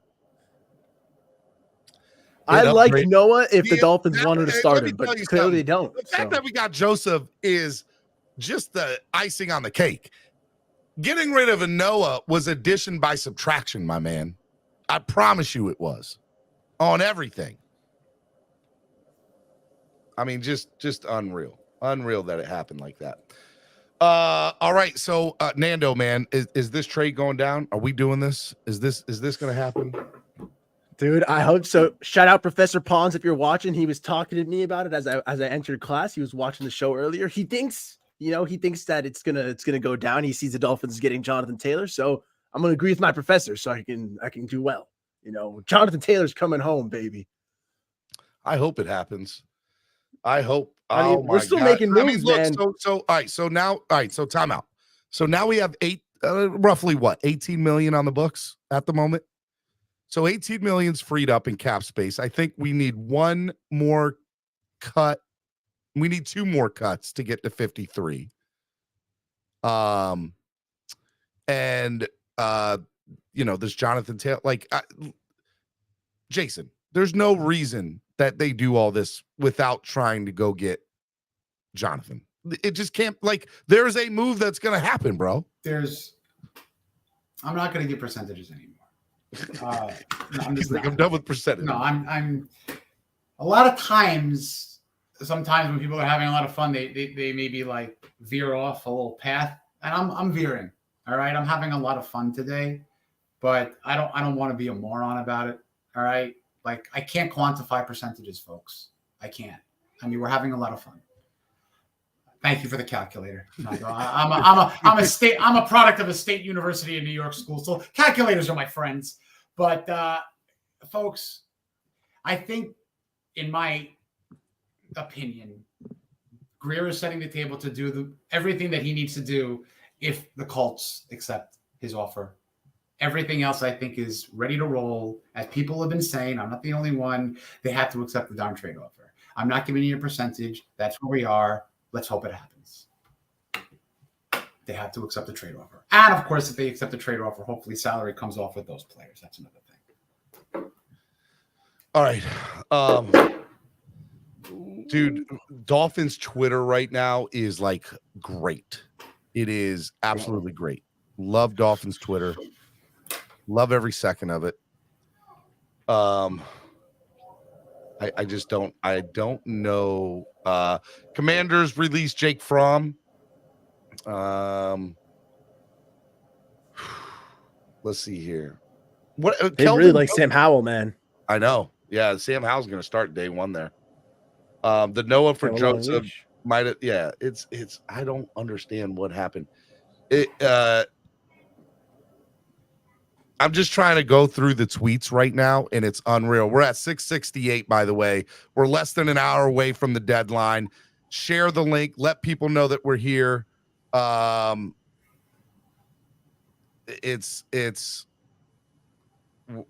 going crazy right now. Nando, man, what are your thoughts? What were your first thoughts when you saw the Noah trade? I had to turn off my camera in class because my mouth kind of just dropped. I was just furiously texting back to my buddies. Noah at least had a chance to start, and I was happy if the Dolphins were going to go that route. I was gonna trust it in Fangio's hands, but we decided to move on for him. So hey, we're clearly trying to go cheaper. He wasn't in our plans as big as we thought, I guess, or they saw an opportunity to just shed some money. I'm okay with it. Kelvin Joseph, that's his name. Welcome to the Dolphins. Welcome to the Dolphins, Kelvin.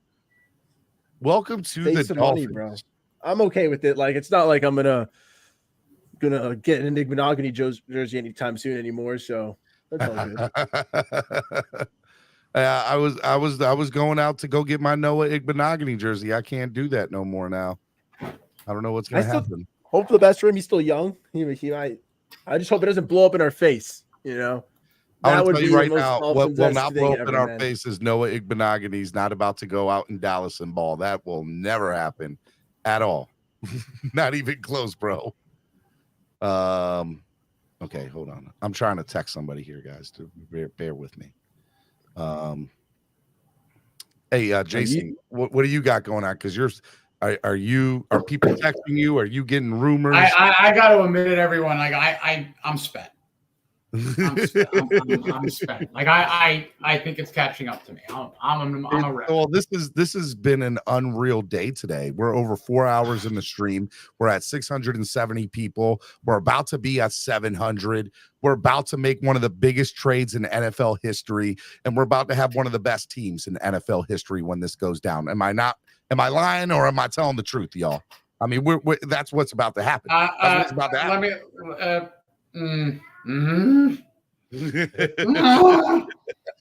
This is what I honestly, in the last half hour, the word truth, there's nothing truth until it happens, and it's not a fact until it happens, and I'm learning that right now. I'm like literally, I was brought back down to earth on a personal level, which is fine, just because we all have to understand how we do things, and I guess there might have been an excessiveness today. It was an excessiveness, There's a lot of fun being had. I can't guarantee anything. I can't give you straight up percentages. We can play off patterns. We can play off what we're seeing, and we're seeing some fun happening. And I really do think that the guy that we want. 700 people, baby. 700 people. Hit the like button. Let's go. We're about to go. You're trying to be calm, but you're still getting me excited. I'm still eyeballing mine. Look, this is the best place to be right now. Clock Blockers, Miami Sports Music. We're doing big things right now. 700 people live. We're going to keep them. Let's get to 800. That's the next one. I need everybody who has not shared the link to share the link. Let's go. We're going to go crazy. If you think the Dolphins are going to win a Super Bowl, hit the like button. Over 300 likes. Nando, this is for real. This is not a game. This is not a drill. This is happening right now. Okay. No tinfoil. Realness. John said, "Give us another Jerry Jones." Look here, man. I think that's a great pick. We're super proud to have no Igbinoghene on our team, and I think he's going to do wonders for us. And we wish Kelvin the best. I'm telling you. Yeah, this sounds like it'll be a fair trade. We'll take that trade there, Chris. But, yep, that's exactly what happened. That's how the phone call went. His son is literally. Oh man. Can I pivot? Can I pivot for a second? I'm trying to text and do 15 things, trying to get people onto the show. I got a Take big wheel, person Jason. that might be in the community that might be coming on. We're gonna see. Wheel's We're yours. going to see if I can get him on. Go ahead, Jason.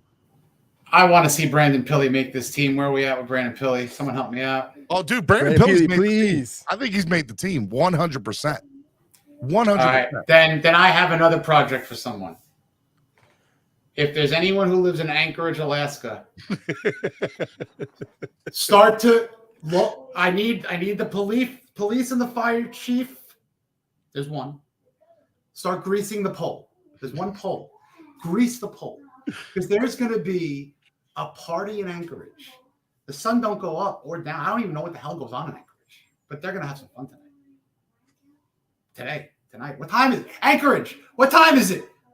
What time? Anchorage, can holler if you hear me, Anchorage. Brandon Pilley. Let's go. I'm excited. I'm so freaking excited. The prodigal son. Ian Rappaport's tweet about the trade was the Cowboys take on the former first rounder and add some depth. Take on the former first rounder and add some depth. I've never seen a more that's hands down the most false tweet Ian Rappaport's ever put out. Okay. Now the 100%. world loves Noah. Now the world loves him. All of a sudden now he's great. Come on, man. Von Green just tweeted the link to the show. Thank you, and tagged me and Miami Sports Music in it. Let's go.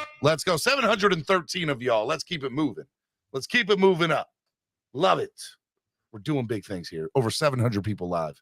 Oh my God. Let's see here. The biggest thing for me was the Cedric Wilson.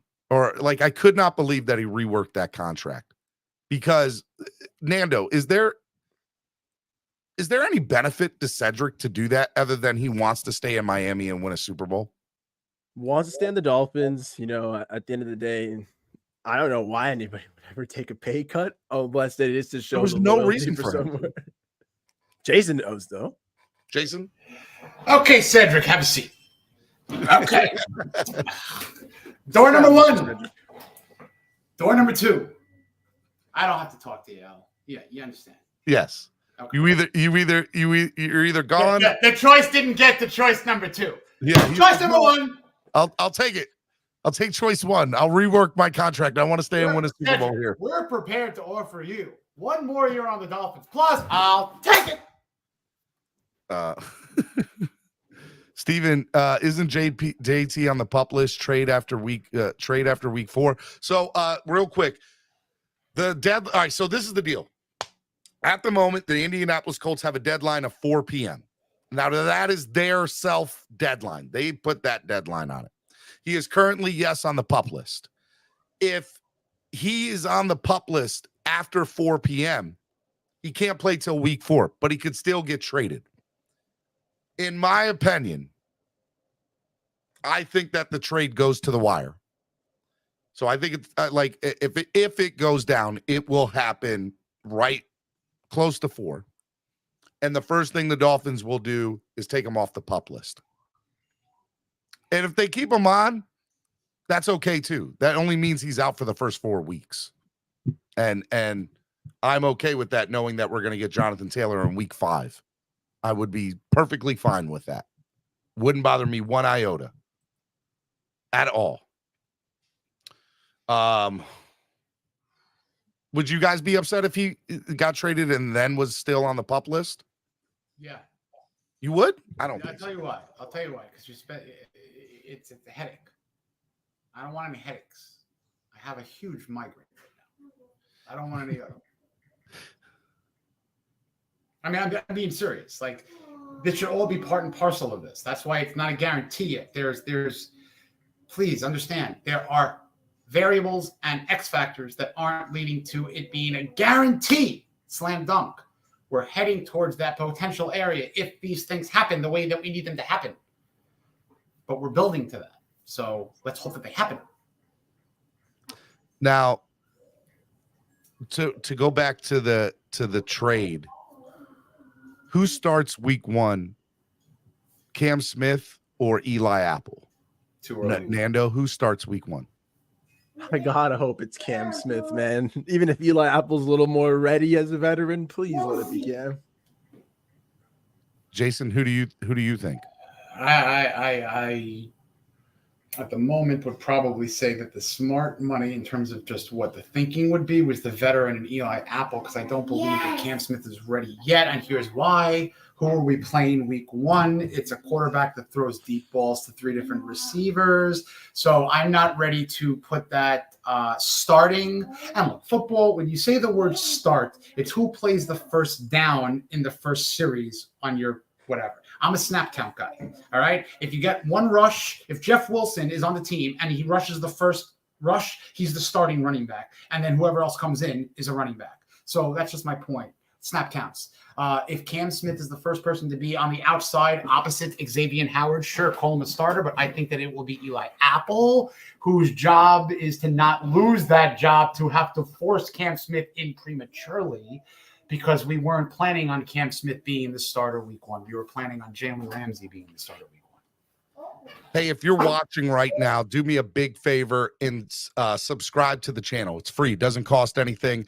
Hit subscribe. That way you get, and make sure you hit the bell notification of all. That way you get notified anytime we go live, anytime there's breaking news, anytime Solo D drops a new track, whatever it is, you get it live right here. So subscribe to the channel. It's big and helps us if you subscribe. So please go subscribe if you can. It's free. Doesn't cost anything. Just hit the subscribe button. Do that. My thought process is Eli Apple has the veteran leadership to be able to take on that role, right? While Jalen's gone. But if we're honest with ourselves, Eli Apple has kind of regressed in the last year, right? In the last couple of years. He's not the same Eli Apple that he was and whatnot. But we don't need him with the secondary that we're supposed to have. He just needs to play his role. He doesn't need to be the best person in the secondary. And so for me, I think Cam Smith will get more and more reps. And as he does, he's going to progress. I think Cam Smith has the higher upside. He might, I don't know if he's quite as good as Eli Apple yet, but I wouldn't be surprised if he's there. Like, that's how I feel about Cam Smith. Cam Smith and Cater Kahoo, I said this earlier in the show, give me Patrick Surtain and Sam Madison vibes.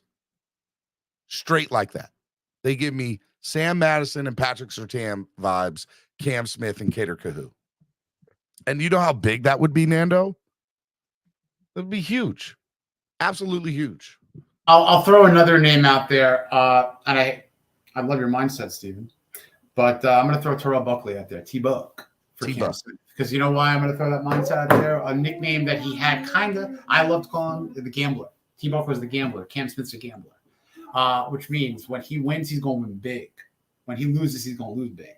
And he will be burned once in the blue moon.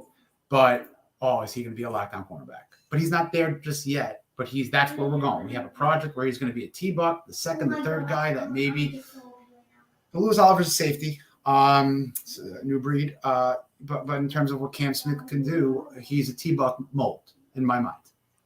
All right, let me bring on Cameron back to the channel. Cameron, what's up, man? You're back. I've got a nugget for you, bro. What's up?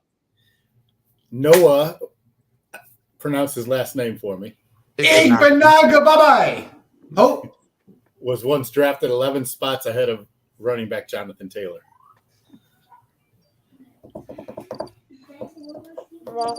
Just want to make you feel better there, Steven, when you see Noah lined up opposite X week 1 against. No, it really pisses me off that that's the case, that we could have had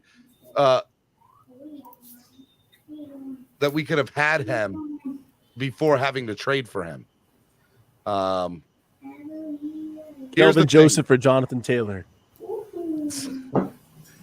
Taylor, I wouldn't be mad at that. Jason, I'm gonna put you on mute real quick, bud. One of the things that I think is gonna be very interesting is seeing where this trade goes down, if it goes down, because at the moment it's 3:23. Mike McDaniel's supposed to have a press conference in 7 minutes. Yep. The trade hasn't been released yet. A little hard. And my question is, and I want this to go around Cameron, Nando, and then Jason, because Jason can take it from, the reporter point of view and the columnist side and beat reporter. You're in with those people.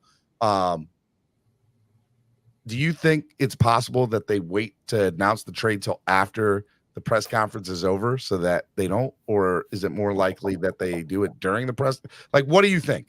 What do you think? I think it's all up to the league, and the league has to approve of a deal. So the agents, the teams could skirt that right up to 355, and essentially McDaniel wouldn't have the opportunity to talk about it. Presumably, there's a lot that would have to happen. Now, I don't think that the teams are intentionally setting up McDaniel to announce his big news on his. I mean, come on, bro.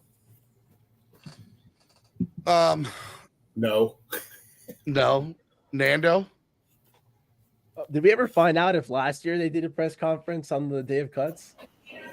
A lot of teams schedule these. This is an announcement of the 53. I don't mean to send everyone home at 10 o'clock and have their parents come pick them up. The party's not over, but they're going to announce the 53. I don't think this is going to be Mike McDaniel, Stone Cold Steve Austin, and all of a sudden Jonathan Taylor is going to run out and say hi. This is an announcement of the 53. If I'm wrong, sue me. Is it true that Nicky Smokes is locked out of Twitter today? He was locked out for like an hour. I think he's back in there. Wait. Why was Nicky Smokes locked out of Twitter? I don't know, but it was hilarious. He was losing his mind. Wait a second. I've never ever seen Nicky Smokes lose his mind, so something's a little weird. Never. He's actually one of the more even. What I admire about Nicky Smokes, my dude, is that he's so even keel. Like, even when after a Buffalo Bills victory, he will walk out of that stadium in such a cool, calm, collected manner, and he'll just basically, yo, nice win, good fight, good try. He never gets too up or too down. I like those kind of people. Even if you. Hey, shout out to Germany over here. In the Germany's in the building. Start a poll. Lorenzo, do you think the Dolphins make? I'm doing a poll. Make the trade. But and so I want to reference. I know we went back to a horrible double entendre of a reference here, but Anthony, get your mind out of the gutter. It was a grease the pole from a riot reference. Get your mind out of the gutter. I kissed your mother with that mouth. Come on, man. Man. I live in Philly. They do that to celebrate a Philadelphia Phillies walk-off single. Come on. They're always greasing poles here in Philly. Here's the thing. I don't know if you make all of these moves without having Noob is great. Well, it's funny because Cameron said it a little bit ago when he first got on. I don't know if you make all these moves without having something in the gun to shoot. Like you make these moves for another move. I have as a 55-year-old, bro, you don't make that reference. Get your mind out of the gutter. No, all right. All right, ready? Here's Chris Greer, and I'm going to go back to analogies. Sorry. Chris Greer is like that old West guy, and he doesn't have like the one gun in the holster. He got two. So if all this capital doesn't work out with Jonathan Taylor, is there other business that he could do with a lot Wilkins. more money? Hey! Wilkins is... No. Sorry, I jumped the gun. I'm just saying. We talked about that. And let me finish, and then you guys go, because I want you to go, and I just want to land here because I'm having trouble landing these days. I just circle the airport for about an hour and a half. But anyway, he's got a backup plan, but he's got 6 bullets in each holster, in each gun. 750 people right now. Let's keep it. Hey, share the link. Subscribe to the channel. Subscribe. If you're not subscribed already, subscribe now. And and it's 750. I want to get to 1,000. I want to get to 1,000. I can't do that without you guys sharing the link on Twitter and to your friends and text. Share the YouTube link. Let people know that we're live. What would Shula do? What would WWS do? WWSD, of course. What would Shula do? What would Shula do? The fact of the matter is, if it does not happen with JT, and now let's get really crazy. If you want me to get really, really crazy, if it is a little bit arduous with JT, and all that money needs to be spent, then maybe there are cooler heads that prevail on the Wilkins side of things, and the Dolphins say, you know what? We're going to come back to you one more time, dude. Here's the final offer. And then maybe that happens, and then maybe week 3, a deal could happen for JT. There are options. But the Colts have flat out said that there's a deal. There's an expiration date on this. The only thing that has a true expiration date is my organic milk that's been sitting in for about a month and a half in the fridge. It's got a couple of days left. But in the NFL, an expiration date just means pressure. All right? It can happen. It can't happen. But my point is, if Greer is prepared, that's my point. He's got contingencies. He is ready to go out and do whatever he needs. He's gotten all of his ducks in a row. There might be more ducks following, but when it comes time to bringing in more ducks, either he's bringing them all in, he's bringing the first choice in, or he'll go back to the second choice or the third choice. He has so many options right now, because how much money did he clear today? Today, by just jingling someone upside down and entering money out of their pockets? $6 million, $8 million? He got another 6th round pick, which could be packaged as a conditional fit for no, we don't have a fit, but you know what I'm trying to say. Yeah. You have so many options right now. So whatever other variables are around, that's okay. Chris Greer will just change lanes. It's fine. It's cool. We're good. Go ahead, Cameron. I'm just reading something. I'm reading something else. Press conference time? No, yeah, I'm trying. I'm gonna do the press conference. I'm gonna stream it live here as soon as it gets on YouTube. So you don't have to go to another screen. We're going to have the press conference live up here. We're not going to get sued, are we? No. We're All right, allowed good. to have it as long as it's like a reaction video, which is what it is. Because your name's on all the documents. I'm not getting sued. No, we're good. We're good. We're going to get there. All right, good. Jason from legal is safe. Dude, I hate litigious stuff. I just like saying litigious now. Say it with me now. One more time.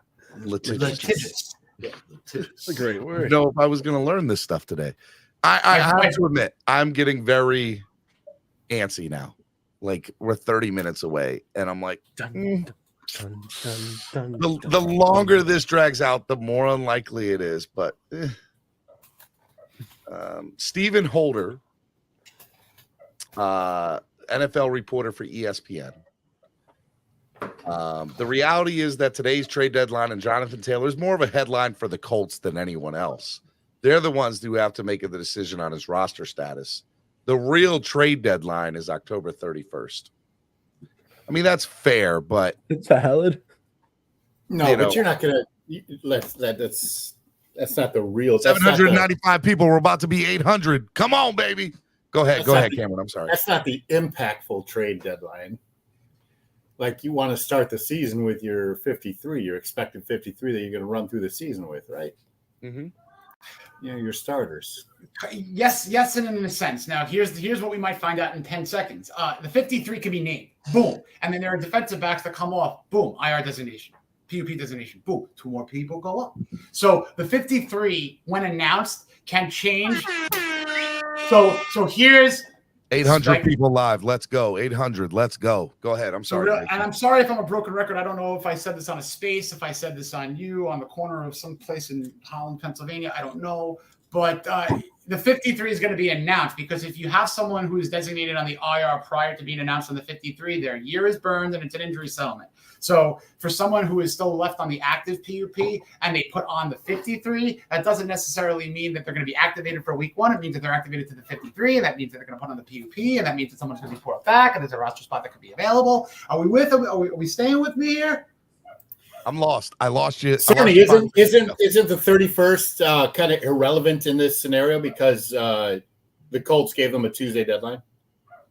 The deadline to pay the contract too. Well, I guess they're not worried about the contract because it's friendly for them. But but in fairness to the Colts, I mean, they want to know whether JT's in or not. So whether he's going to be playing for the Colts or somebody else. Forget about like what the Colts are doing for a second. Just in the 53 to look for Miami's preparation. If they, let's say, have 2 guys that they need to then IR designate, one of them we know is Jalen Ramsey. Right? So if they do use a designation that there's now, by math, 52 players, and there's not a 53rd, that could scream immediacy for Jonathan Taylor tonight. But there is a player who could be active. It's not a guarantee, but there's a player who could be activated. Right now, understanding my drift. 280 votes. Ooh. And then the question was, do you think the Dolphins will make the trade for Jonathan Taylor? 57% said yes. 42% said no of the people that are watching right now. Jason, are you trying to get at Jalen Ramsey? No. Damn it. No, but there's another player. It's Justin Bethel. Isn't it Justin Bethel? No. Justin Bethel's going to make this team in all likelihood because of his special teams ability. So when you look at Justin Bethel like a cornerback, you're allowed. Said that from day one, Jason, on the show. That's the one that is. But hasn't he been out with injury the past 2 weeks? Yeah. M-Cord, honestly, that was the nicest thing anyone's ever said to me. And I don't know if you mean Mad Dog Mandich or Mad Dog Mike and the Mad Dog from old school New York roots, but that was the nicest thing I've ever heard. Thank you, M-Cord. But anyway. Yeah, I'm a little manic today. I'm all over the place. That's what Adam Schefter said. The Ravens are releasing veteran running back Melvin Gordon. Remember when Chris Greer was on Melvin Gordon for a hot second? That was one of those running backs that he said no to, and now here we are, and Melvin Gordon hadn't amounted to anything. So Chris Greer's frugal aspect of the running back class could be moving into a change because of the person, because of the time of the year that he is. And it's clear to me that he really, really, really, really wants Jonathan Taylor. Jim Irsay, to me, is that, and I referenced this on another Spaces. If I am repeating myself, I apologize. You could be driving on a highway going 75 miles an hour and cruising, and then 15 yards ahead of you is just a random accident that halts everybody. You didn't see it coming, and that dude is Jim Irsay. And hopefully we don't see a roadblock. Hey, if you're watching right now and you haven't subscribed to the channel, do it right now. Hit the subscribe button. It's free. It doesn't cost anything. So if you're watching on YouTube right now, just hit the subscribe button. And every time we go live, we're here Monday through Friday mornings here for you, Clock Blockers. It's the #1 Miami fan morning show. We always have former players stopping by. We have the hottest people in the content creator community stopping by. This is where everything happens, and this is what we do here. So make sure you hit the like button. Make sure you subscribe to the channel. Stay here. This is where you want to be. We're about, 23 minutes away from the deadline. We're about to find out who the 53-man roster is. We're going to have to see. Nando, man, what are you feeling right now, man? I was getting lost in a daydream. The lights go dark. The podium, little light splashes on, and Jonathan Taylor rises onto the stage in a Dolphins uniform. Everybody goes crazy, and he gives the press conference. That'd be glorious. That would be pretty dope. I don't think that's gonna happen, but that No would way. be dope nonetheless. You mean like LaFlop? Remember when LaFlop and the big three rose out of the stage? Oh, Exactly. Not 1, not 2, not 3, not 4. I'm with you on that. The Heatles, baby. But in reality, I just want to see what the final 53 is, man. It just means another step closer to football. I'm letting myself get lost in the delusion of Jonathan Taylor, and I would love for it to happen. But if not, I want some Christian Wilkins news at least today. I'm at least. Hey, so did you see this Noah news? You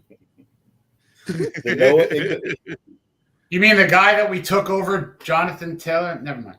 I've already screamed for joy for that, and yes, we've already talked. Not even within an hour. Melvin Was Joseph I wrong, huh? for Jonathan Taylor. Here's the thing. So who's starting opposite X?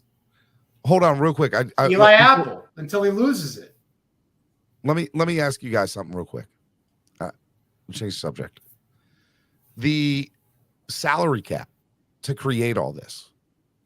Another theory that we haven't discussed on the channel, but I know is being discussed in within the community, is we can carry this over to next year, and it helps with our number for next year with the salary cap, which helps us. Is that, Jason, is that something that you think is playing a part into them making all of the salary cap moves, that they're trying to do it for next year? To me, that doesn't make sense, but it is a theory that's being talked about in the fan community. Oh boy. Is there a Zapruder film to go in support of this theory? What we need to do is understand the fiscal structure of the Dolphins front office. There's Brandon Shore controlling the Excel document, which is probably in the middle of pivot table number 47 right now. And Brandon Shore is collecting the money that Chris Grier is creating. And they're working to see what that money could do.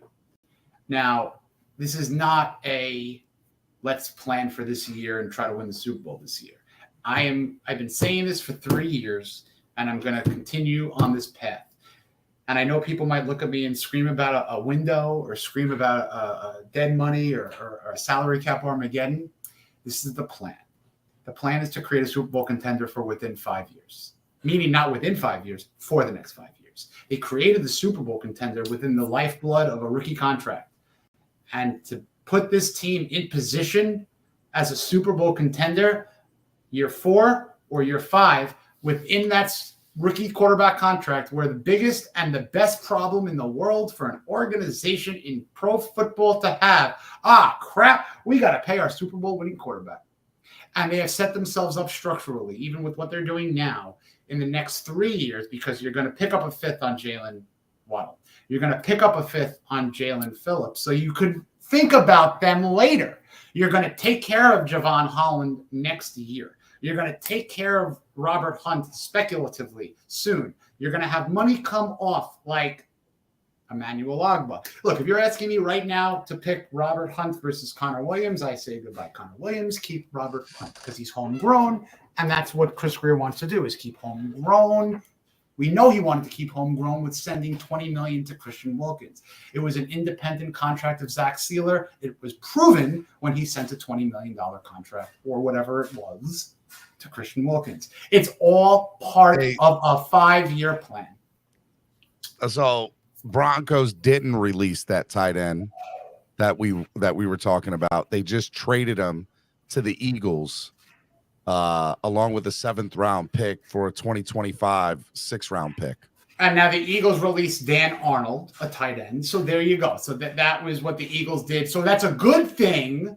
I wanted that guy. Like I was like, man, Albert Abouekubunam. Yeah, he's not going to be a Dolphin now. Let me tell you why that's a good thing too. If we're just really jumping into the mystery team, I thought the Philly was a mystery team. I live in Philly. I also do writing for Dolphins Wire, so I started to go within the Dolphins Wire network. There's Philly Wire, there's Viking Wire, there's Eagle Wire, all that crap. No one could have confirmed with confidence that it is Philly. Doesn't mean it's not Philly, but I'm not saying it was Philly. But the fact that they picked up another player after they cut another one in that same position group, at least they're not keeping a roster spot open for another player to come on in off the street. So that's a nice spike in confidence level if we're eliminating other teams. But again, it's still Jim Irsay. Hey, 847 people live right now.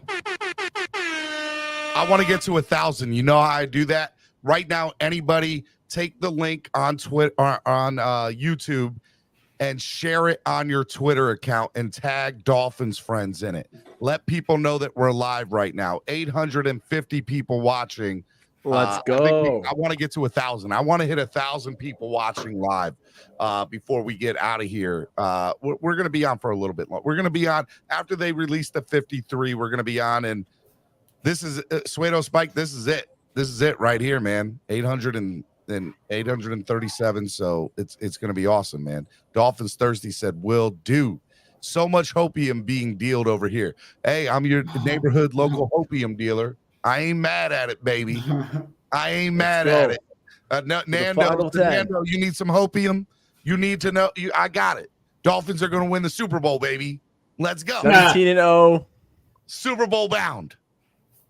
I am ready. Taylor 2,000 yards. I never thought I would go to come back. Who doesn't gamble, but I might be going to Vegas this year if the Dolphins go to the Super Bowl, or when the Dolphins go to the Super Bowl. What I'm saying, when? Okay, start booking your Airbnbs. No, I actually already have a room.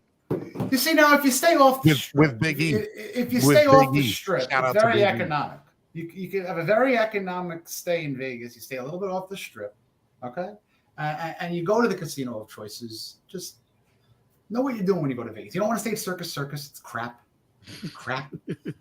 It's scary. You ever walk through Circus? It's freaking scary, dude. I don't love clowns. Real quick, Adam Schefter said the Broncos had planned to waive the tight end Albert Nando. Say his name. I already forgot it. But before they officially turned his name into the league office, they got a phone call from the Eagles. They saw that he was going to be released on Twitter, so they called the Broncos to see if they had turned it in yet. And they said, we want to do a trade for him. But see, that's you know what's not crazy. Twitter is. That's Howie Roseman, bro. That's like Howie Roseman. He is really Dolphins Thirsty out here retweeting. Thank you, Dolphins Thirsty. Tag Stephen D and Jason Sarney in that tweet. Shout out to you, Dolphins Thirsty. Like it. I like Dolphins Thirsty. I like people who like me. To quote the great Jeff Darlington, I like people who like me. So, Sarney, going back to what you were talking about in that scenario, the long play that people just don't understand, right? And we talked about this on the show last week, and we touched on it again this morning. Like the message you send by re-signing, your your in-house draft picks, to not only to your clubhouse. I'll be right back. The locker room, but the rest of the league. It attracts free agents. It attracts people who want to come play here for an organization that takes care of their own. The players have proved their worth, throughout their rookie contract. You want to take care of their own. You want to take care of your own. And I think it's not. You can't discount the fact that Greer does have some reputation at stake in this, and his draft legacy. Correct? Oh God, yeah. He wants to, see, these guys succeed, and it speaks to his, I think, his grade as his legacy as a GM. So that's why I said a couple weeks ago, when the Jonathan Taylor rumors all came about, that I thought there was actually a 0% chance, right? Like I was on Steven's show and said, like, I don't see it happening for those reasons, for the salary cap implications. Yep. First, the second was that we do have a running back room that have fully capable running backs, and thirdly, we saw McDaniel's system. Listen, Mostert and Wilson both gained over 4.5 yards per carry last year, right? Which was exceptional. And we were all in the agreement that the offensive line is where, we need more of a focus and investment. Hey, they're not posting the press conference live, but there's slowly video coming out of some of the press conference. This is purely 53 announcing. This is Christian Wilkins live. This is about a 38-second clip. We'll go ahead. He practiced today, by the way. Yes, he did. Yes, he did. He's not a holdout. He's not going to hold out. He's not going to hold out. He's not going to hold out. Here we go. Get paid. Pay this man. Pay it. Yeah, with all that, at this point, I'm just focused on, just back to being being the best team that I can be and being there for my guys and getting ready to play a game and getting focused on the season. As far as all that goes, whether or not something gets done, my focus is on the season. We got a game to play in 2 weeks, and ultimately, like I said, I'm just here to be the best teammate I can be there for my guys, same way I've been all off season, all training camp. That's really what it comes down to. I like it. Hey, look, that's what I want to hear from somebody who's in that position, right, guys? Like, that's what you want to hear in that case.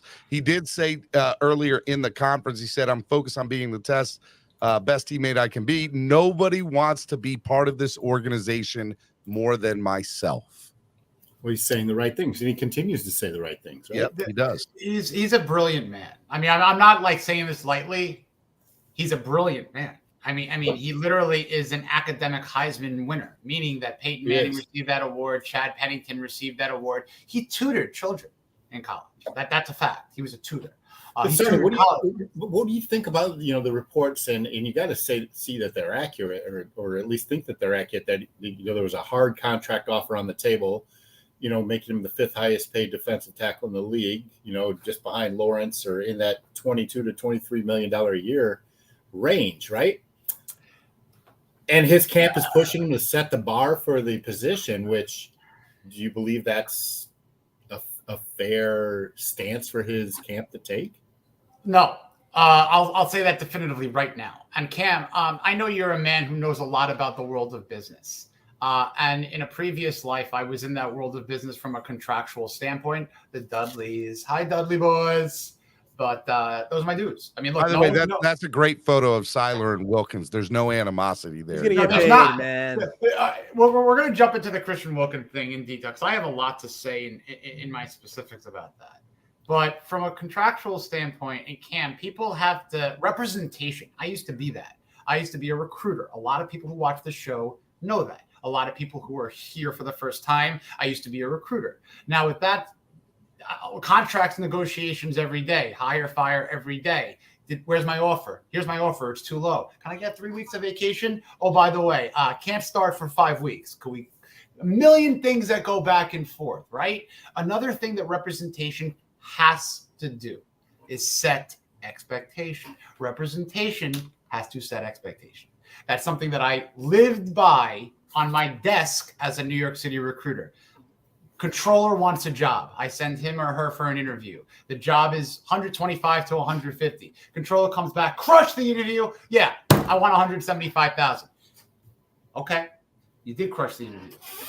We're going to go back and we're going to try to get the top end of the range. Their range, because I can't get you above their range because that's their range. You understand what I'm trying to say? 100%. Sometimes there has to be a concession. Sometimes it's on one individual. Sometimes it's on the entity. In this case, there has to be the first concession has to be from the representation. Going to Christian and be like, all right, listen, we can't get you the top one. We're not resetting the market. Here's the market. This is where they were, and it was number 5. You might not be there. I mean, they have to literally say this to him. And I think they are doing a disservice to Christian because it's not Christian. It's the representation. Correct. Telling Christian, we crunch the numbers, man. Forget this sack stuff. Let me call up 30 other teams, 31 other teams, and find you someone. Let's go to work here. We're going to get you your money. That, I feel, would be a gross misrepresentation and unfair for both Christian Wilkins and the Miami Dolphins. Because the Miami Dolphins took a high end of their range. And I don't know if that was 22. I heard it was 20. I'm not marrying myself to that number. That's what I heard. I was preaching by math comparables. 18 to 20 would be fair. If it was 20 or 22, Chris Greer was being more than fair. He fiscally worked with Brandon Shore to have that part of Zach Sealer in terms of lock up Sealer, lock up Wilkins, and let's do all this other business for all this other business. There is still a chance at that, but I think it is now. As Ursayer is the bad man for the JT scenario, whomever the Mr. Big Agent is for Christian Wilkins, if it's a team, if it's an organization that has 2 or 3 people within his camp, they need to be changing the narrative. Because Christian Wilkins is not a guy to hold out. He's a guy to maybe play with a chip on both shoulder pads, which is a good thing. But at the end of the day, I don't want to bet against ourselves. And Christian should be in a position to get his money. There just has to be a middle ground. I don't know if it's going to happen, but I'm putting it on the representation. I agree 100% with that, Jason. It was very well said. Miami Sports Music's #1 afternoon show right now. We got 850 people in the building. Can we get 150 more people? Can we hit 1,000? I need your help, people. Finance accounting. People know I want to hit 1,000. Let's get 1,000 people. Share the link and do me a big favor. Subscribe to the channel.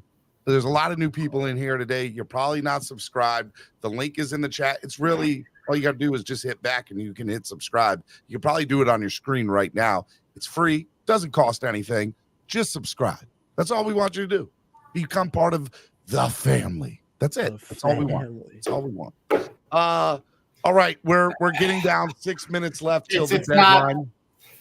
Guys, this is why I was like, this is why you can't get excited. I don't know how good it's looking.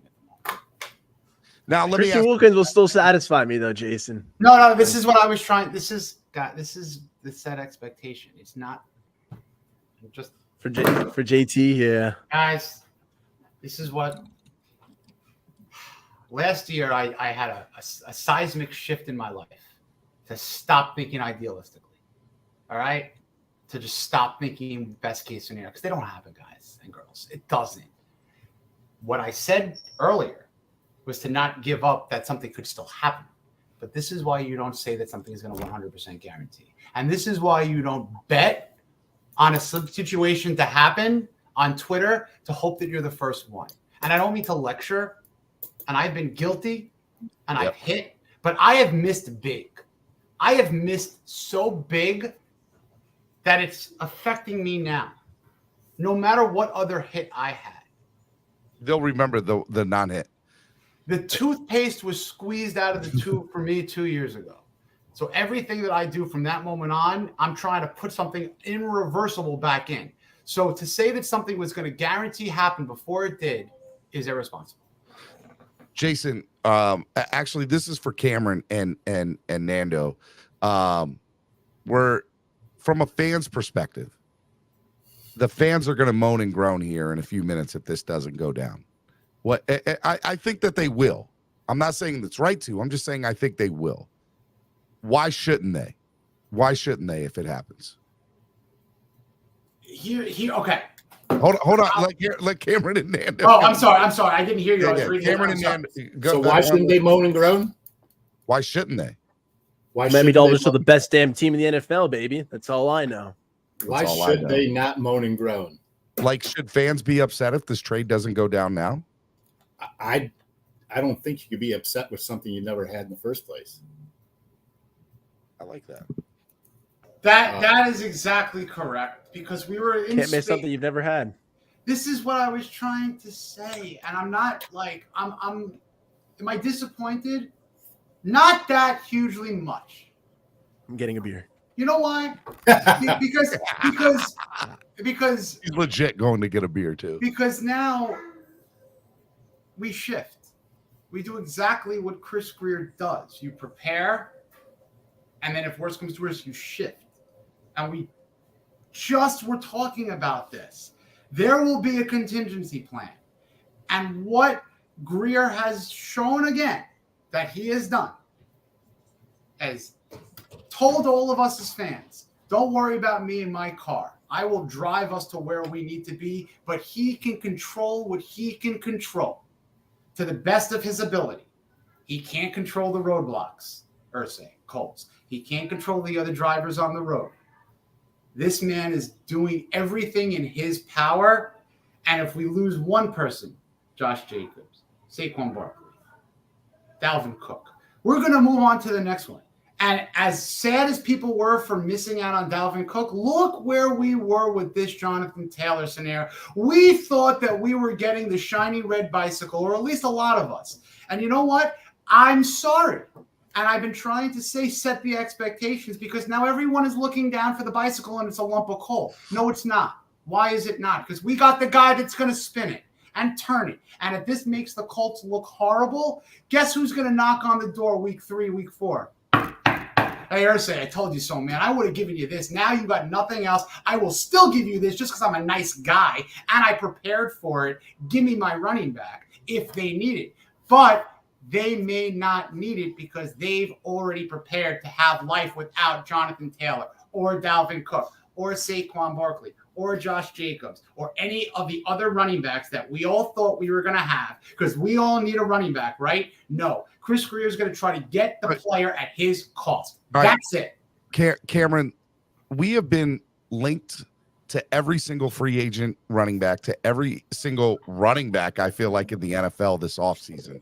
Do you think the Dolphins were ever truly in on it, or was this more of, fans and beat reporters just holding out hope, or do you think there was, real legs to this? Just as Jason just said, I think the team was in on Dalvin Cook and in on JT at their price, and kudos to Grier for not bending, and going back on what he knows is his standard. And listen, and to extrapolate what Jason just said, Grier has, to answer to the accountants, he's got, allocations for each position. And so, he showed that he found some money today, but was it enough to, was his trade collateral enough for, the Colts? That obviously all right. Breaking news. Adam Schefter reporting. No deal. Indianapolis did not find a way that it felt it was a fair value offer for Jonathan Taylor, and will not be trading all-pro running back today. There you go. With no trade materializing today, Taylor is now expected to remain on the PUP list, making him ineligible for the first 4 games of the year. So, I'm sorry to not do coming this, to Miami. I actually not going anywhere, though. Not going anywhere. Did I not tell you 0% last Thursday? I think this is a loss for the Colts. Now, let me ask you, though, why make all these moves today? I just told you. I mean, is it you think in week 4 week 3 they're gonna be like, hey, bro? They're gonna move on to the next part of business. They're gonna actually go back and revisit business. I've been playing off of the moment for the last 48 hours and 24 hours. Whereas last week I said, forget this, forget that, this will happen. And then I pivoted a little bit with my percentages. And then about 45 minutes ago, if you've noticed, I've been very bummed. I stopped with the percentages. I tweeted I'm going to stop with the percentages. There's reasons why I'm doing things, right? Because percentages are inaccurate. And if you say that 100% something is going to happen, if it doesn't happen, you look really dumb. And I'm sorry about that, because I've learned so many horrible lessons, and I learned what I messed up today too, apparently. But the fact of the matter is, you can't say something's a guarantee until we're actually calling it a fact. Now, here's the thing, and I'll let you go here in a second, Cameron. We still need to know who's on the 53-man roster, because at the moment we don't have the official roster.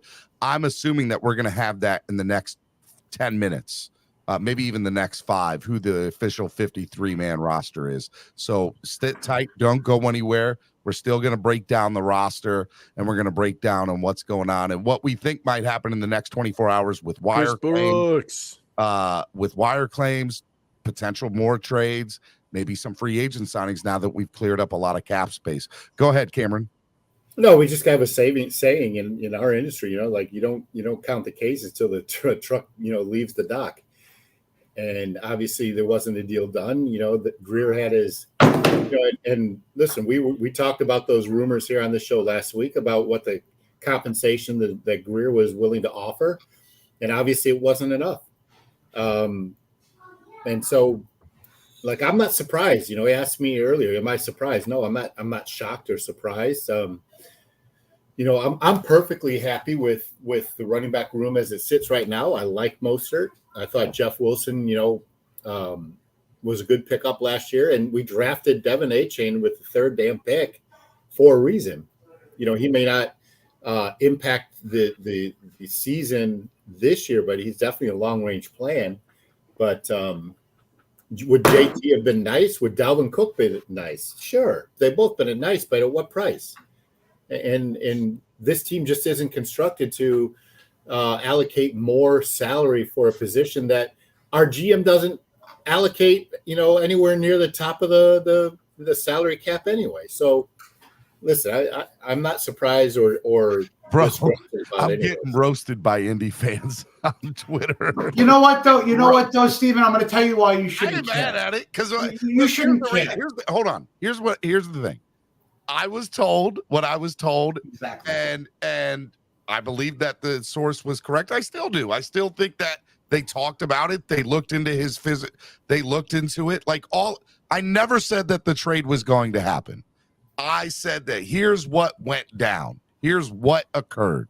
Never said that the trade was going to happen. Just gave you what was given to me.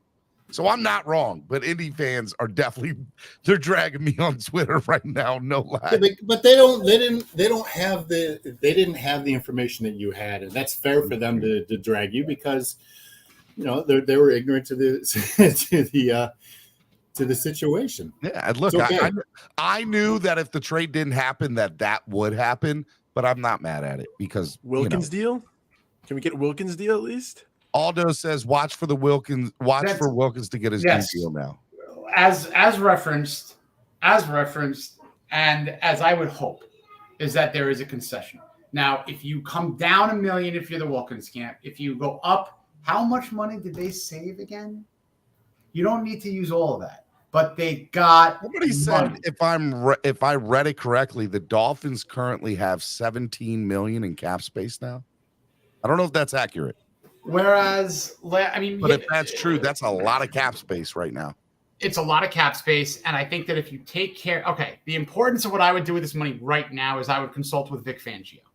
I would knock on Vic Fangio's door right now, and I'm going to take this from people who said something in a space from a couple of days ago or yesterday. I'm sorry I can't reference who. It's someone maybe in here, someone who's a Twitter person, but.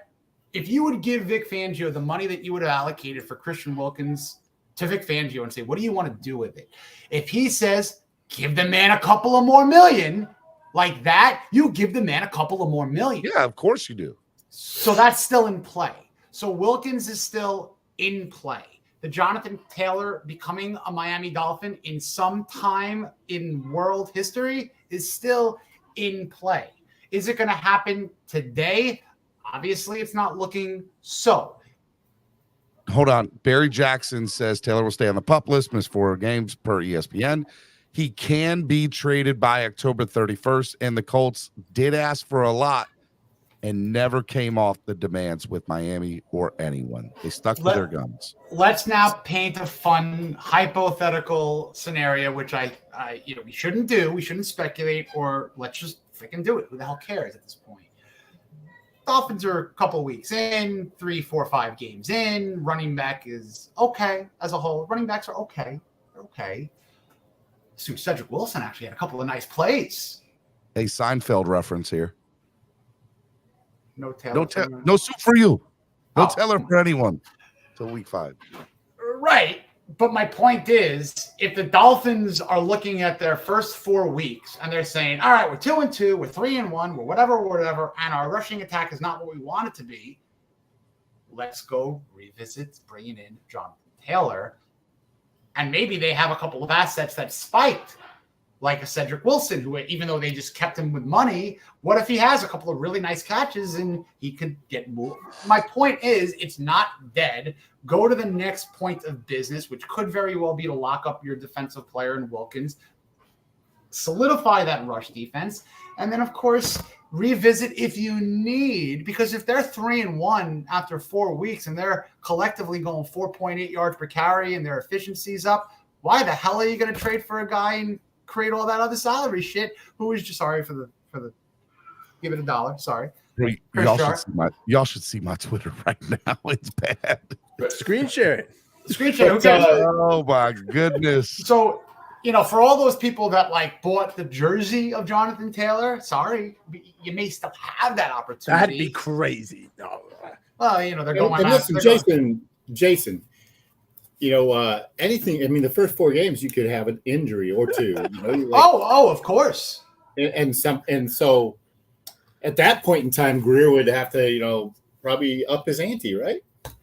I mean, maybe, or if you don't, yes. Look, if God forbid on a Sunday a running back goes down, and it's the same thing like what happened when Zach Sealer was signed, when no one could stop a nosebleed. Drew Rosenhaus got a call, and he was like, Chris Greer's calling 105 yards from Tank Bigsby. Yeah, we got him. We're going to get my money for Zach Sealer. It's the same idea. Like, if it's an obvious scenario where the general manager on the other side will know that he could police the person. Oh, your top running back just went down. Your rookie's banged up. Sorry, dude. This is what I want, or else I'll move on. If it's not a scenario where Greer needs the running back, if it's a luxury item and the Colts are shit out of luck because they already PUP'd him, next year's gone anyway, then they might have lost. Hey, excuse me, Jason. How many viewers do you have now, Steve? 650. So we have 200 Indianapolis Colts fans. There's 200 Colt fans waiting for you to. They were there. They're like, bro. They were sweating. I ain't mad at it. No, you shouldn't be. Hey, well, here's another one. National Football League today placed Hassan Haskins of the Tennessee Titans on the commissioner's exempt list following an incident during the summer. Haskins, the Jaguars guy you said? 2 people today that have been on the commissioner's exempt list. Interesting. The Jaguars guy you said was a domestic battery case, bro. Like, he got Haskins arrested. now up there too. I don't know what happened to Hassan Haskins. Let's see here. I'm waiting for the 53 man to come out. I'm definitely getting, like, every time I try to hit refresh, I get a new thing from people getting me. I ain't mad at it though. You shouldn't be. No, don't be. I think it's funny. I think it's hilarious. It's funny. Is that your dog, Sarny? Yeah, I'm on noise canceling headphones. What do you guys hear? I don't hear. So I'm sorry. Because it's either your dog or my dog outside somewhere. We're like, whose dog is that? I'll tell you what, dude. I have to hop out. I have a million things that I have to do, including essentially walk the dog. But are you staying on for a while, Steven? I don't know. I want to try to get the 53 man roster, and that's what I'm like waiting for. See the official 53. That's what I want. I'll hop back on in 20. I got to take this. I got to take this guy for a walk. How many times are you in a podcast and someone's got to go take a dog for a walk? This is professionalism at its best. You're such a professional, Jason. You're the man, Jason. You killed it today. You killed it the last 24 hours, Jason, just so you know. The damn Feeney breaking news. You're the man, brother. You do this daily. You do a hell of a job. I love you. Watch this, man. If it's your first time coming on over to Clock Blockers or what Steven Don't D make does, it the last. This is a dude right here. Cameron, I love you. Nando, I love you. Everyone in the chat, thank you. Fins up. Good to see you, Jason. Hey, Mr. you're going to be a guest chef on the grill at East 32 one of these weeks. You know, it's funny. I was going to ask you because you do all the legwork with bringing all the materials. I just got to bring me and the ingredients. I'll do it anytime, man. I'd love to. Allie just texted me and said, R.I.P. Steven. Well, I love you. Be well, Steven. You'll be okay. You're my dude. All right. I appreciate it. Boy, when Allie's texting me, talking about I'm in trouble. I'm in trouble now. Listen, once the 53 is released, nobody's going to remember. Well, they're remembering. They are remembering. We'll see it on ESPN today. Hey, at least we got rid of Noah. Wins. You won, but at what cost? I swear to God, this team could go 0-17, and you'll be happy in week 18 because of that fact. Noah's not here. Noah's not here. I will still stand by my wager, Steven. Who gets an interception first this season, Noah or X? And I got a New York Jets Matt, who's got 30,000 Twitter followers. Pete, I know you'll never forget. Bro, let me show you what he just. Yeah, because Skylar Thompson's getting cut next.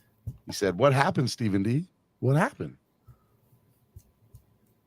There we wow. I don't know, man. I never said that he was getting traded. Those words never were in my thing. I said Jonathan Taylor trade alert. That's it. Where's Wilkins? Any PR is good PR, Steven. I'm learning real quick about it. They got me. Thank you, Aldo, for the $5 donation. Appreciate it. Boy, 500 people strong still, baby. I love it. I'm telling you, maybe you should do some clock blockers in the afternoon. Hey, man, this was pretty great. All right, here we go. Hey, Noob just laid one on you. Noob, did he? On Twitter? Twitter sources batting 1,000 this offseason. Oh, yeah. That sounds about right. All right, y'all ready? Here we go. Miami Dolphins have announced the release of cornerback Justin Bethel. Justin Bethel did not make the team. I'm surprised about that. Wide receiver Robbie Chosen, running back Myles Gaskin, defensive tackle Deshaun Hand, tight end Tyler Croft.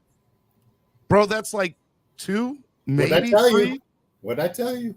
Cornerback Perry Nickerson gone, Cedric Ogilvie gone, Jamal Perry gone, Malik Reed gone, Ethan Bonner, Tanner Connor, Cameron Good, Ryan Hayes, Elijah Higgins, Braylon Sanders, Bryce Thompson, Alama Uvalde, Trill Williams. We also waived on an injury settlement Dawood Davis, placed cornerback Nick Needham on the reserve physically unable to perform list. Does that mean he's out for the year, Nick Needham? Or 4 games. That's not the pup. They said physically unable to perform. No. So PUP. Okay, all right, yeah, you're right. Okay, place defense. Okay, all right, here we go. Place defensive back Keon Crossan and tight end Eric Sauber on injured reserve. So are they out for the year because we put them on injured? That's 8 games or 7 games, whatever it is with this, offset. Yeah, short term or long term. Oh, someone's selling candy bars in the back. What's going on? Oh. What's up? Time for pockets. Oh, say hello to everybody. We got 500 people. Hello, 500 different strange people. Hey, let me ask you, son. What do you think about the 53-man roster? He doesn't know the 53-man roster. We didn't get Jonathan Taylor. But that's okay. All right. Too bad for you. Oh, this is Savannah's new book. Here, go give that to Savannah.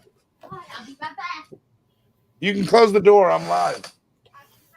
Hey, so Tanner Connor, Croft, Saubert, Elijah Higgins, and what was the fifth tight end there that they didn't name? Hill, right? Yeah. Yeah, 100%. So right now he's on the roster. So you got to expect Croft to be re-signed after, the 53 is, like after waivers clear, right? Yeah. Yeah, 100%. So, interesting. I'm a little the Justin Bethel I'm surprised with, and Robbie Chosen I hope comes back. It'll be interesting. Patriots cut Billy Zappi. No. Yep. The Zappy hour is unleashed. The Zappy hour is gone. Who's their backup? Me. I don't know if they have one. Patriots depth chart. Boy, Jet fans and Patriot fans and Bills fans are coming out of the woodwork on social media to me. And Colts fans. Oh, they have Malik Cunningham, Cameron. He did well in the preseason. He did. Louisville action. So they got to pick up somebody for tight end on waivers. They have to. Or trade. Dolphins tomorrow will have another tight end on this roster. So here's my expectation that Croft and Higgins get re-signed. Yeah, to go to the practice squad, not to come back to the 53. Croft is going to be on the 53. You think so? Well, why not make him that now? Croft or Saubert, pick one. I mean, my question is why? What is the difference of not allowing them to be on the 53 now? Same thing with Robbie Chosen, man. Re-sign them so their contracts aren't guaranteed after week 1. So maybe it's in after week 1, that Monday after week 1. Well, might be. We'll have to see. Look, if I had to guess, Eric Saubert stays. But I mean, there's a lot of tight ends. I'd be surprised if Tanner Connor doesn't ask to come back to the practice. Yeah, as the practice squad, that makes sense to me. That 100% makes sense to me. Did we keep Julian Hill? Yeah. And Chris yeah, Brooks. Julian Hill, Brandon Peely, Julian. What? Hey, Cameron, I said 3 undrafted free agents would make this team at the beginning of the year. I said 3. I said Peely from day 1. I didn't know who they were, but I said 3 undrafted free agents will make this team. And I was right. I thought Aubrey Miller would be one of them, to be fair. But I hope they bring Aubrey back on the practice squad. I did say Peely. I said Keandre Smith.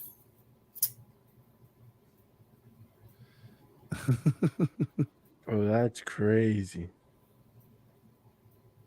Boy, I'm getting cooked.